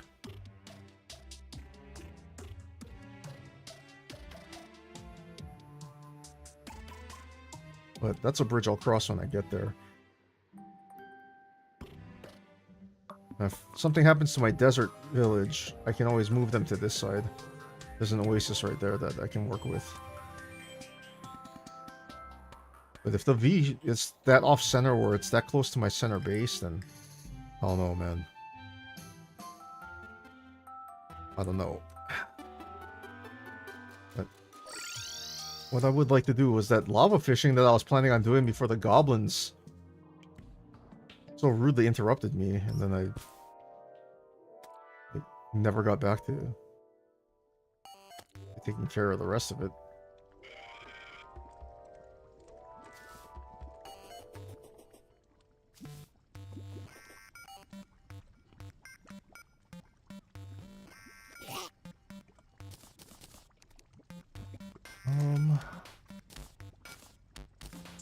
Load up the lava bait yet again. On the fishing gear. Actually, before I settle into doing this, I'm gonna go grab a quick drink and stuff. Because I just realized I've been going for almost 5 hours and I took a break like 40 minutes in and I haven't taken a break since. So, give me a couple minutes. I'll be right back.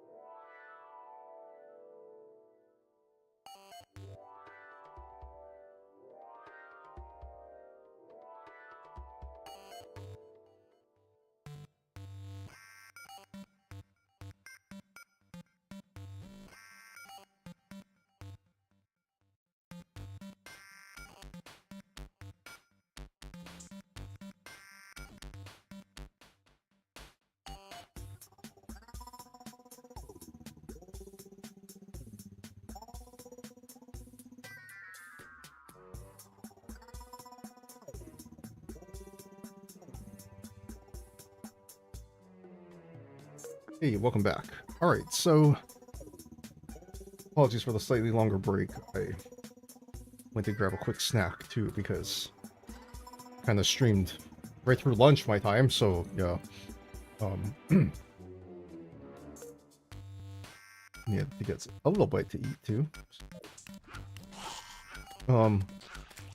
What's happening right now is I'm trying to get some loot.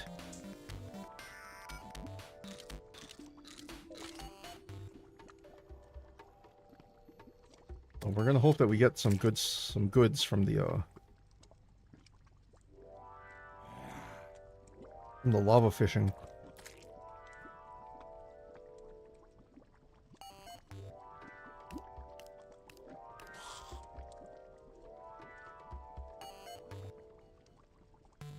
Unfortunately, lava fishing tends to A, be a little bit slow, and B, it's very dependent on, or at least I found it becomes very, very dependent on your fishing power. The problem is that I don't have a lot of, like, magma snails and lava flies, so I don't have a lot in the way of, like, the higher power bait. And I don't have a golden fishing rod either, so that also kind of complicates things just a little bit.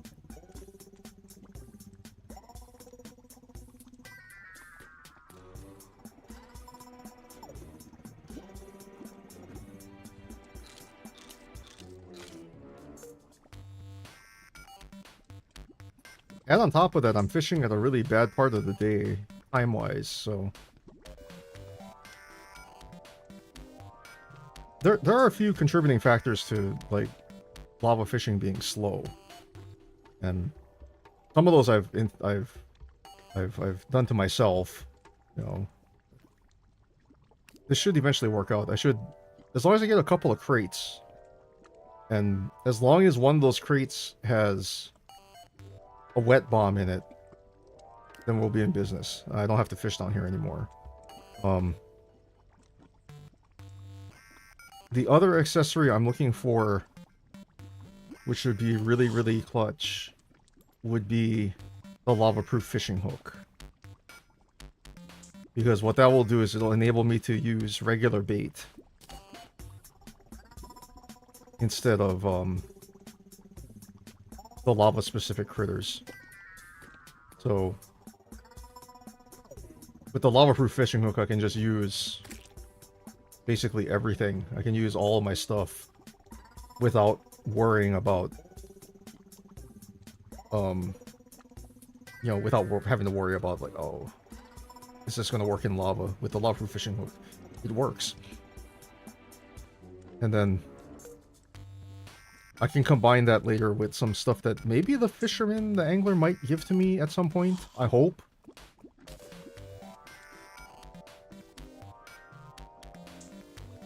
But I am a huge believer in lava fishing. Like, it might be slow, and I'll admit to that. It's a slow process. But on the flip side of that, the things you can get from it, very, very solid. Very solid things you can get from lava fishing. The other thing I like about lava fishing, and this is something that's, I'm not sure how, like, 100% this is really how it works, it is, but I feel like I get better loot in general for the same amount of time that I put in lava fishing. Like, the bite is slower, yes, but there's fewer things you can catch in the lava. There's only 2 types of fish in the crate, basically. I mean, there's the demon conch and some other stuff that comes up rarely, but your general catch things are like 3 things, right? There's the 2 fish and the crates. So your gotcha odds, basically, when you're fishing are a lot better. As opposed to like when you fish in, like, regular water. And where you have to deal with, like, catching 22,000 bass along with maybe a couple of good fish. And then the crate pool, you have the 3 regular crates and then your biome specific crate if you're fishing in a you know, particular biome. So it's like you're like extra gotcha if you're fishing in water. If you're looking for a specific loot that way, it can be a very painful and tedious process because, you know, you only have a 1 in 10 chance of catching a crate anyway. And then there's odds that go into what crate you get. And that kind of stuff is related to like fishing power and stuff like that. So, and some luck. So you could very easily fish for a long time and not get anything. It's like, you know, fishing in this game is very grindy. Can be very grindy, but you can get tons of good stuff from it. So, and I think if you play hardcore, fishing is actually essential because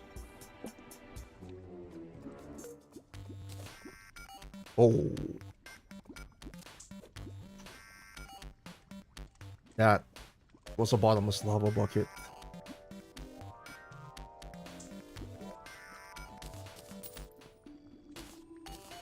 You know what? We're done fishing down here.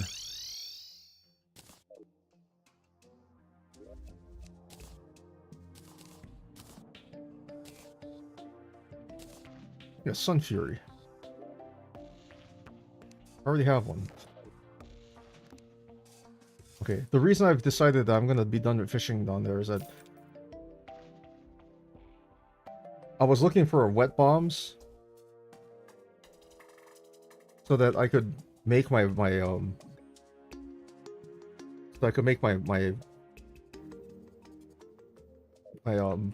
water and lava pools, but I have 2 of the bottomless buckets, so the only thing I need to go get to fill is honey, and the truth is I'd rather build my fishing pools up here and fish from home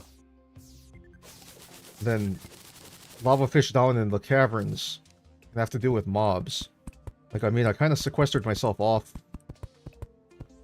where I was fishing, so it was relatively safe, but it's also very, like, you know, needless to say, there's a commute involved with that, and that feels kind of like a pain. So I'd kind of rather, like, not do that if I don't have to.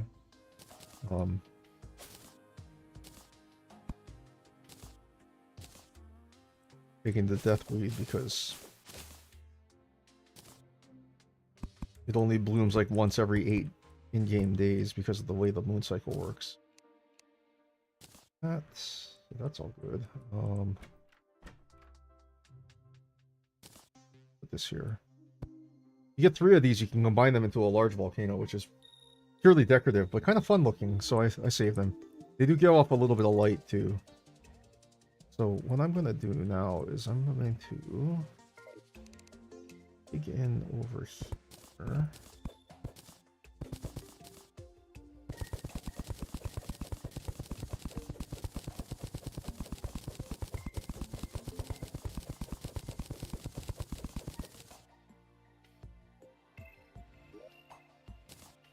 Into my rock fit. And just to ensure that I don't have to waste tons of time hammering out walls.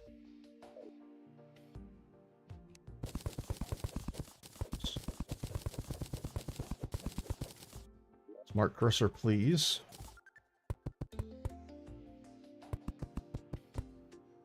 That should be enough room for what I need to do.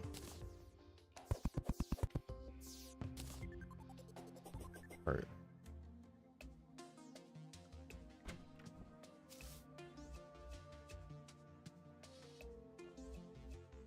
What I'm gonna do, I'm gonna take my wings off. I'm gonna switch to my mining set. I'm gonna put some of these accessories on.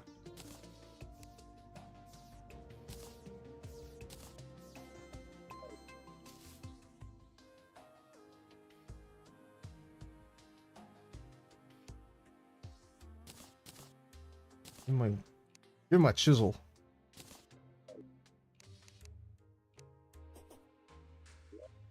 I only have 13 defense, so if I run into too many mobs. Oh, hello, Grubby. Sorry. Just caught your messages. Welcome in, welcome in. Hope all is well.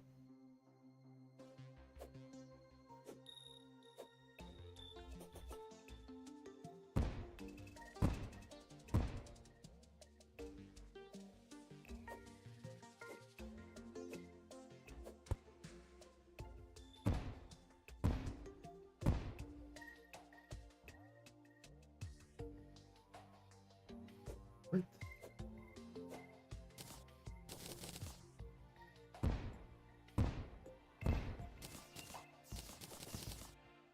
Was a little close to the edge.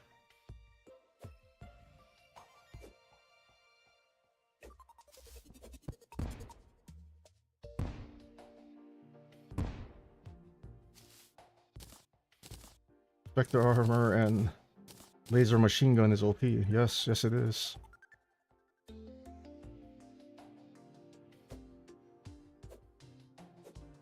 Spectre armor in general is OP.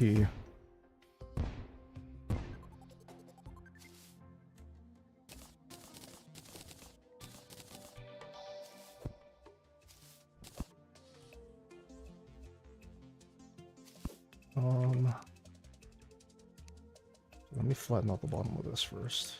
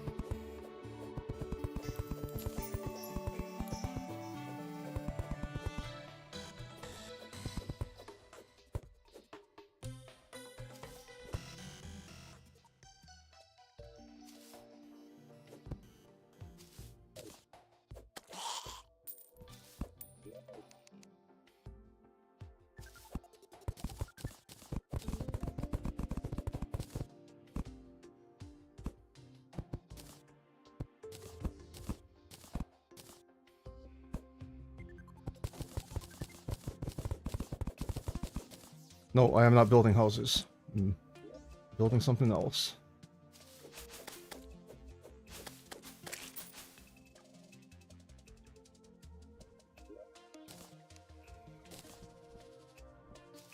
What kind of blocks do I have?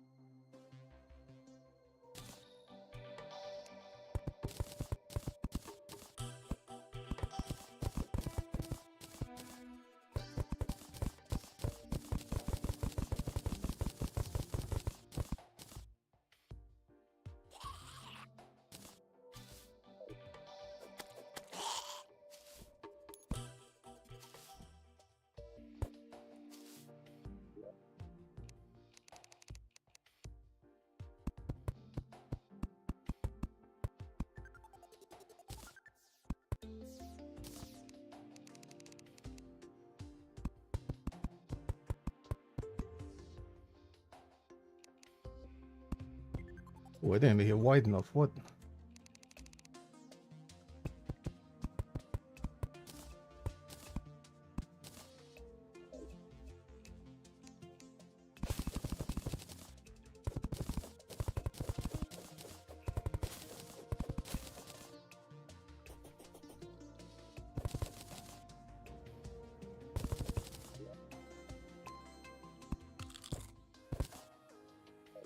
Whoa.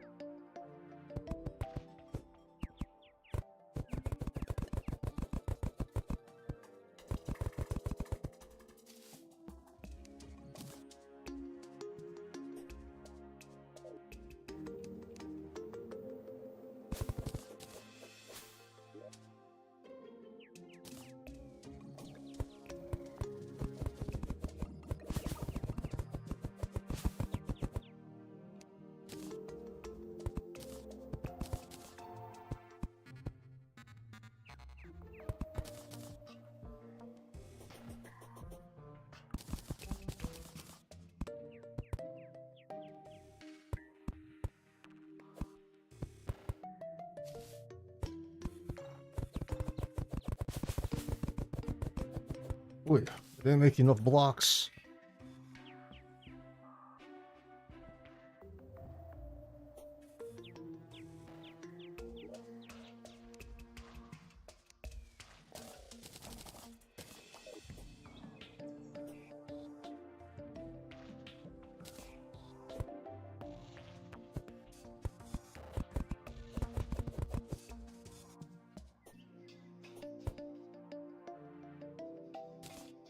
Enough for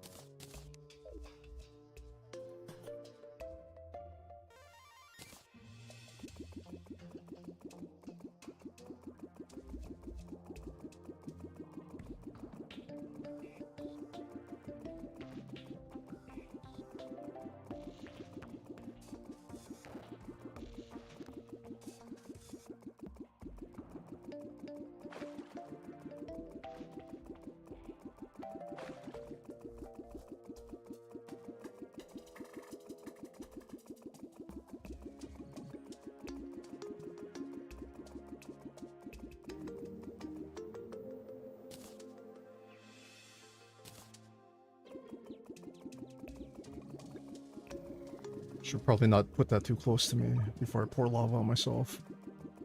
That would be bad.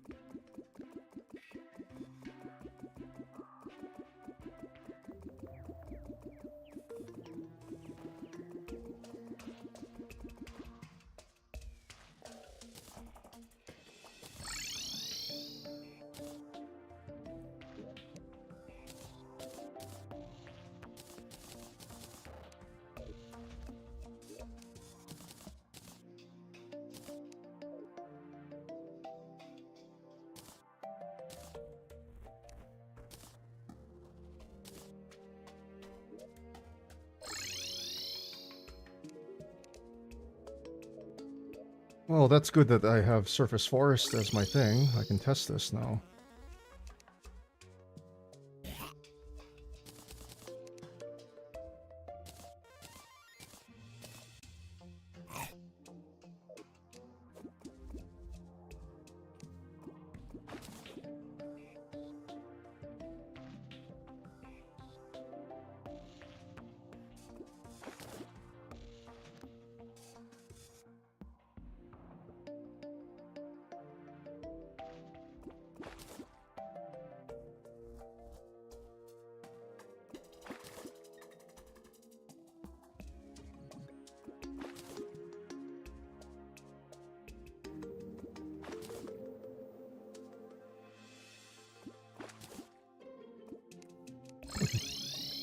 It works.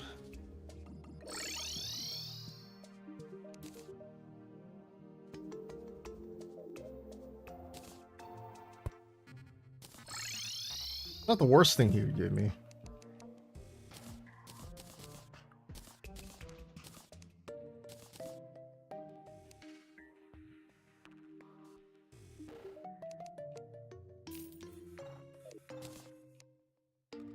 Buckets.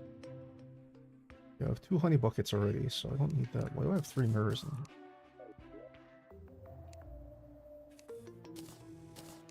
One is back up just in case.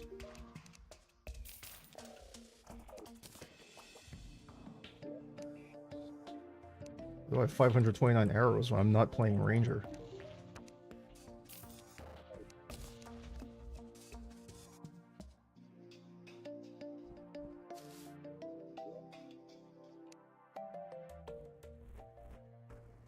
I got 2 life force potions.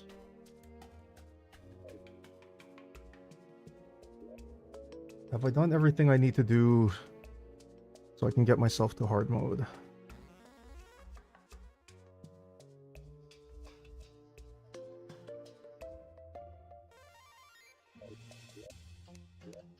Oops. I have all the NPCs I think I need already. I didn't do any old ones army, but I'm not planning on doing any of that, using any of that stuff. So not worried about that. I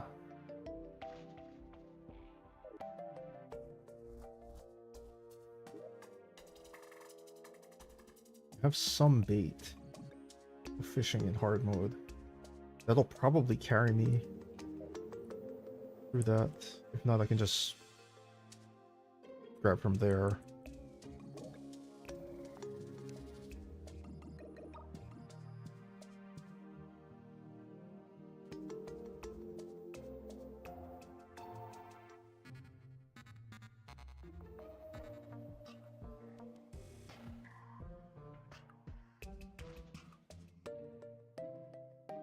Anything else I need?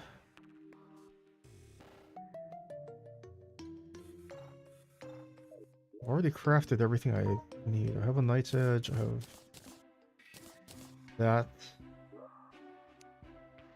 Mostly because I never found a boomerang in this world for some bizarre reason.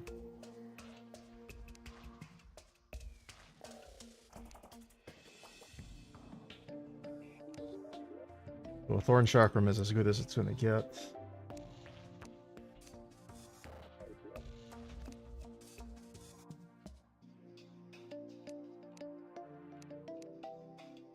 I have 4 Guide Voodoo Dolls.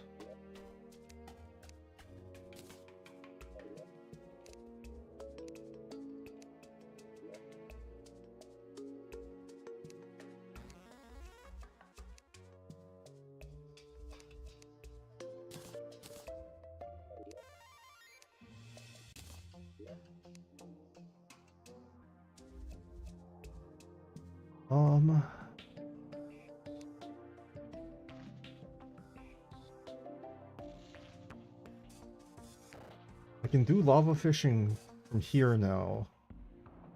I have a bucket of lava, or a bucket of honey, so I can make honey bombs when the time comes without having to go back to the jungle, so that's fine. I have enough lava bait. I'm gonna have to grind for souls anyway, so it's not like I'm not gonna be down in the underworld anyway, so I could catch some stuff while I'm there too.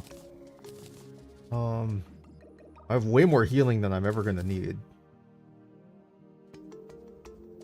So that's that.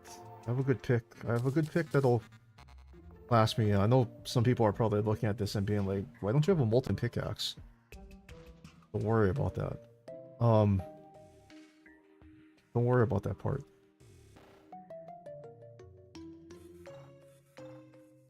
And I have a Knight's Edge rated at deadly, so it should be okay. Should be. And what else I got? Armored, warding, armored. Man.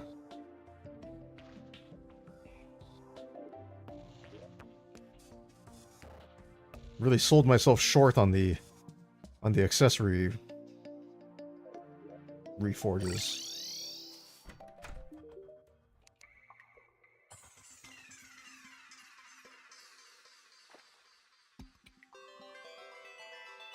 I don't have a lot of cash, so that... And then, like, the Feral Claws, I don't mind leaving that as armored, because I'm gonna replace that soon enough. The Terra Sparks, I need more money to reforge. I only have enough money to do that once, so... No, shoot, you know what? I'll work with it. I got 44 defense.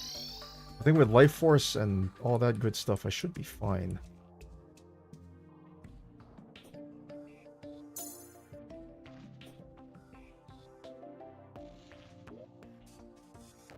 I should be okay.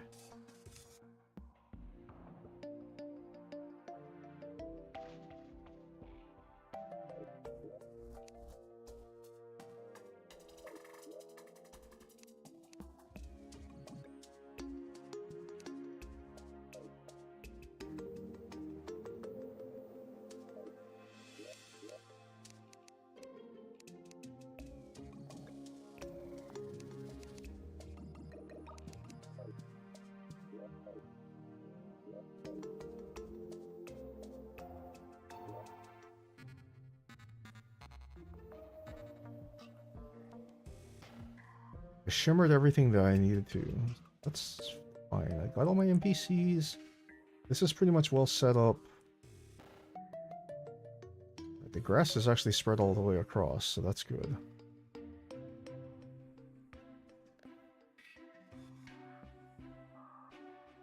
Oh, I forgot to lava the bottom of that thing. We'll go do that now before...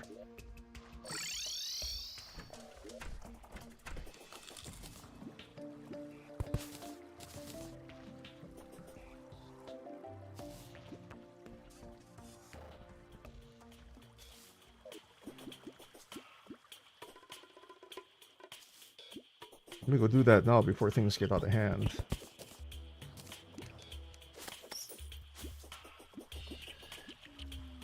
I definitely don't want to jump in there in hard mode and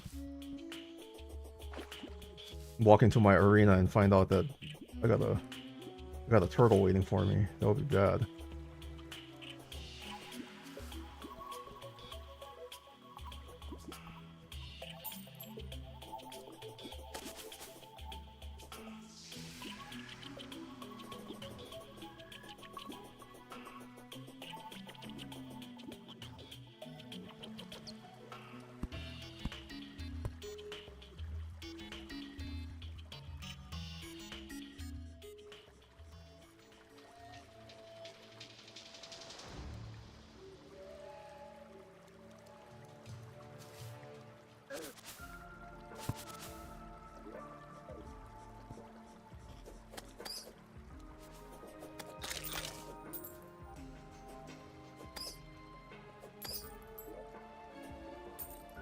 Okay, I need to make a door first.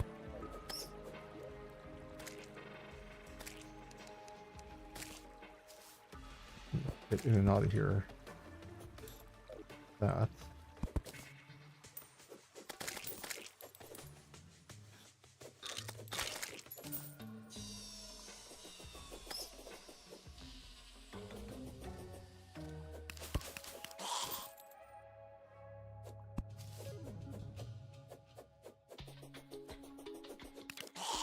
Something's shooting thorns at me. There's a hornet flying around, I think.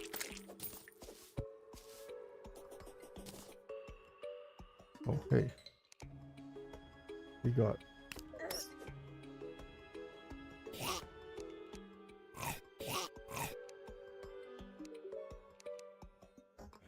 Counterweight, Spelunker glow stick. Nothing good.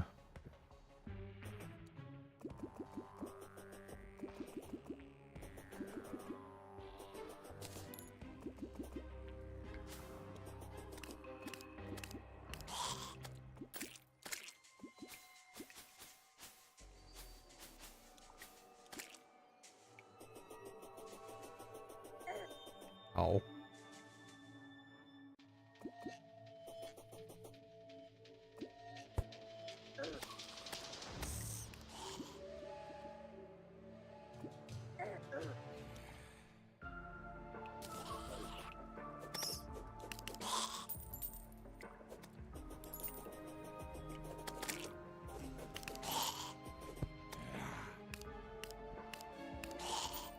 It's green enough. That's enough lava so that they burn.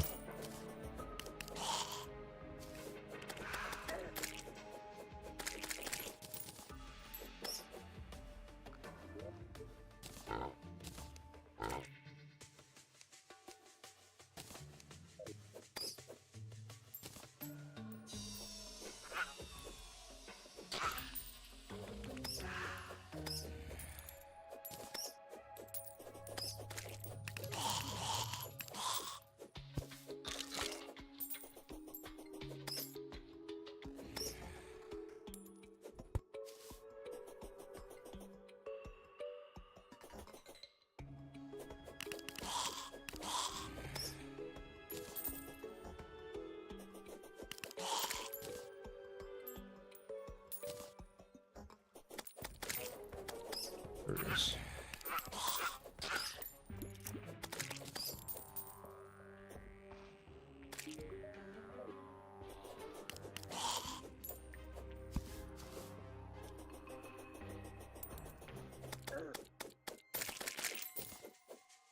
Holy smokes, I actually got the mother slime banner.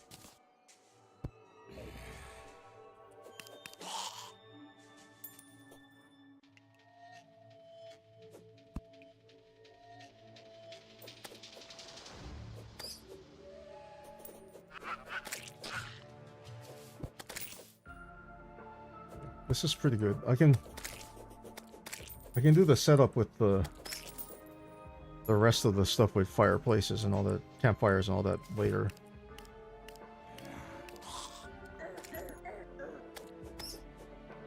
Oh, there's actually so much lava down there the money burns, but you know what? I don't really care about that because the point of that area down there is to just stop.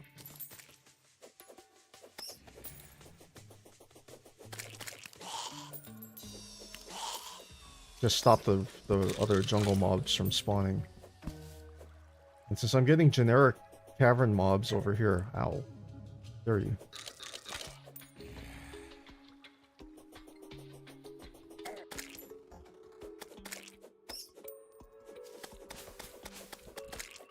Yeah, you can see the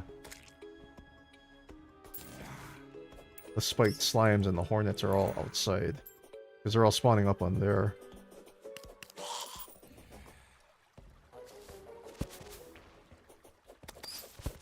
I do still get beehives, but they don't do anything down on if they fall down here because they'll fall in the lava.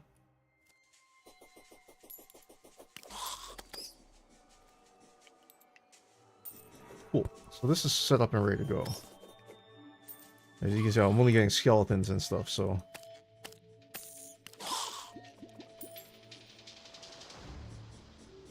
this is exactly what I want.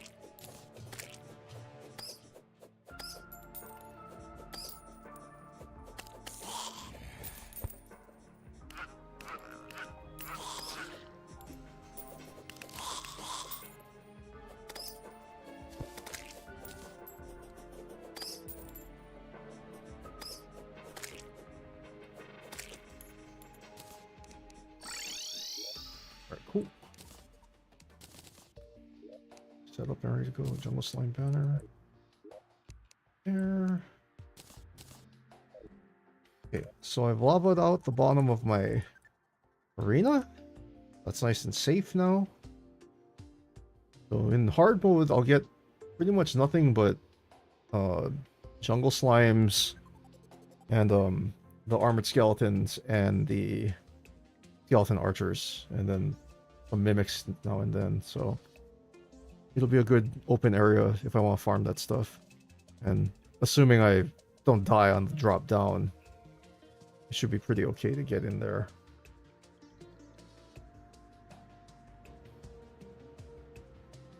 I should also get a couple of life fruit now and then here and there.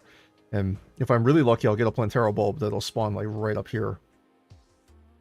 Or hopefully someplace in the near vicinity.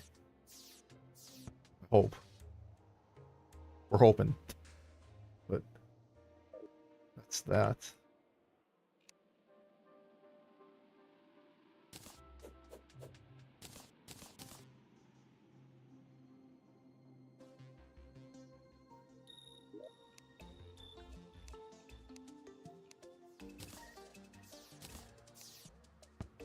Extra workbench. I'll save that.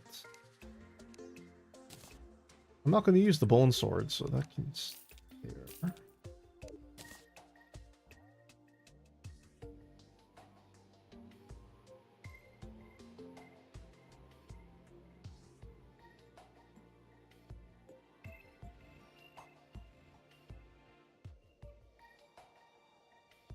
Thinking I maybe want to do the old one's army.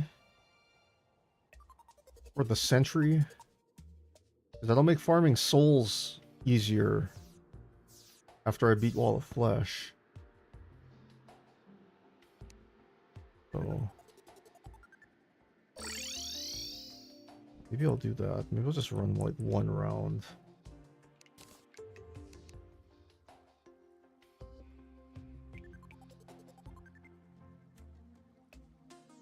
What do I want to use?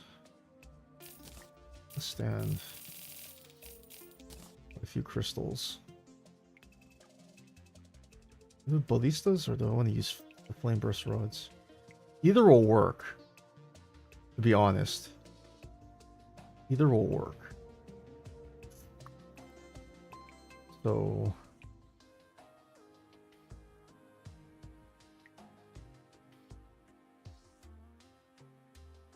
no, I think I'll have better luck with the flame burst rod.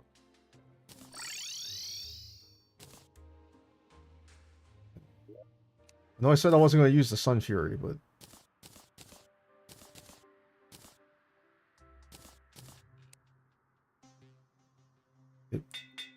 the Sun Fury works pretty well against the old one's army stuff.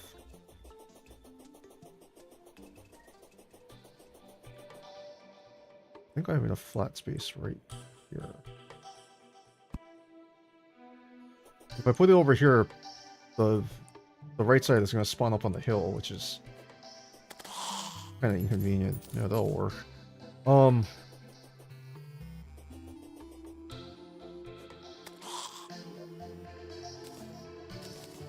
Let's just run one and see what happens.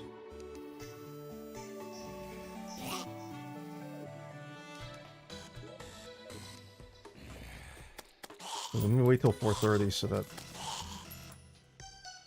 I don't have to worry about the zombies bothering me. Right.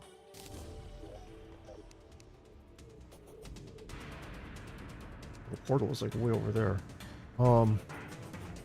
Set this up on the side. Okay, the portal is way up the hill, but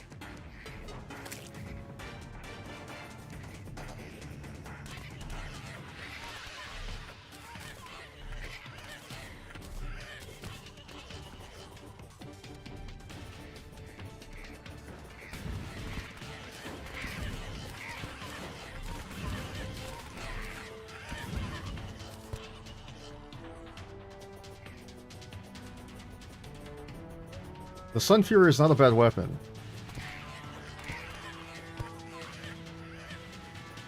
In fact, it is one of the few weapons that I would actually trust to take out the wall of flesh instead of the Night's Edge.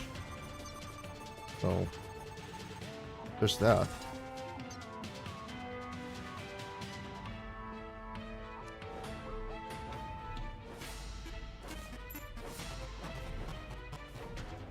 What I'm doing is I'd like to win a round of this, because after you win one round of this, you can use these sentries outside of the Olds One Army event, so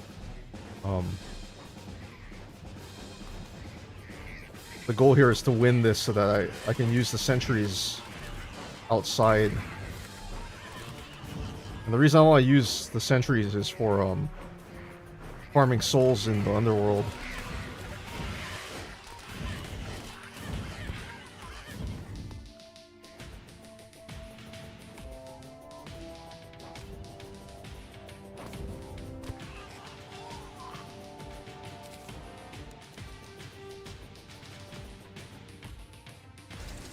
I'm going to start getting wyverns next, so.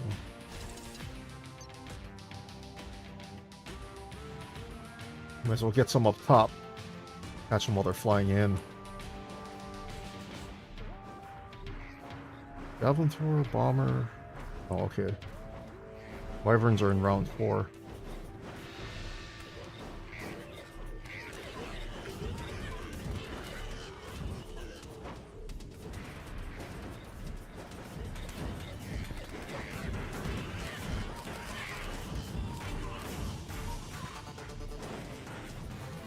I usually don't do the Olds One Army event until like right around now.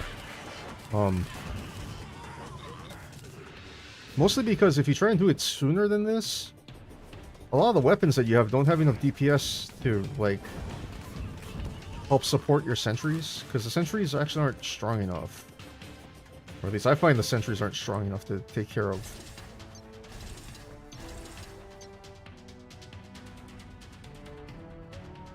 everything, so, or at least initially they're not.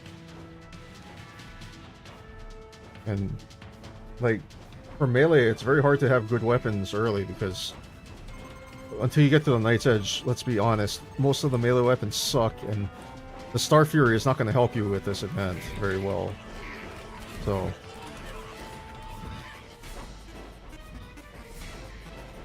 if we're being honest.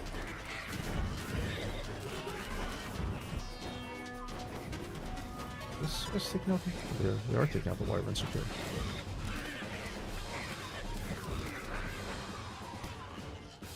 Nice.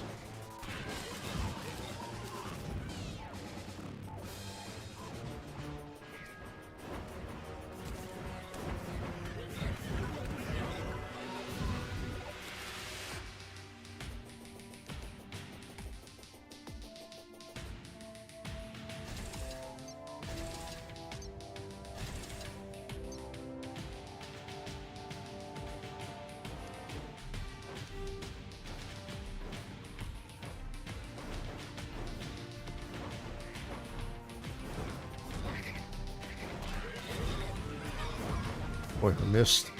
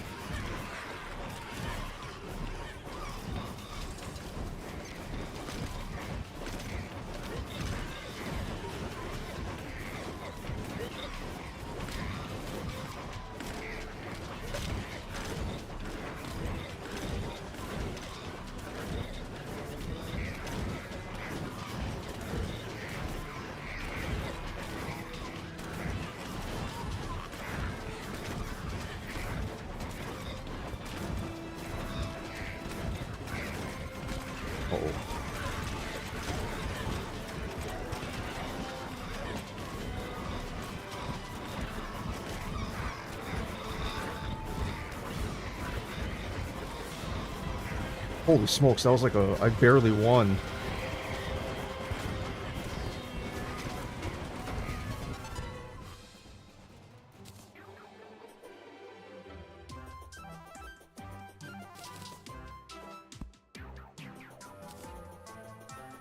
Not gonna lie, that is so much easier with, like, not melee weapons. Good grief.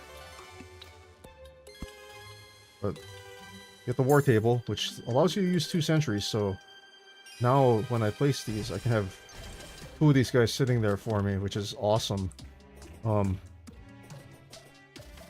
Outside of the old one's army event, which is great.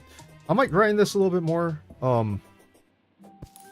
The sentries are fun. The armor is really cool that the Tavern Keep sells after a certain point. It's pretty neat.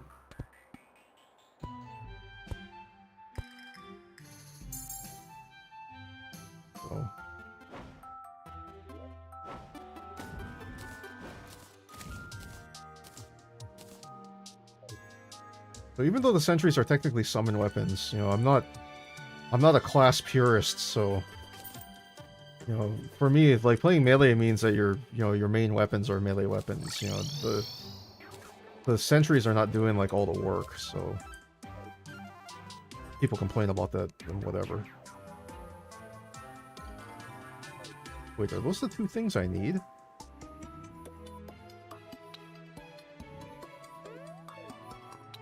Those are 2 of the things I need.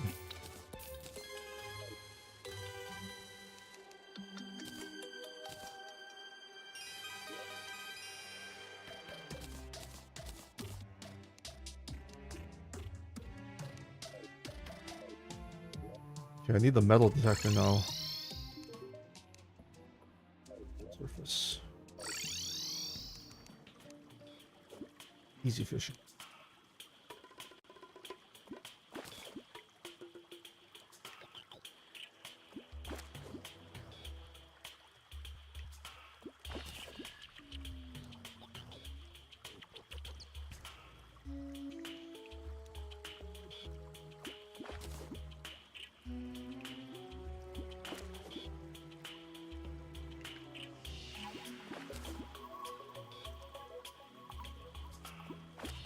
I know some people are probably looking at this and screaming their brains out, because that is plenty more than enough for a ruby hook. I think I had a better hook than that. Did I have a... Might have had a decent hook by that point. So when I saw that, I was like, well, that's cool, but I don't need it. So, sorry. There's my golden fishing rod.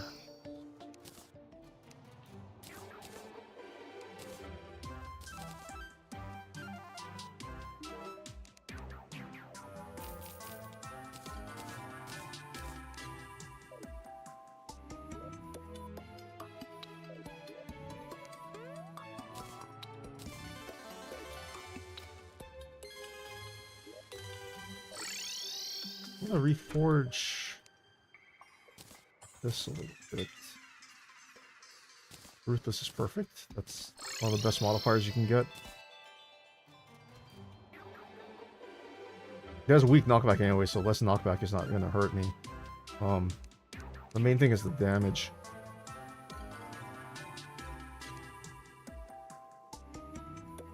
Alright.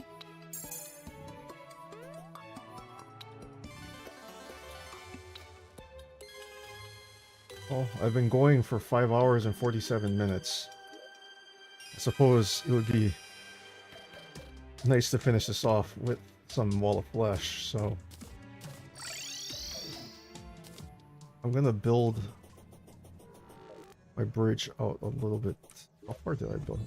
I'm gonna build out a little bit more to the west, and then not too much, obviously, because I'm using the Night's Edge. I probably won't need all this bridge. I actually want this part of the bridge to help me farm souls, so I'm not gonna be like super hardcore about like making it perfect. I just want some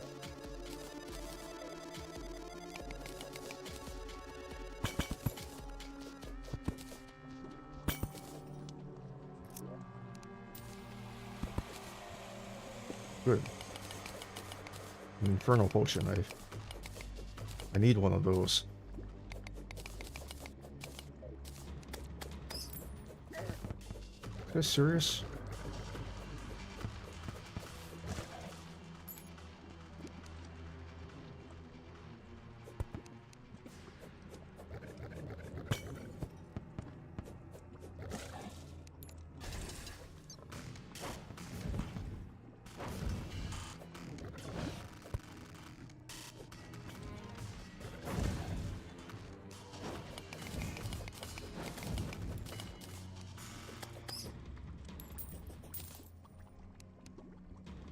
The sentry is good, not so much that it does like massive damage and stops them in their tracks. It also, they make noise, so I know that there's something coming. And sometimes when you're working on like, building a bridge or something like that, you're not really like looking for other stuff, so it's very easy to be caught unaware.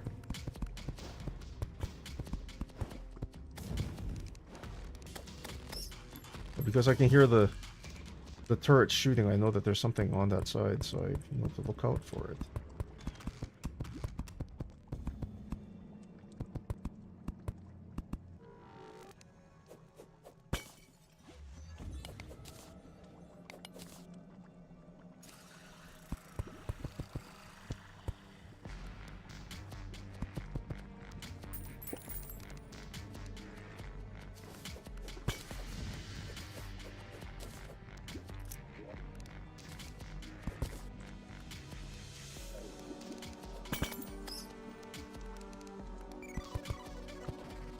These fire flowers, it's like I'm playing Mario or something.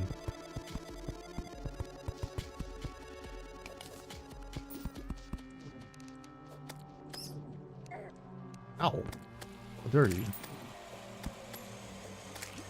You too.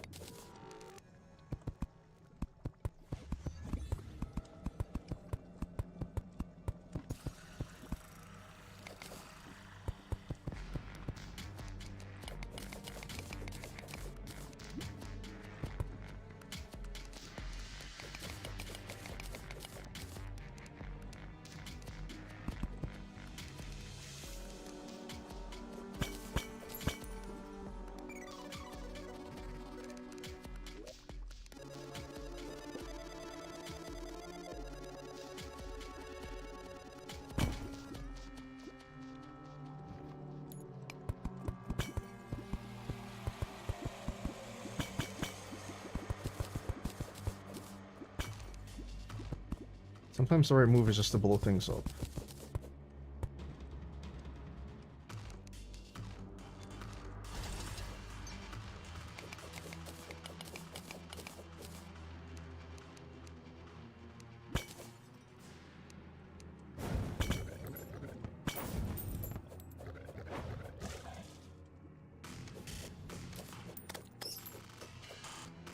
Excellent. A demon scythe I'll never use.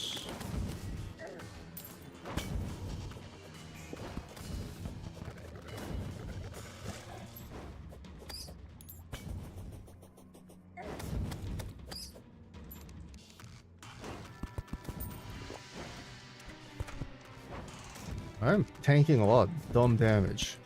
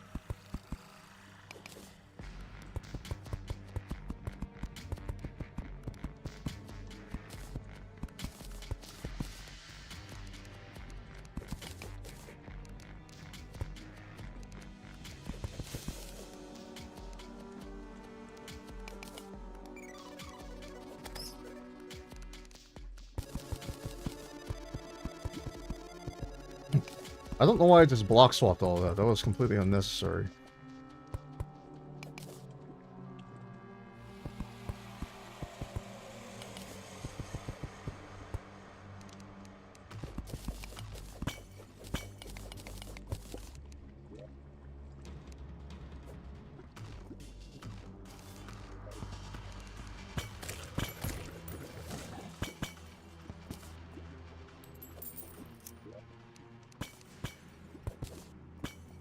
Oh, nice.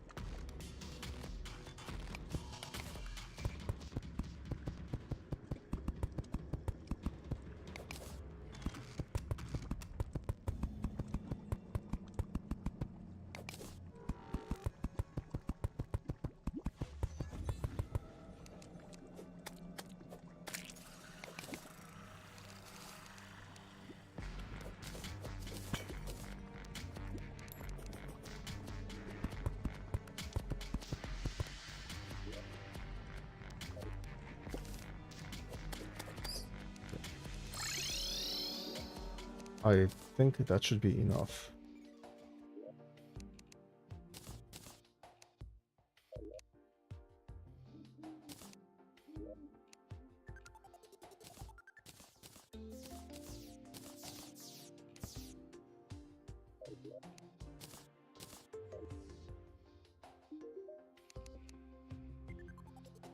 I don't need a demon scythe. I don't need... Oh. I'm gonna save the demon banner because that'll be useful. I don't need the magic power potion. Yes.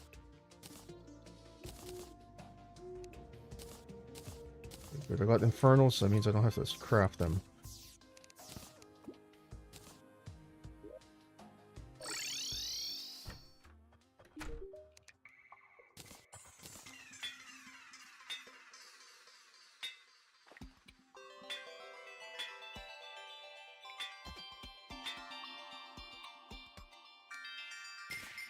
That'll work. That'll work.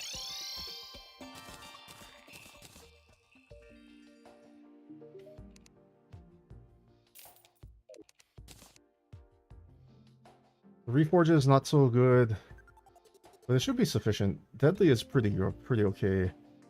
Unpleasant is alright. I'm short a little bit on defense, but I can make that. I should be able to make that up.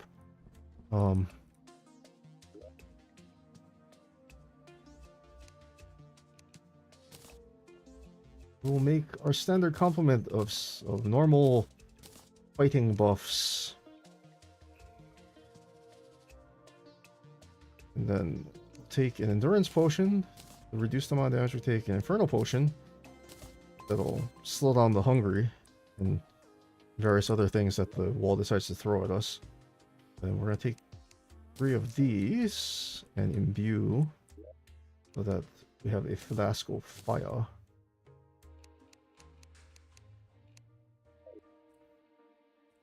The Sun Fury already does that. It already does add some fire, but the flask makes it a guarantee.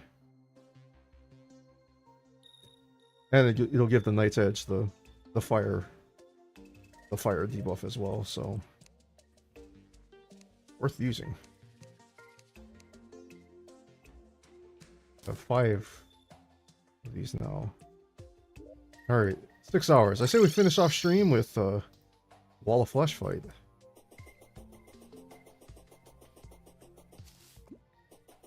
So if this works out, we'll be in hard mode. If it doesn't work out, we'll recover and do it again.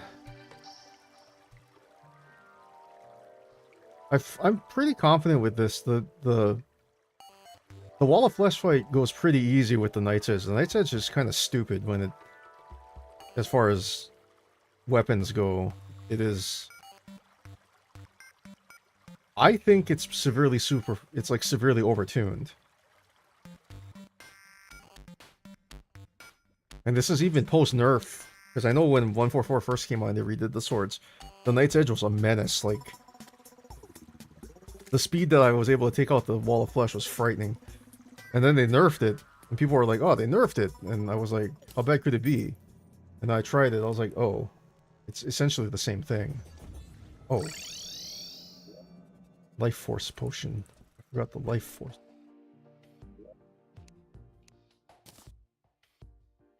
Anything else I need? Go Heart Reach. Beyond that, that's pretty much it. I don't need Water Walking because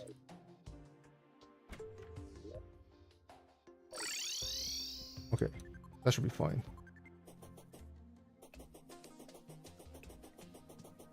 I didn't do any Crimson Fishing, so I don't have any Rage Potions, so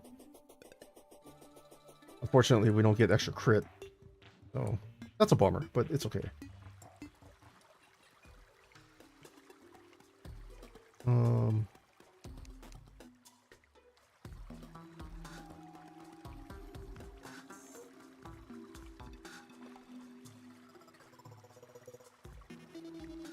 The Heart Reach will be good because it increases your heart pickup range, and when I'm killing the hungry and stuff, you know, I'm gonna take damage, so some of them will drop health, and the heart reach potion will help me nab those before the wall pushes me too far away to pick them up. So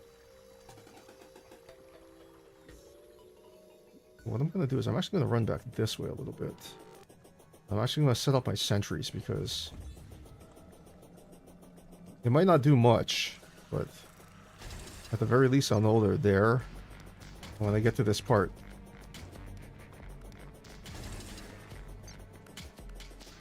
I know they'd be willing to do some work for me, so. Alright, so we're gonna buff. Wish me luck.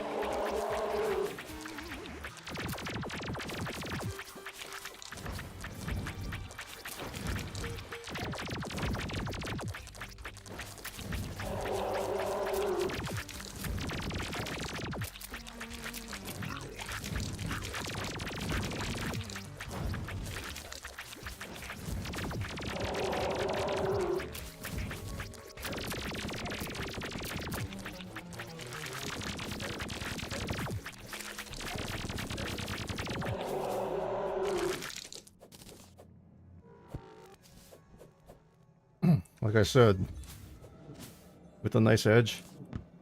Pretty simple.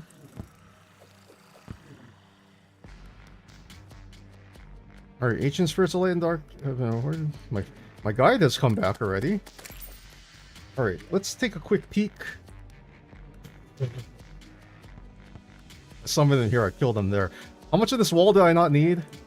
Ouch. Don't bother me, I'm trying to do something here.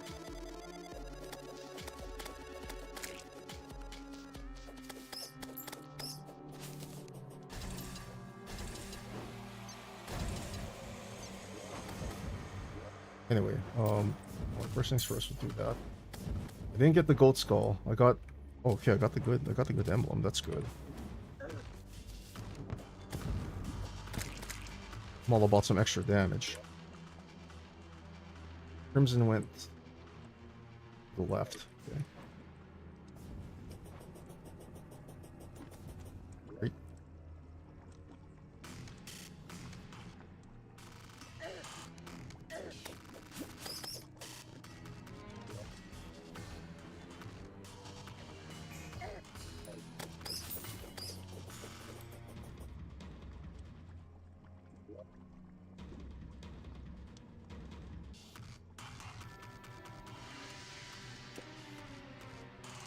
Oh, it went way left. Okay, good. Well, not good, but it's fine.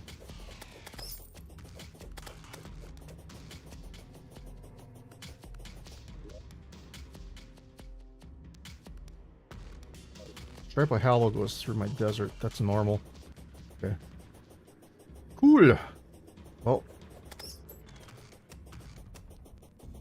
I'm not too upset about not getting the good weapon because I'm going to be honest with you. The weapon is worthless to me. I don't use the breaker blade for anything. So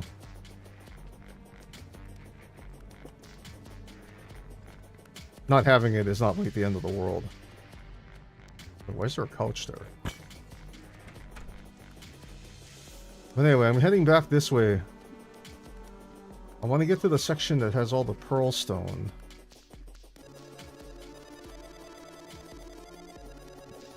Because there's a couple things of biome maintenance I want to do. Among other things. Oh, there goes my infernal potion. The demon with a voodoo doll right there.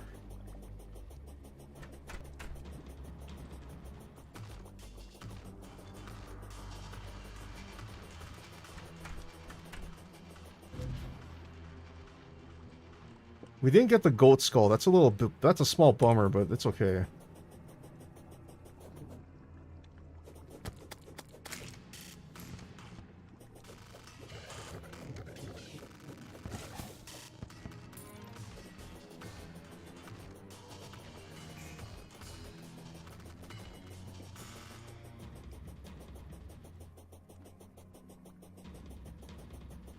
Should be getting... Oh. How off-center was this V?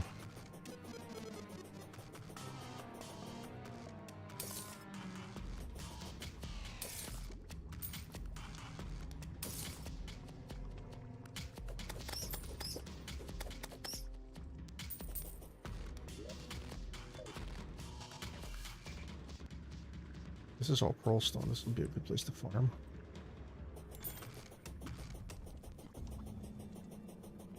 Still pearl stone.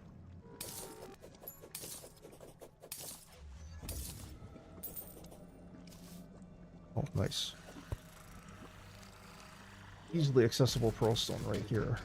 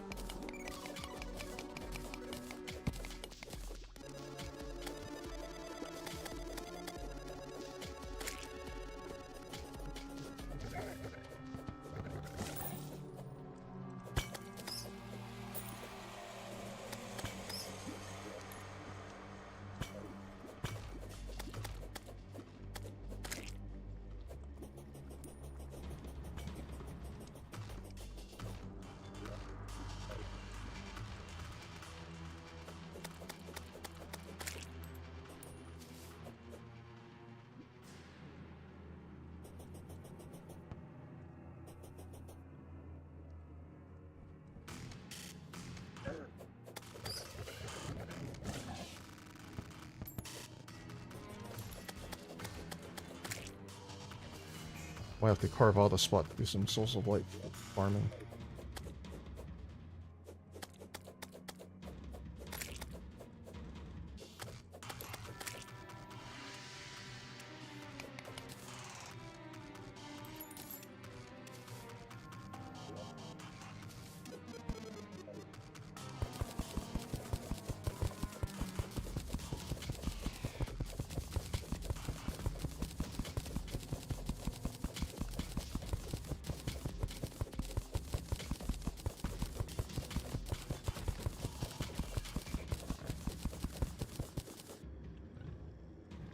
Not gonna lie, I'm not so worried about the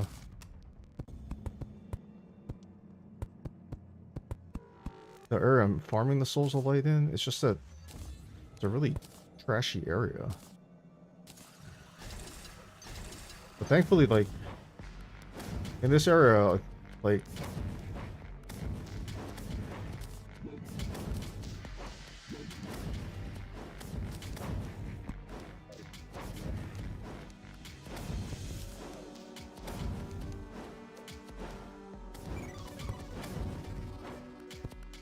can deal with most of this stuff. So.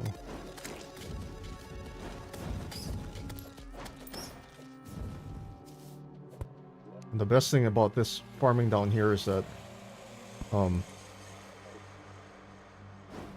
enemies are very easy to deal with, especially for farming Souls of Light, because, you know,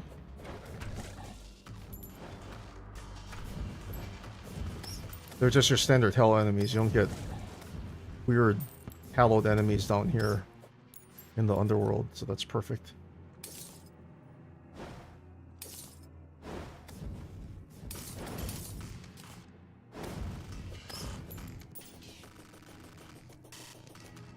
Oh.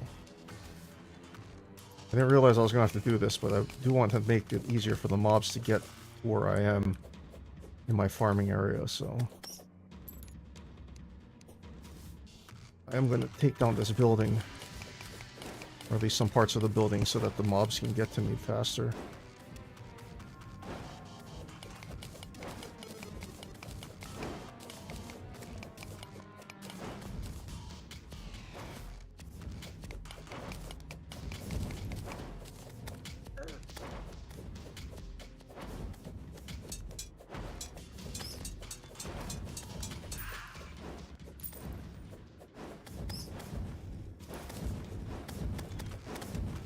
Oh. I didn't bring purification powder. Rip. Rip that guy. My bad. Forgot about that part.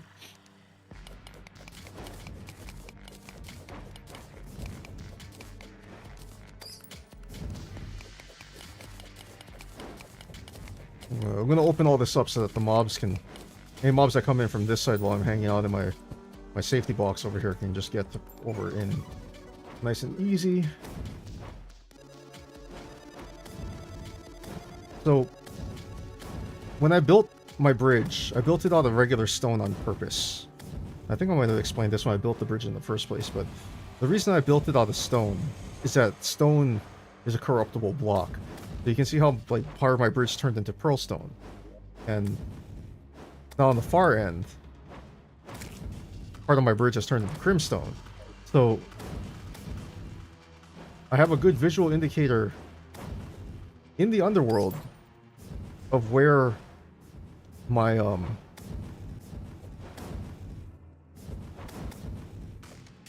am I trying to say? Of where my corruption, or my crimson and my hallow are. And I get that information without ever having to, like, hunt around in the V. Yeah, mechanical eye. Sweet.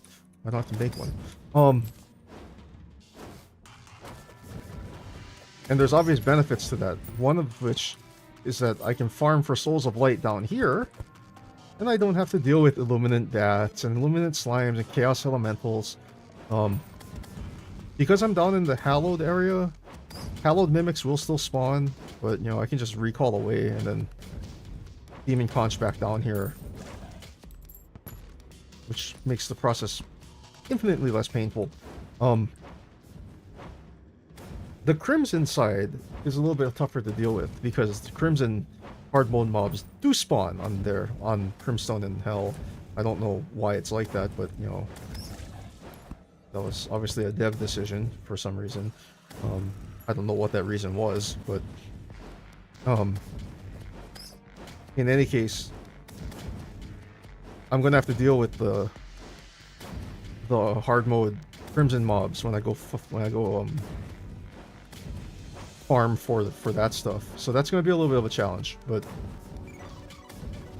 I think I can pull it off. I'm kind of hoping that one of these good people will drop me the yo-yo.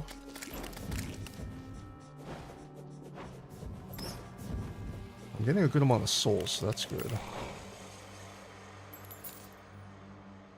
The crystals are growing in nice and quick, so I have the crystals and stuff to make better healing potions. That's always a plus.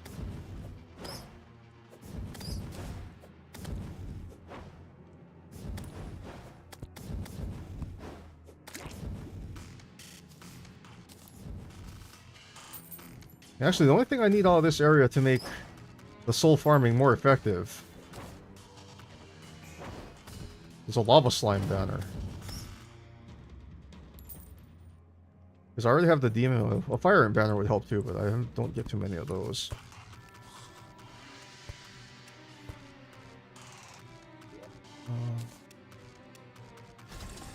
Refresh the sentries.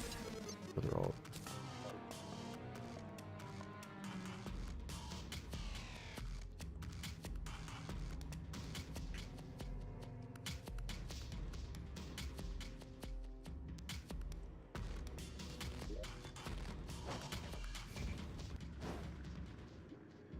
Yeah, the Crimson Stripe went way to the left, so I'm not gonna have to worry about that at all.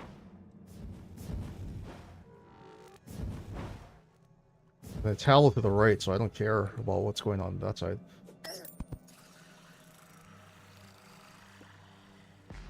Cool, cool.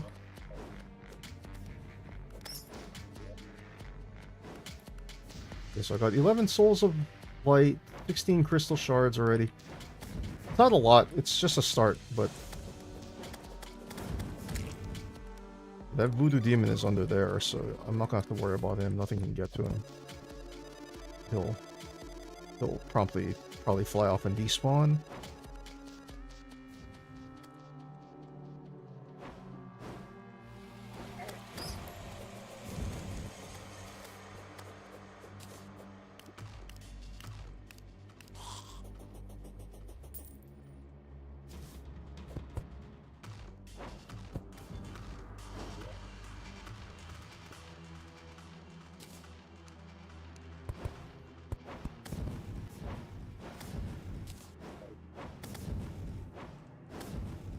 If I stand up here, I can put some of my platform off screen, and that'll make it easier for mobs to spawn, because mobs spawn in a rectangle outside of your player's screen, so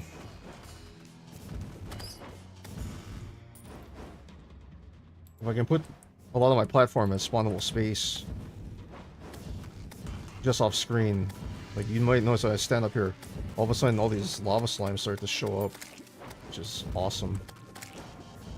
Uh-oh.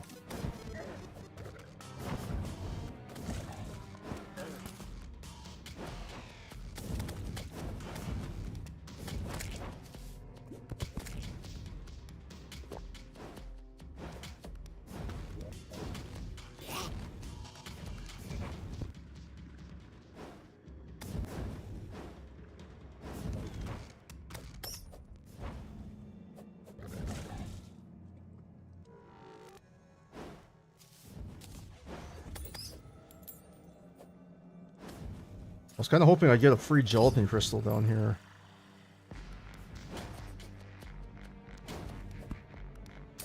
You know, like that.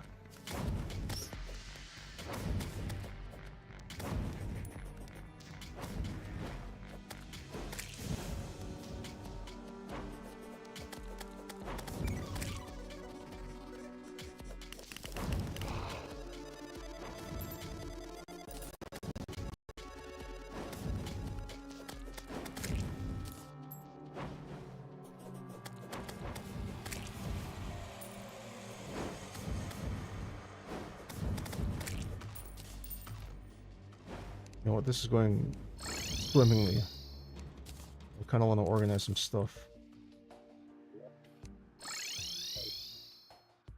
Probably recall from there. Alright, anyway, let's see. We can put a few things up. We'll put up our trophy. We've been scoring tons of trophies, which is kind of cool. But we can celebrate the defeat of the Wall of Flesh. Putting that over there.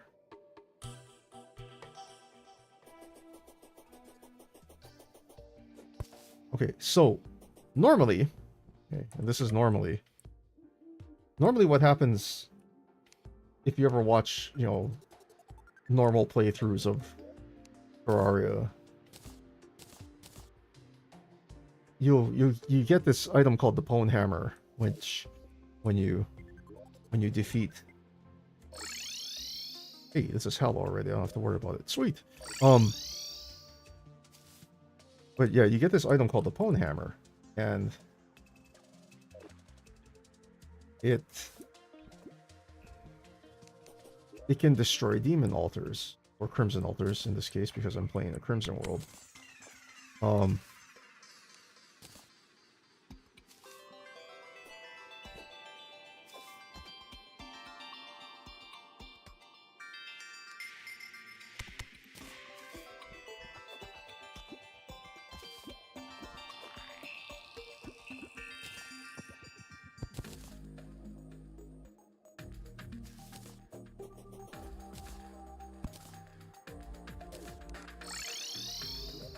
But anyway, so normally what you do is you go take this, you go run up into your crimson or your corruption, depending on what kind of world you have, and what you do is you go and smash altars, and what it does is it generates new ores in your world, which is fine and good because you need the hard mode ores to make new stuff. The problem with that, oops, is that it also sets a couple other triggers, and one of those triggers is that it makes the mechanical bosses decide to come and see you every once in a while on some nights. Usually when you're not ready for them. So that's always fun. It's always fun getting an uninvited visit from Sailtron Prime when you're not ready at all, because that's enjoyable. But the other thing that triggers are pirate invasions, which are like goblins but worse.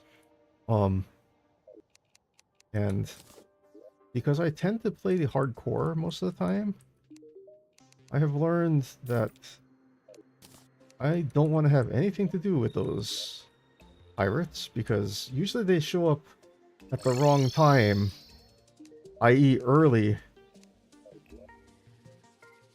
in hard mode. And when they show up early in hard mode, the chances of them wrecking your face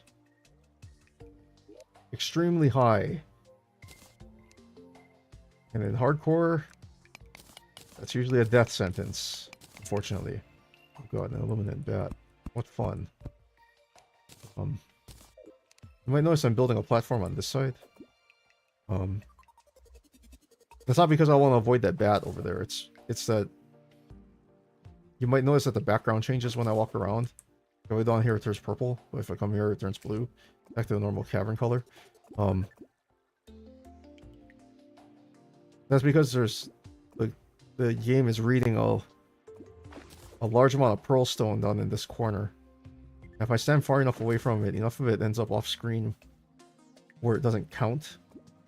And so the game reads the biome in this where I'm standing as cavern. So I can kind of finagle what this water pond does for me. This eventually will not work so well as more pearlstone enters the picture. I might actually have to go like mine this way and make a water pool for straight cavern fishing. And sometimes it works where you can get the cavern fish even when it's hollowed out like that, but it's easier just to make sure you're in the correct biome. I already have the bunny fish trophy. But anyway, Since I was fishing, you might notice I have some crates now. These crates are important.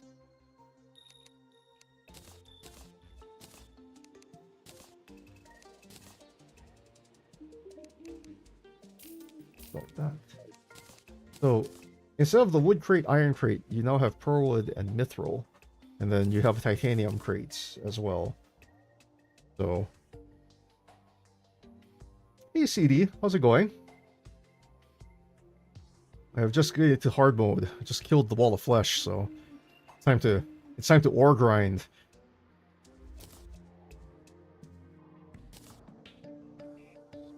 Of course, the first two crates I opened have nothing I want.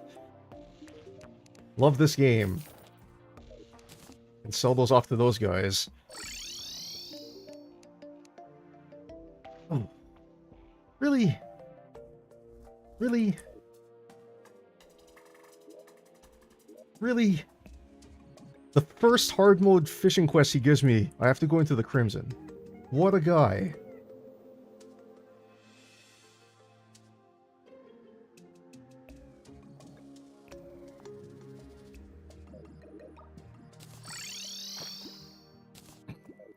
Let's risk it. I'm not playing hardcore. Oh, there's a mummy right there. I almost walked straight into his face.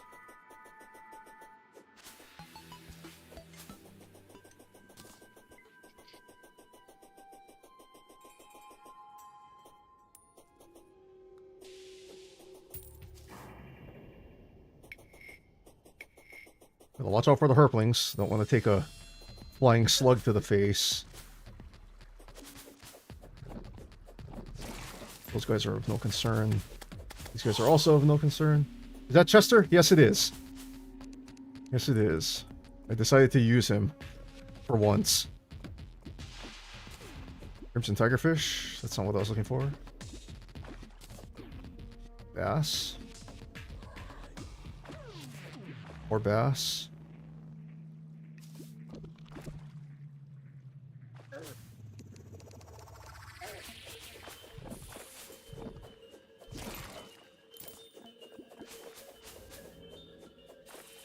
You know what?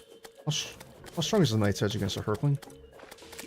Oh, actually, pretty strong. Okay, never mind then. Although, I don't want to have to deal with these nerds. Because they don't take a lot of knockback.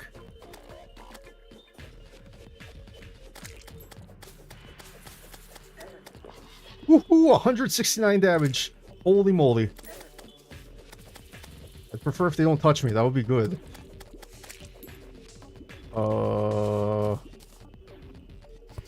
Why don't we do this?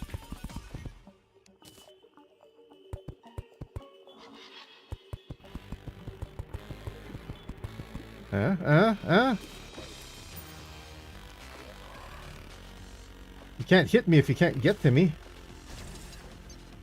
Here. I'm trying to fish here. I'll let my sentries take care of the rest.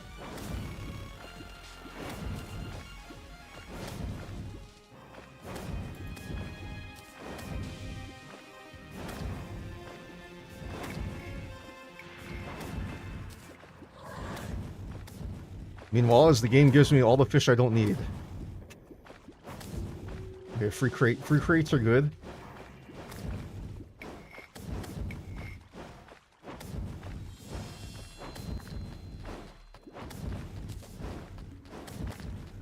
I'll take Hemopiranhas too. I wouldn't mind making some rage potions. Okay, there's the quest fish. Can I get at least one Hemopiranha while I'm here?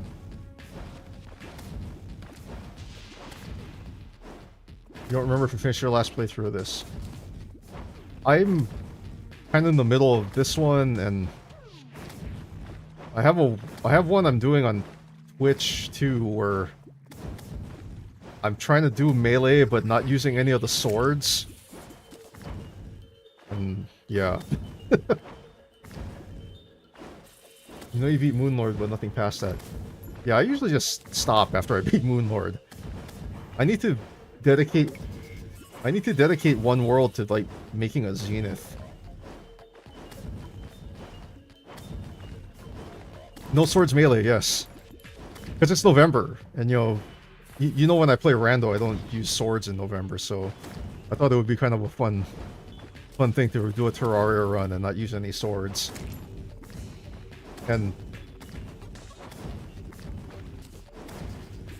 this one I'm doing on YouTube, I started this one back in like February when I was just testing out streaming on here, and I didn't have any particular like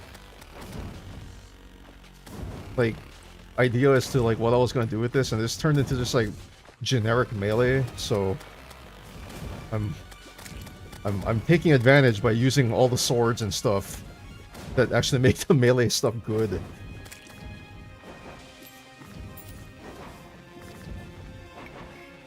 Or these things like just tank damage.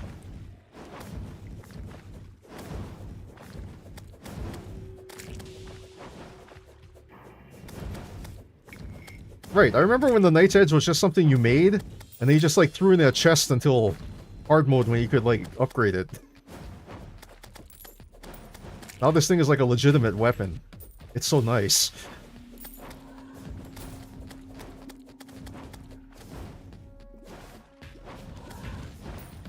Alright, these guys are not giving me anything fun, so we're gonna just leave. Put the Hemocron in there and there. You've been playing Dead Cells recently. Oh, you picked up the board game. Cool. Cool, cool.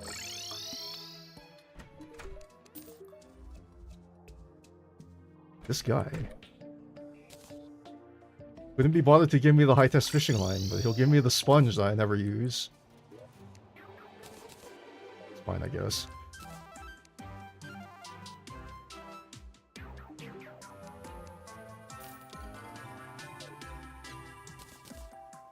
Alright, well, let's see. Am I gonna get anything good in these two crates? Lead bars, that's not impressive. Ooh, mithril bars. I'll take that. Mithril bars are good. We need those. Do I have a frog leg?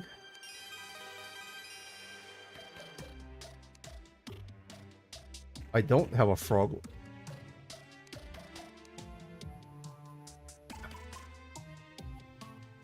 It's alright, I'm gonna do a lot of fishing. I'll probably get one.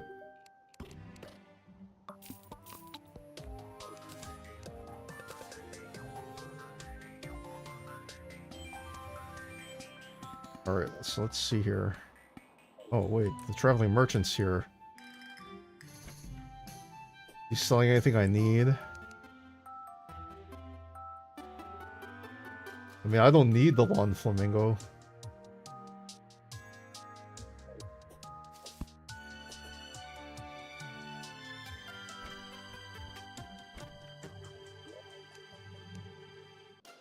Alright, so I got 4 mithril bars. Oh, this little table? This is the war table. You get this from that Old One's Army event. When you kill the Dark Mage. I think before it was just like a vanity item, but in the 144 they actually made it a buff station, so when you click on it, it gives you an extra sentry for free. So I've been doing it more because you can use the rods that he sells. Wow. He just shot that bunny. What a guy. And since you can use the rods outside of the event once you win it.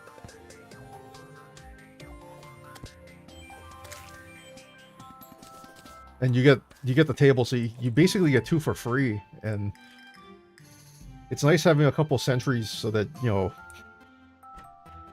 when you're trying to do stuff and the mobs are just like coming at you all the time and it gets really irritating.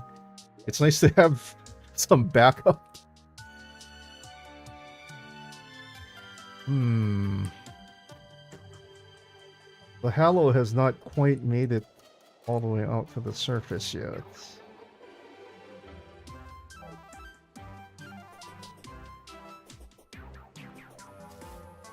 The pixie farming might not start quite as fast as I want it to.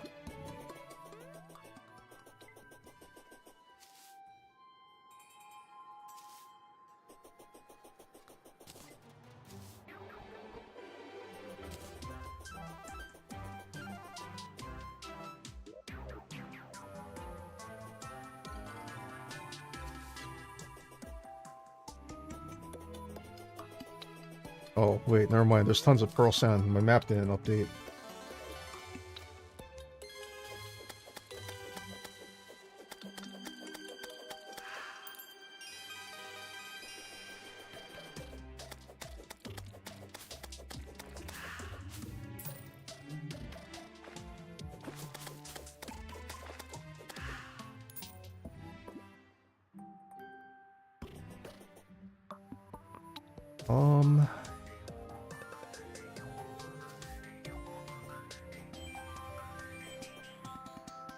I'm gonna steal this sunflower.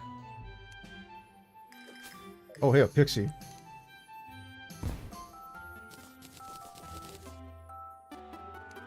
I'm gonna flat out this land.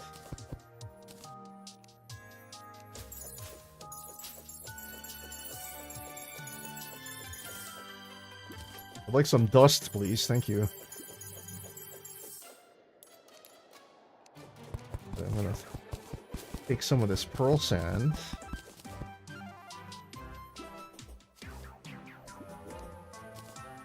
Because I know this stuff spreads like wildfire, I'm gonna just dump this over here. And just let it spread up this way to the actual dirt. I'm gonna just throw a couple blocks over here.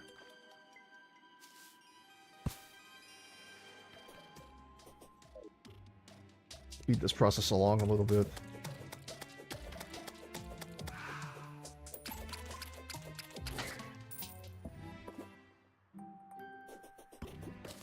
Okay.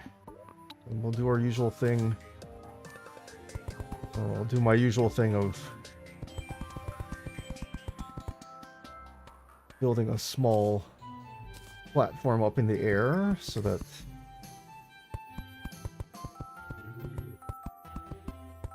you can just mess with these nerds from a safe place.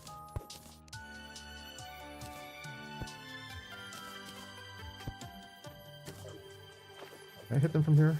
Well, I can rope down and hit them from here.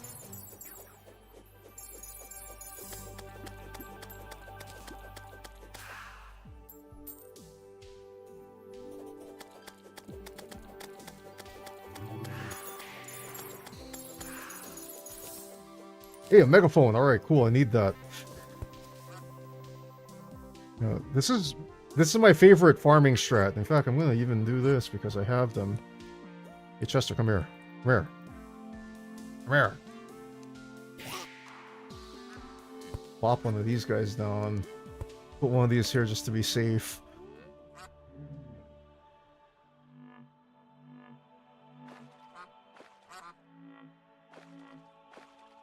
We'll drop these two guys, one here and one here.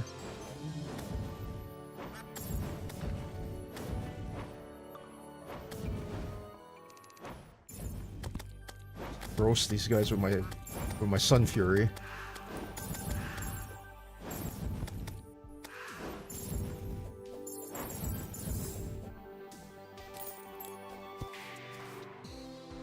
The only thing I'm worried about are the unicorns, man. Just don't need those guys like running in and kicking me in the face while I'm just taking care of something else.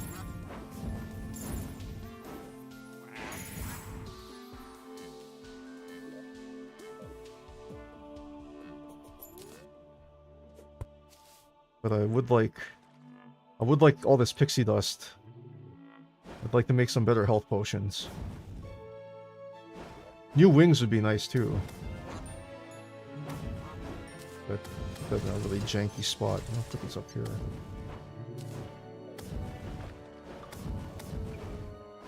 Give them better angle.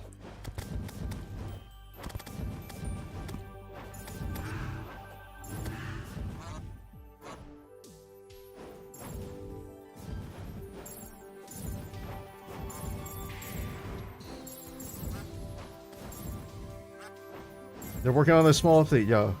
I've been watching the dev notes a little bit. They keep adding things, and so it's like, I'm like, Are they ever going to finish this update?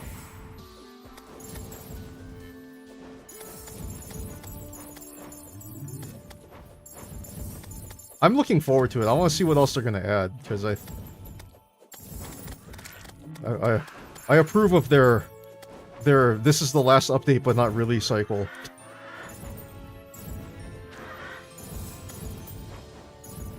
Right? Hopefully they'll start something new. Otherwise it'll be like, oh, we felt like working on Terraria some more. Hey, speaking of unicorns.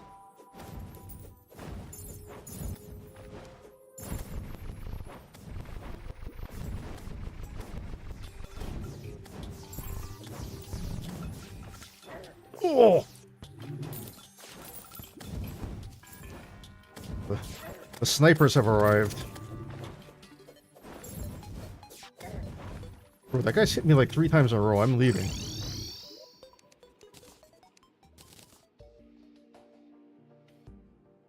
The dodge strat was not there. But anyway, I got some pixie dust now, so that's good.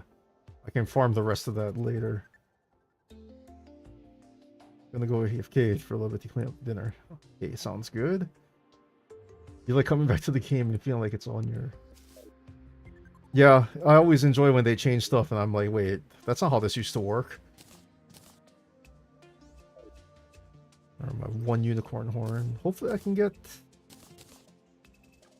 the apple. I would really like the apple. The apple would be nice. I can get the mount. Alright, it's nighttime. So I'm gonna do my favorite.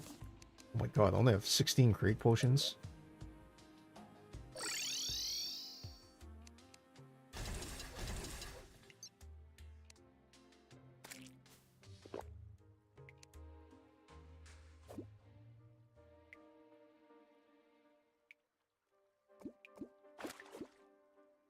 Since I'm not a huge believer in smashing altars.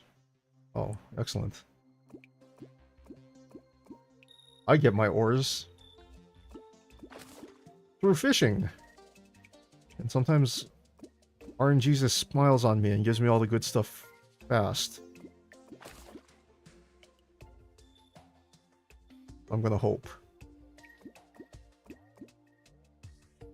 Plus fishing is nice and relaxing, so...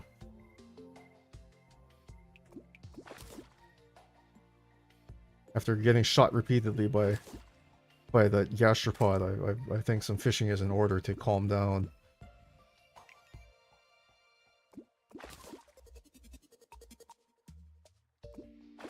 And you know, I would smash altars and then go mining, but you know, getting wrecked by every master mode, hard mode mob in the Hallow is not my idea of a good time.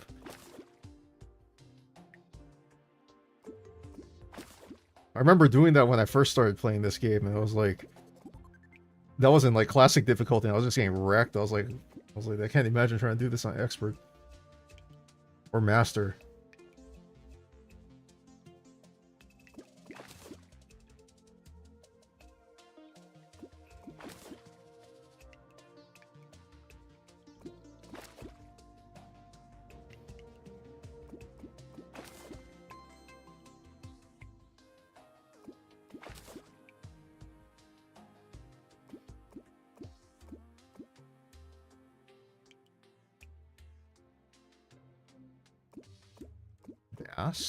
Bass?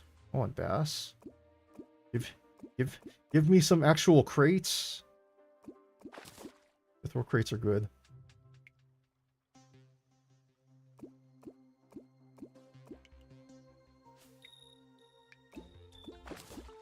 No, I have to figure out what kind of armor I'm going to use.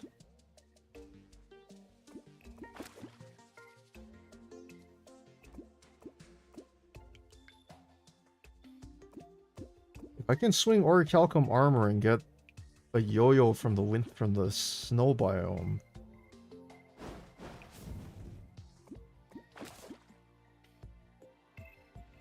That would be enough for me to feel comfortable taking on the destroyer.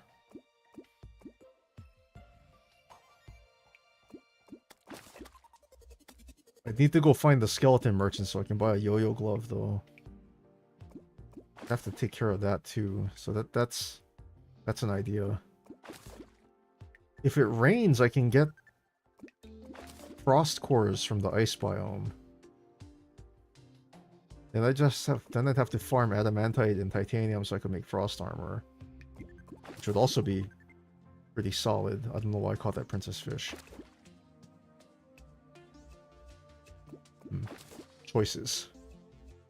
Choices.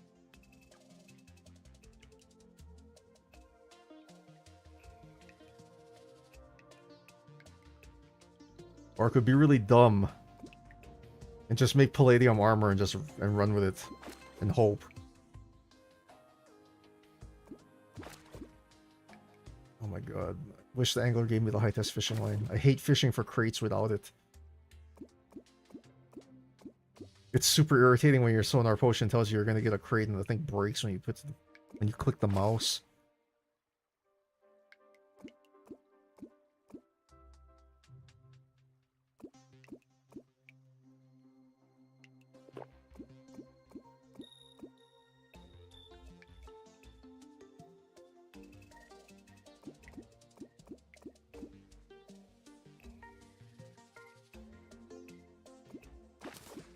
One thing I am grateful for in the latest update, the last update they did, was that they reworked some of the potion durations. And I like that because they fixed the crate potion duration to be half of the fishing potion duration, so you need to burn 2. You can have crate potion effect for basically the whole time you have your fishing potion active. Because I remember before it was like, I think the fishing potion was 8 minutes and the crate potions were 3 minutes, so it was like there was no way to like even them out.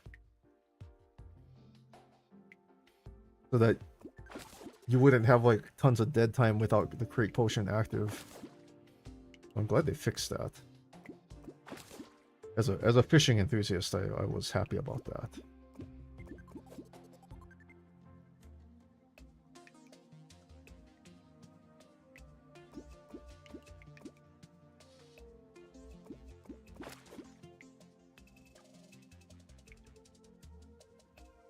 All these pearlwood crates. I would prefer better crates. But I'm also fishing using, well, here we go, divine crate. Is that the secret? I have to just complain about it enough?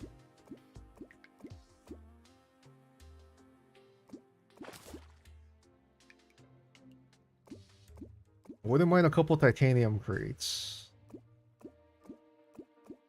Would not mind getting some titanium or adamantite ore so I can upgrade my furnace. Oh.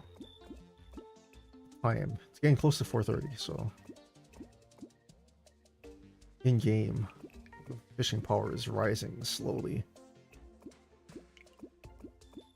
Actually, it's 4:30 in real time for me too. I'm gonna have to eat dinner pretty soon. Or at least get ready to start working on dinner.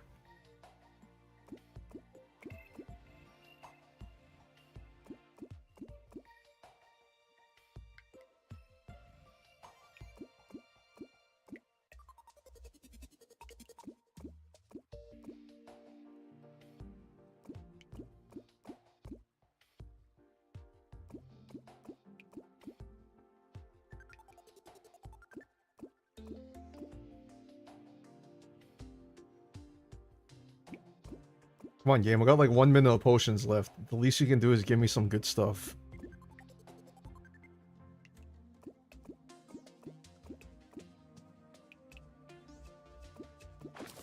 A frog leg would be good. Then I could make my amphibian boots. I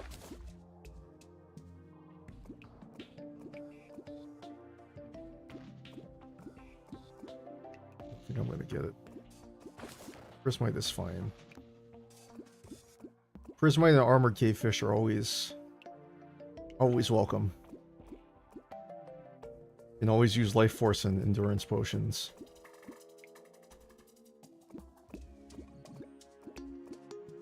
Especially in master mode where everything hits like a truck.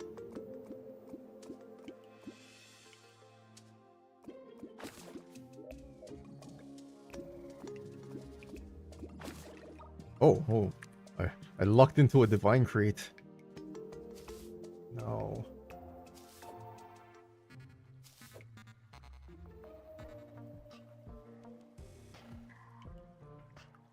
Is the wizard's on this side?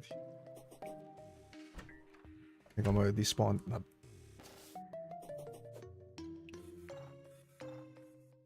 Bollocks.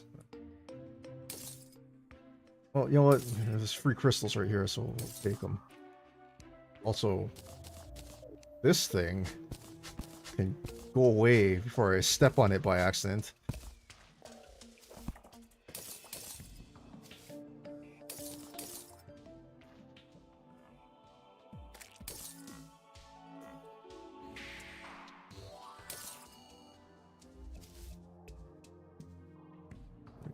Wizard. Oh, this way someplace? Oh, there he is. Good morning.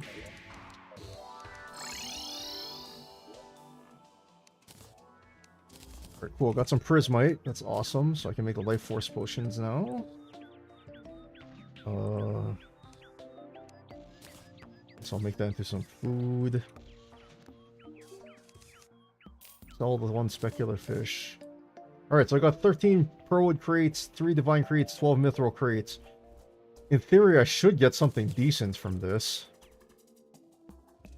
So we'll see how much more fishing I have to do after this. Well, crack these first.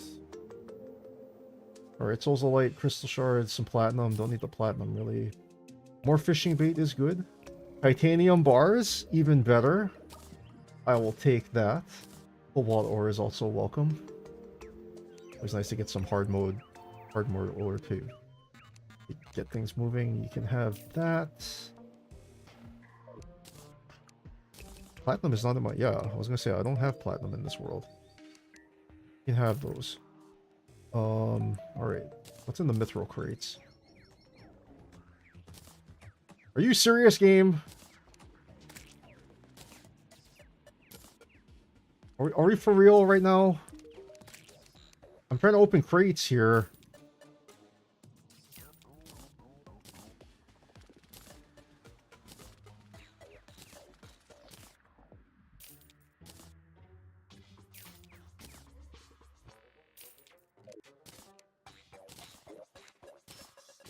Got some orichalcum, some palladium, cobalt bars, mithril ore. Okay, I think I can make an anvil pretty soon. I don't need that.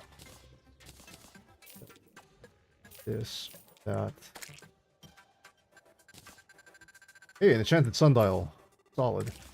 I'll take care of these slimes as soon as I'm done opening crates. I know it's gonna last long enough for me to finish all that what I wanna do here.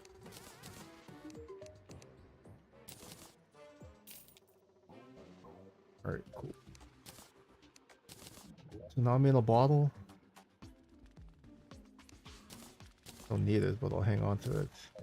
Enchanted sundial, I'll put that over there. Hopefully I don't accidentally click on it and move the day when I don't need to. You can have the copper ore, I don't need that. Save the iron bars for stuff. It's good for general purpose things. And there's a party down here. Come here.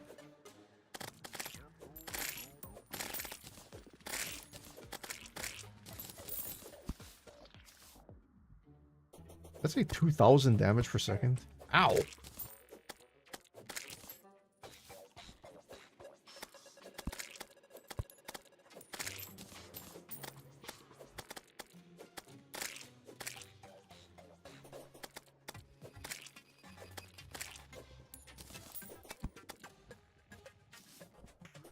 It's hard mode. Don't want to deal with the green slimes.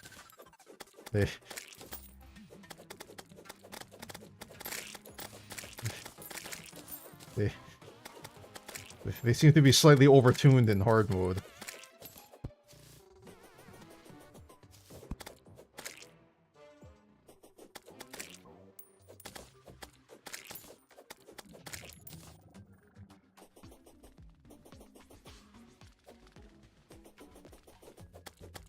Right, they made them... How much damage do they do? Right now it's... Well, I have the banner. Yeah, I have a banner, so it's only 15, but... I forget when they... Did that thing... Oh my!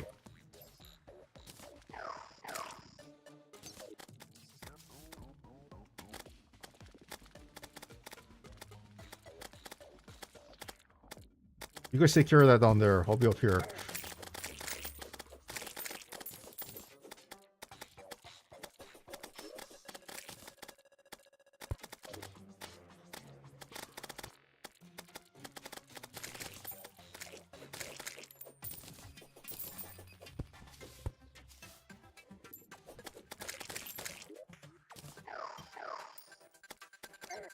Ow.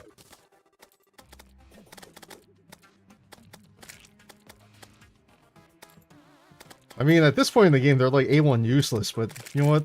They're fun to have around, so...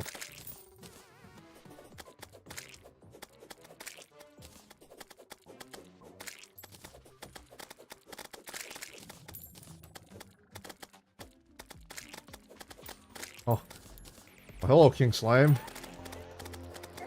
Ow.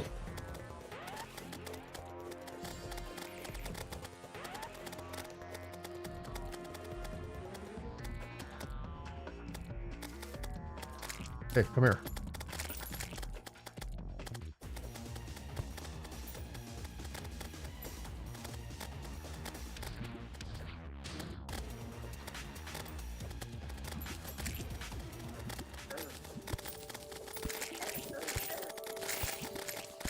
Get out of my way. All of you guys, get out of my way.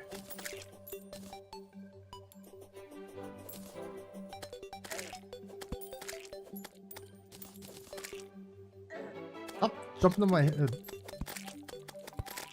All the guys from the upper level are like, hey, come back here.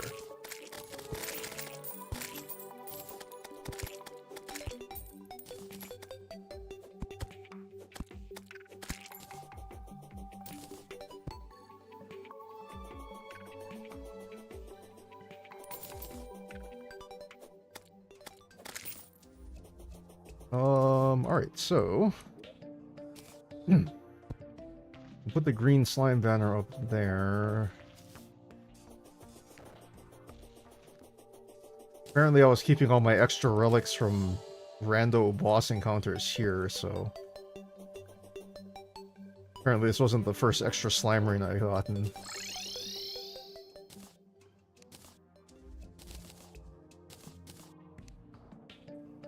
Well, I will keep that there. I'm gonna sell... Wait, do I have all the... Do I have all the goods from these guys? I have the full ninja set, I have all that... Oh. I didn't have the gun. Oh, I didn't have the mask either. Alright, now I have all the stuff. I can sell the rest.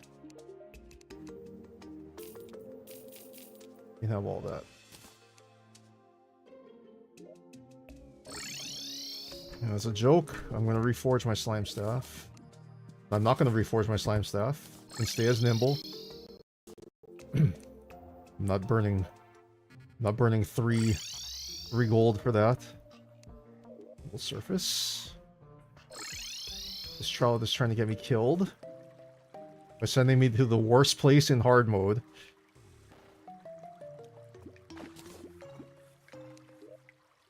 Alright, now give me the high-test fishing line, or the tackle box. The hotline fishing hook is also not a terrible thing. Thing is, I don't have a lava-proof fishing hook yet.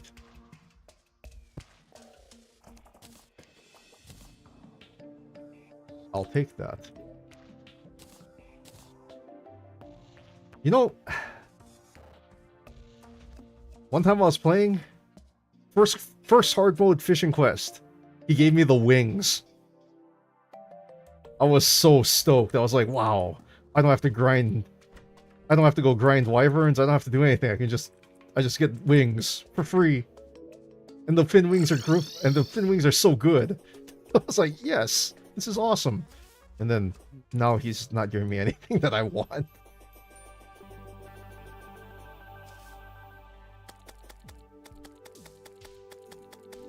Ah.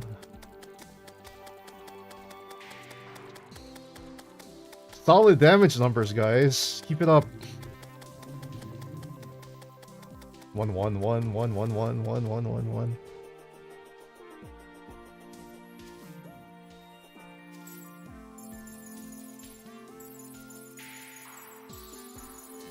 They're trying their best, you know.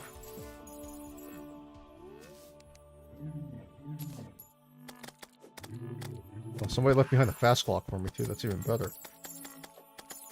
I'll help you guys out.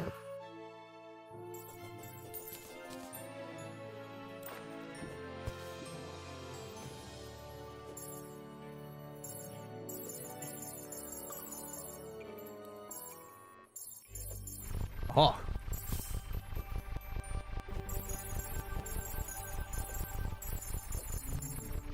Actually, the nice thing about the slimes is that they're keeping that unicorn pinned down right there, so he doesn't run away. So I can just whack him in the head from up here.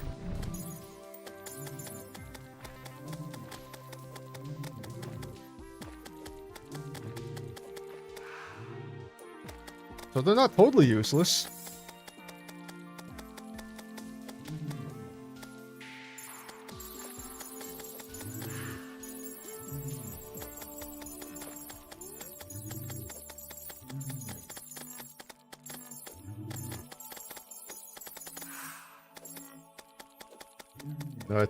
I've definitely teleported away before I got all the stuff from here.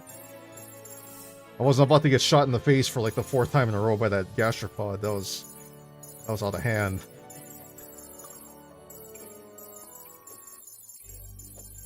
Hate those guys.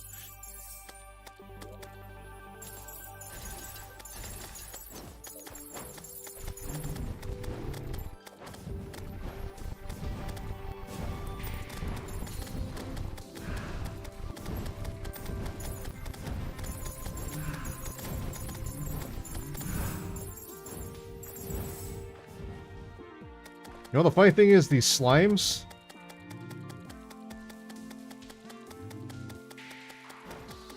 are much better at attacking than the finch is. Like, the finch just, like, flies in circles around things and, like, never tries to hit anything. Yeah, these guys are aggressive enough to go after things.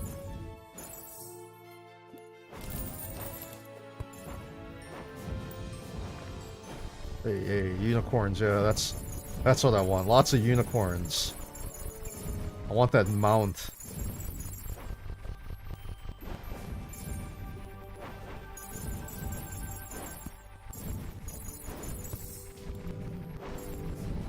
I'm getting lucky with the unicorn spawns.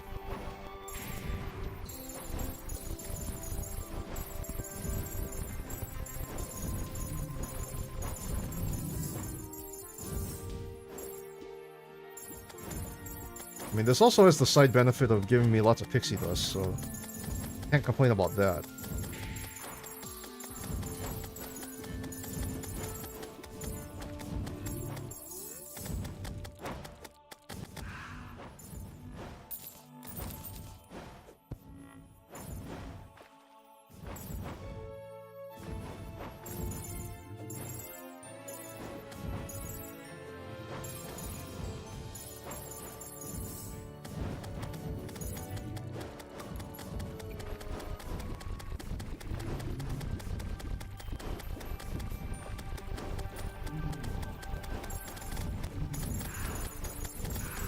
I wonder how many unicorns it's going to take before I get to the apple.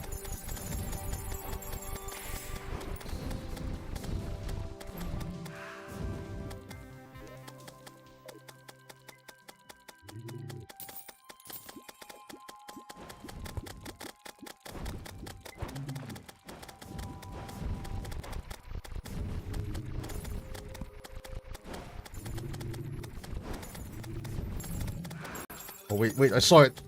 I saw it, it dropped.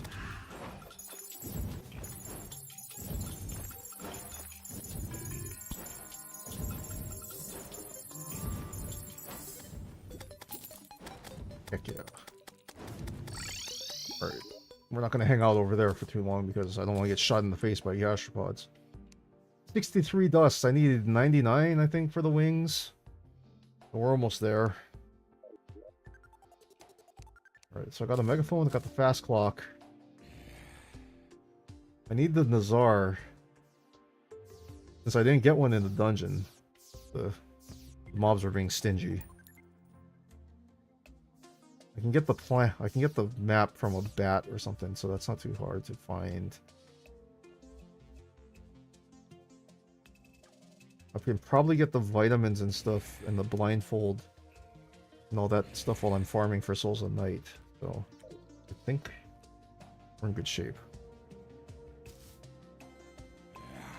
But holy moly, I've been going for 7 hours. I should probably stop and go eat some dinner.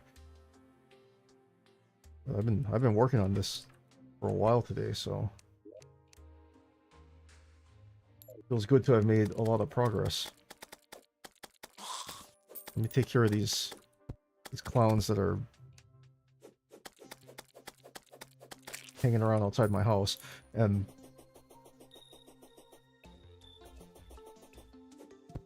you have to hit to sleep. Yeah, I was gonna say it's getting kind of late, but you can see we have all the pre-Hardmode relics, so we're in good shape.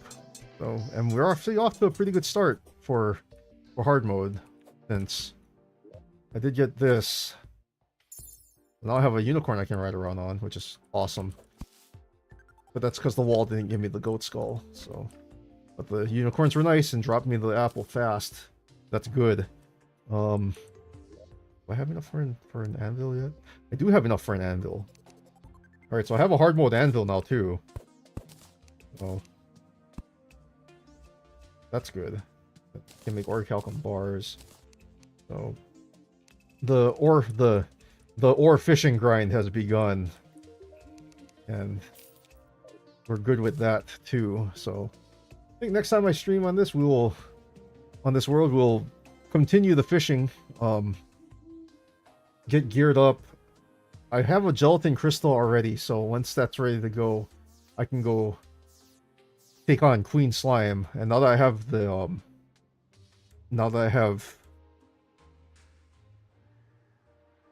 unicorn mount, it's very, very easy to do. I just need to make a sky bridge for it, and that won't be too hard. So I just gotta grind out for my wings, and then we'll start moving into doing some bosses and stuff. I think it'll be a lot of fun.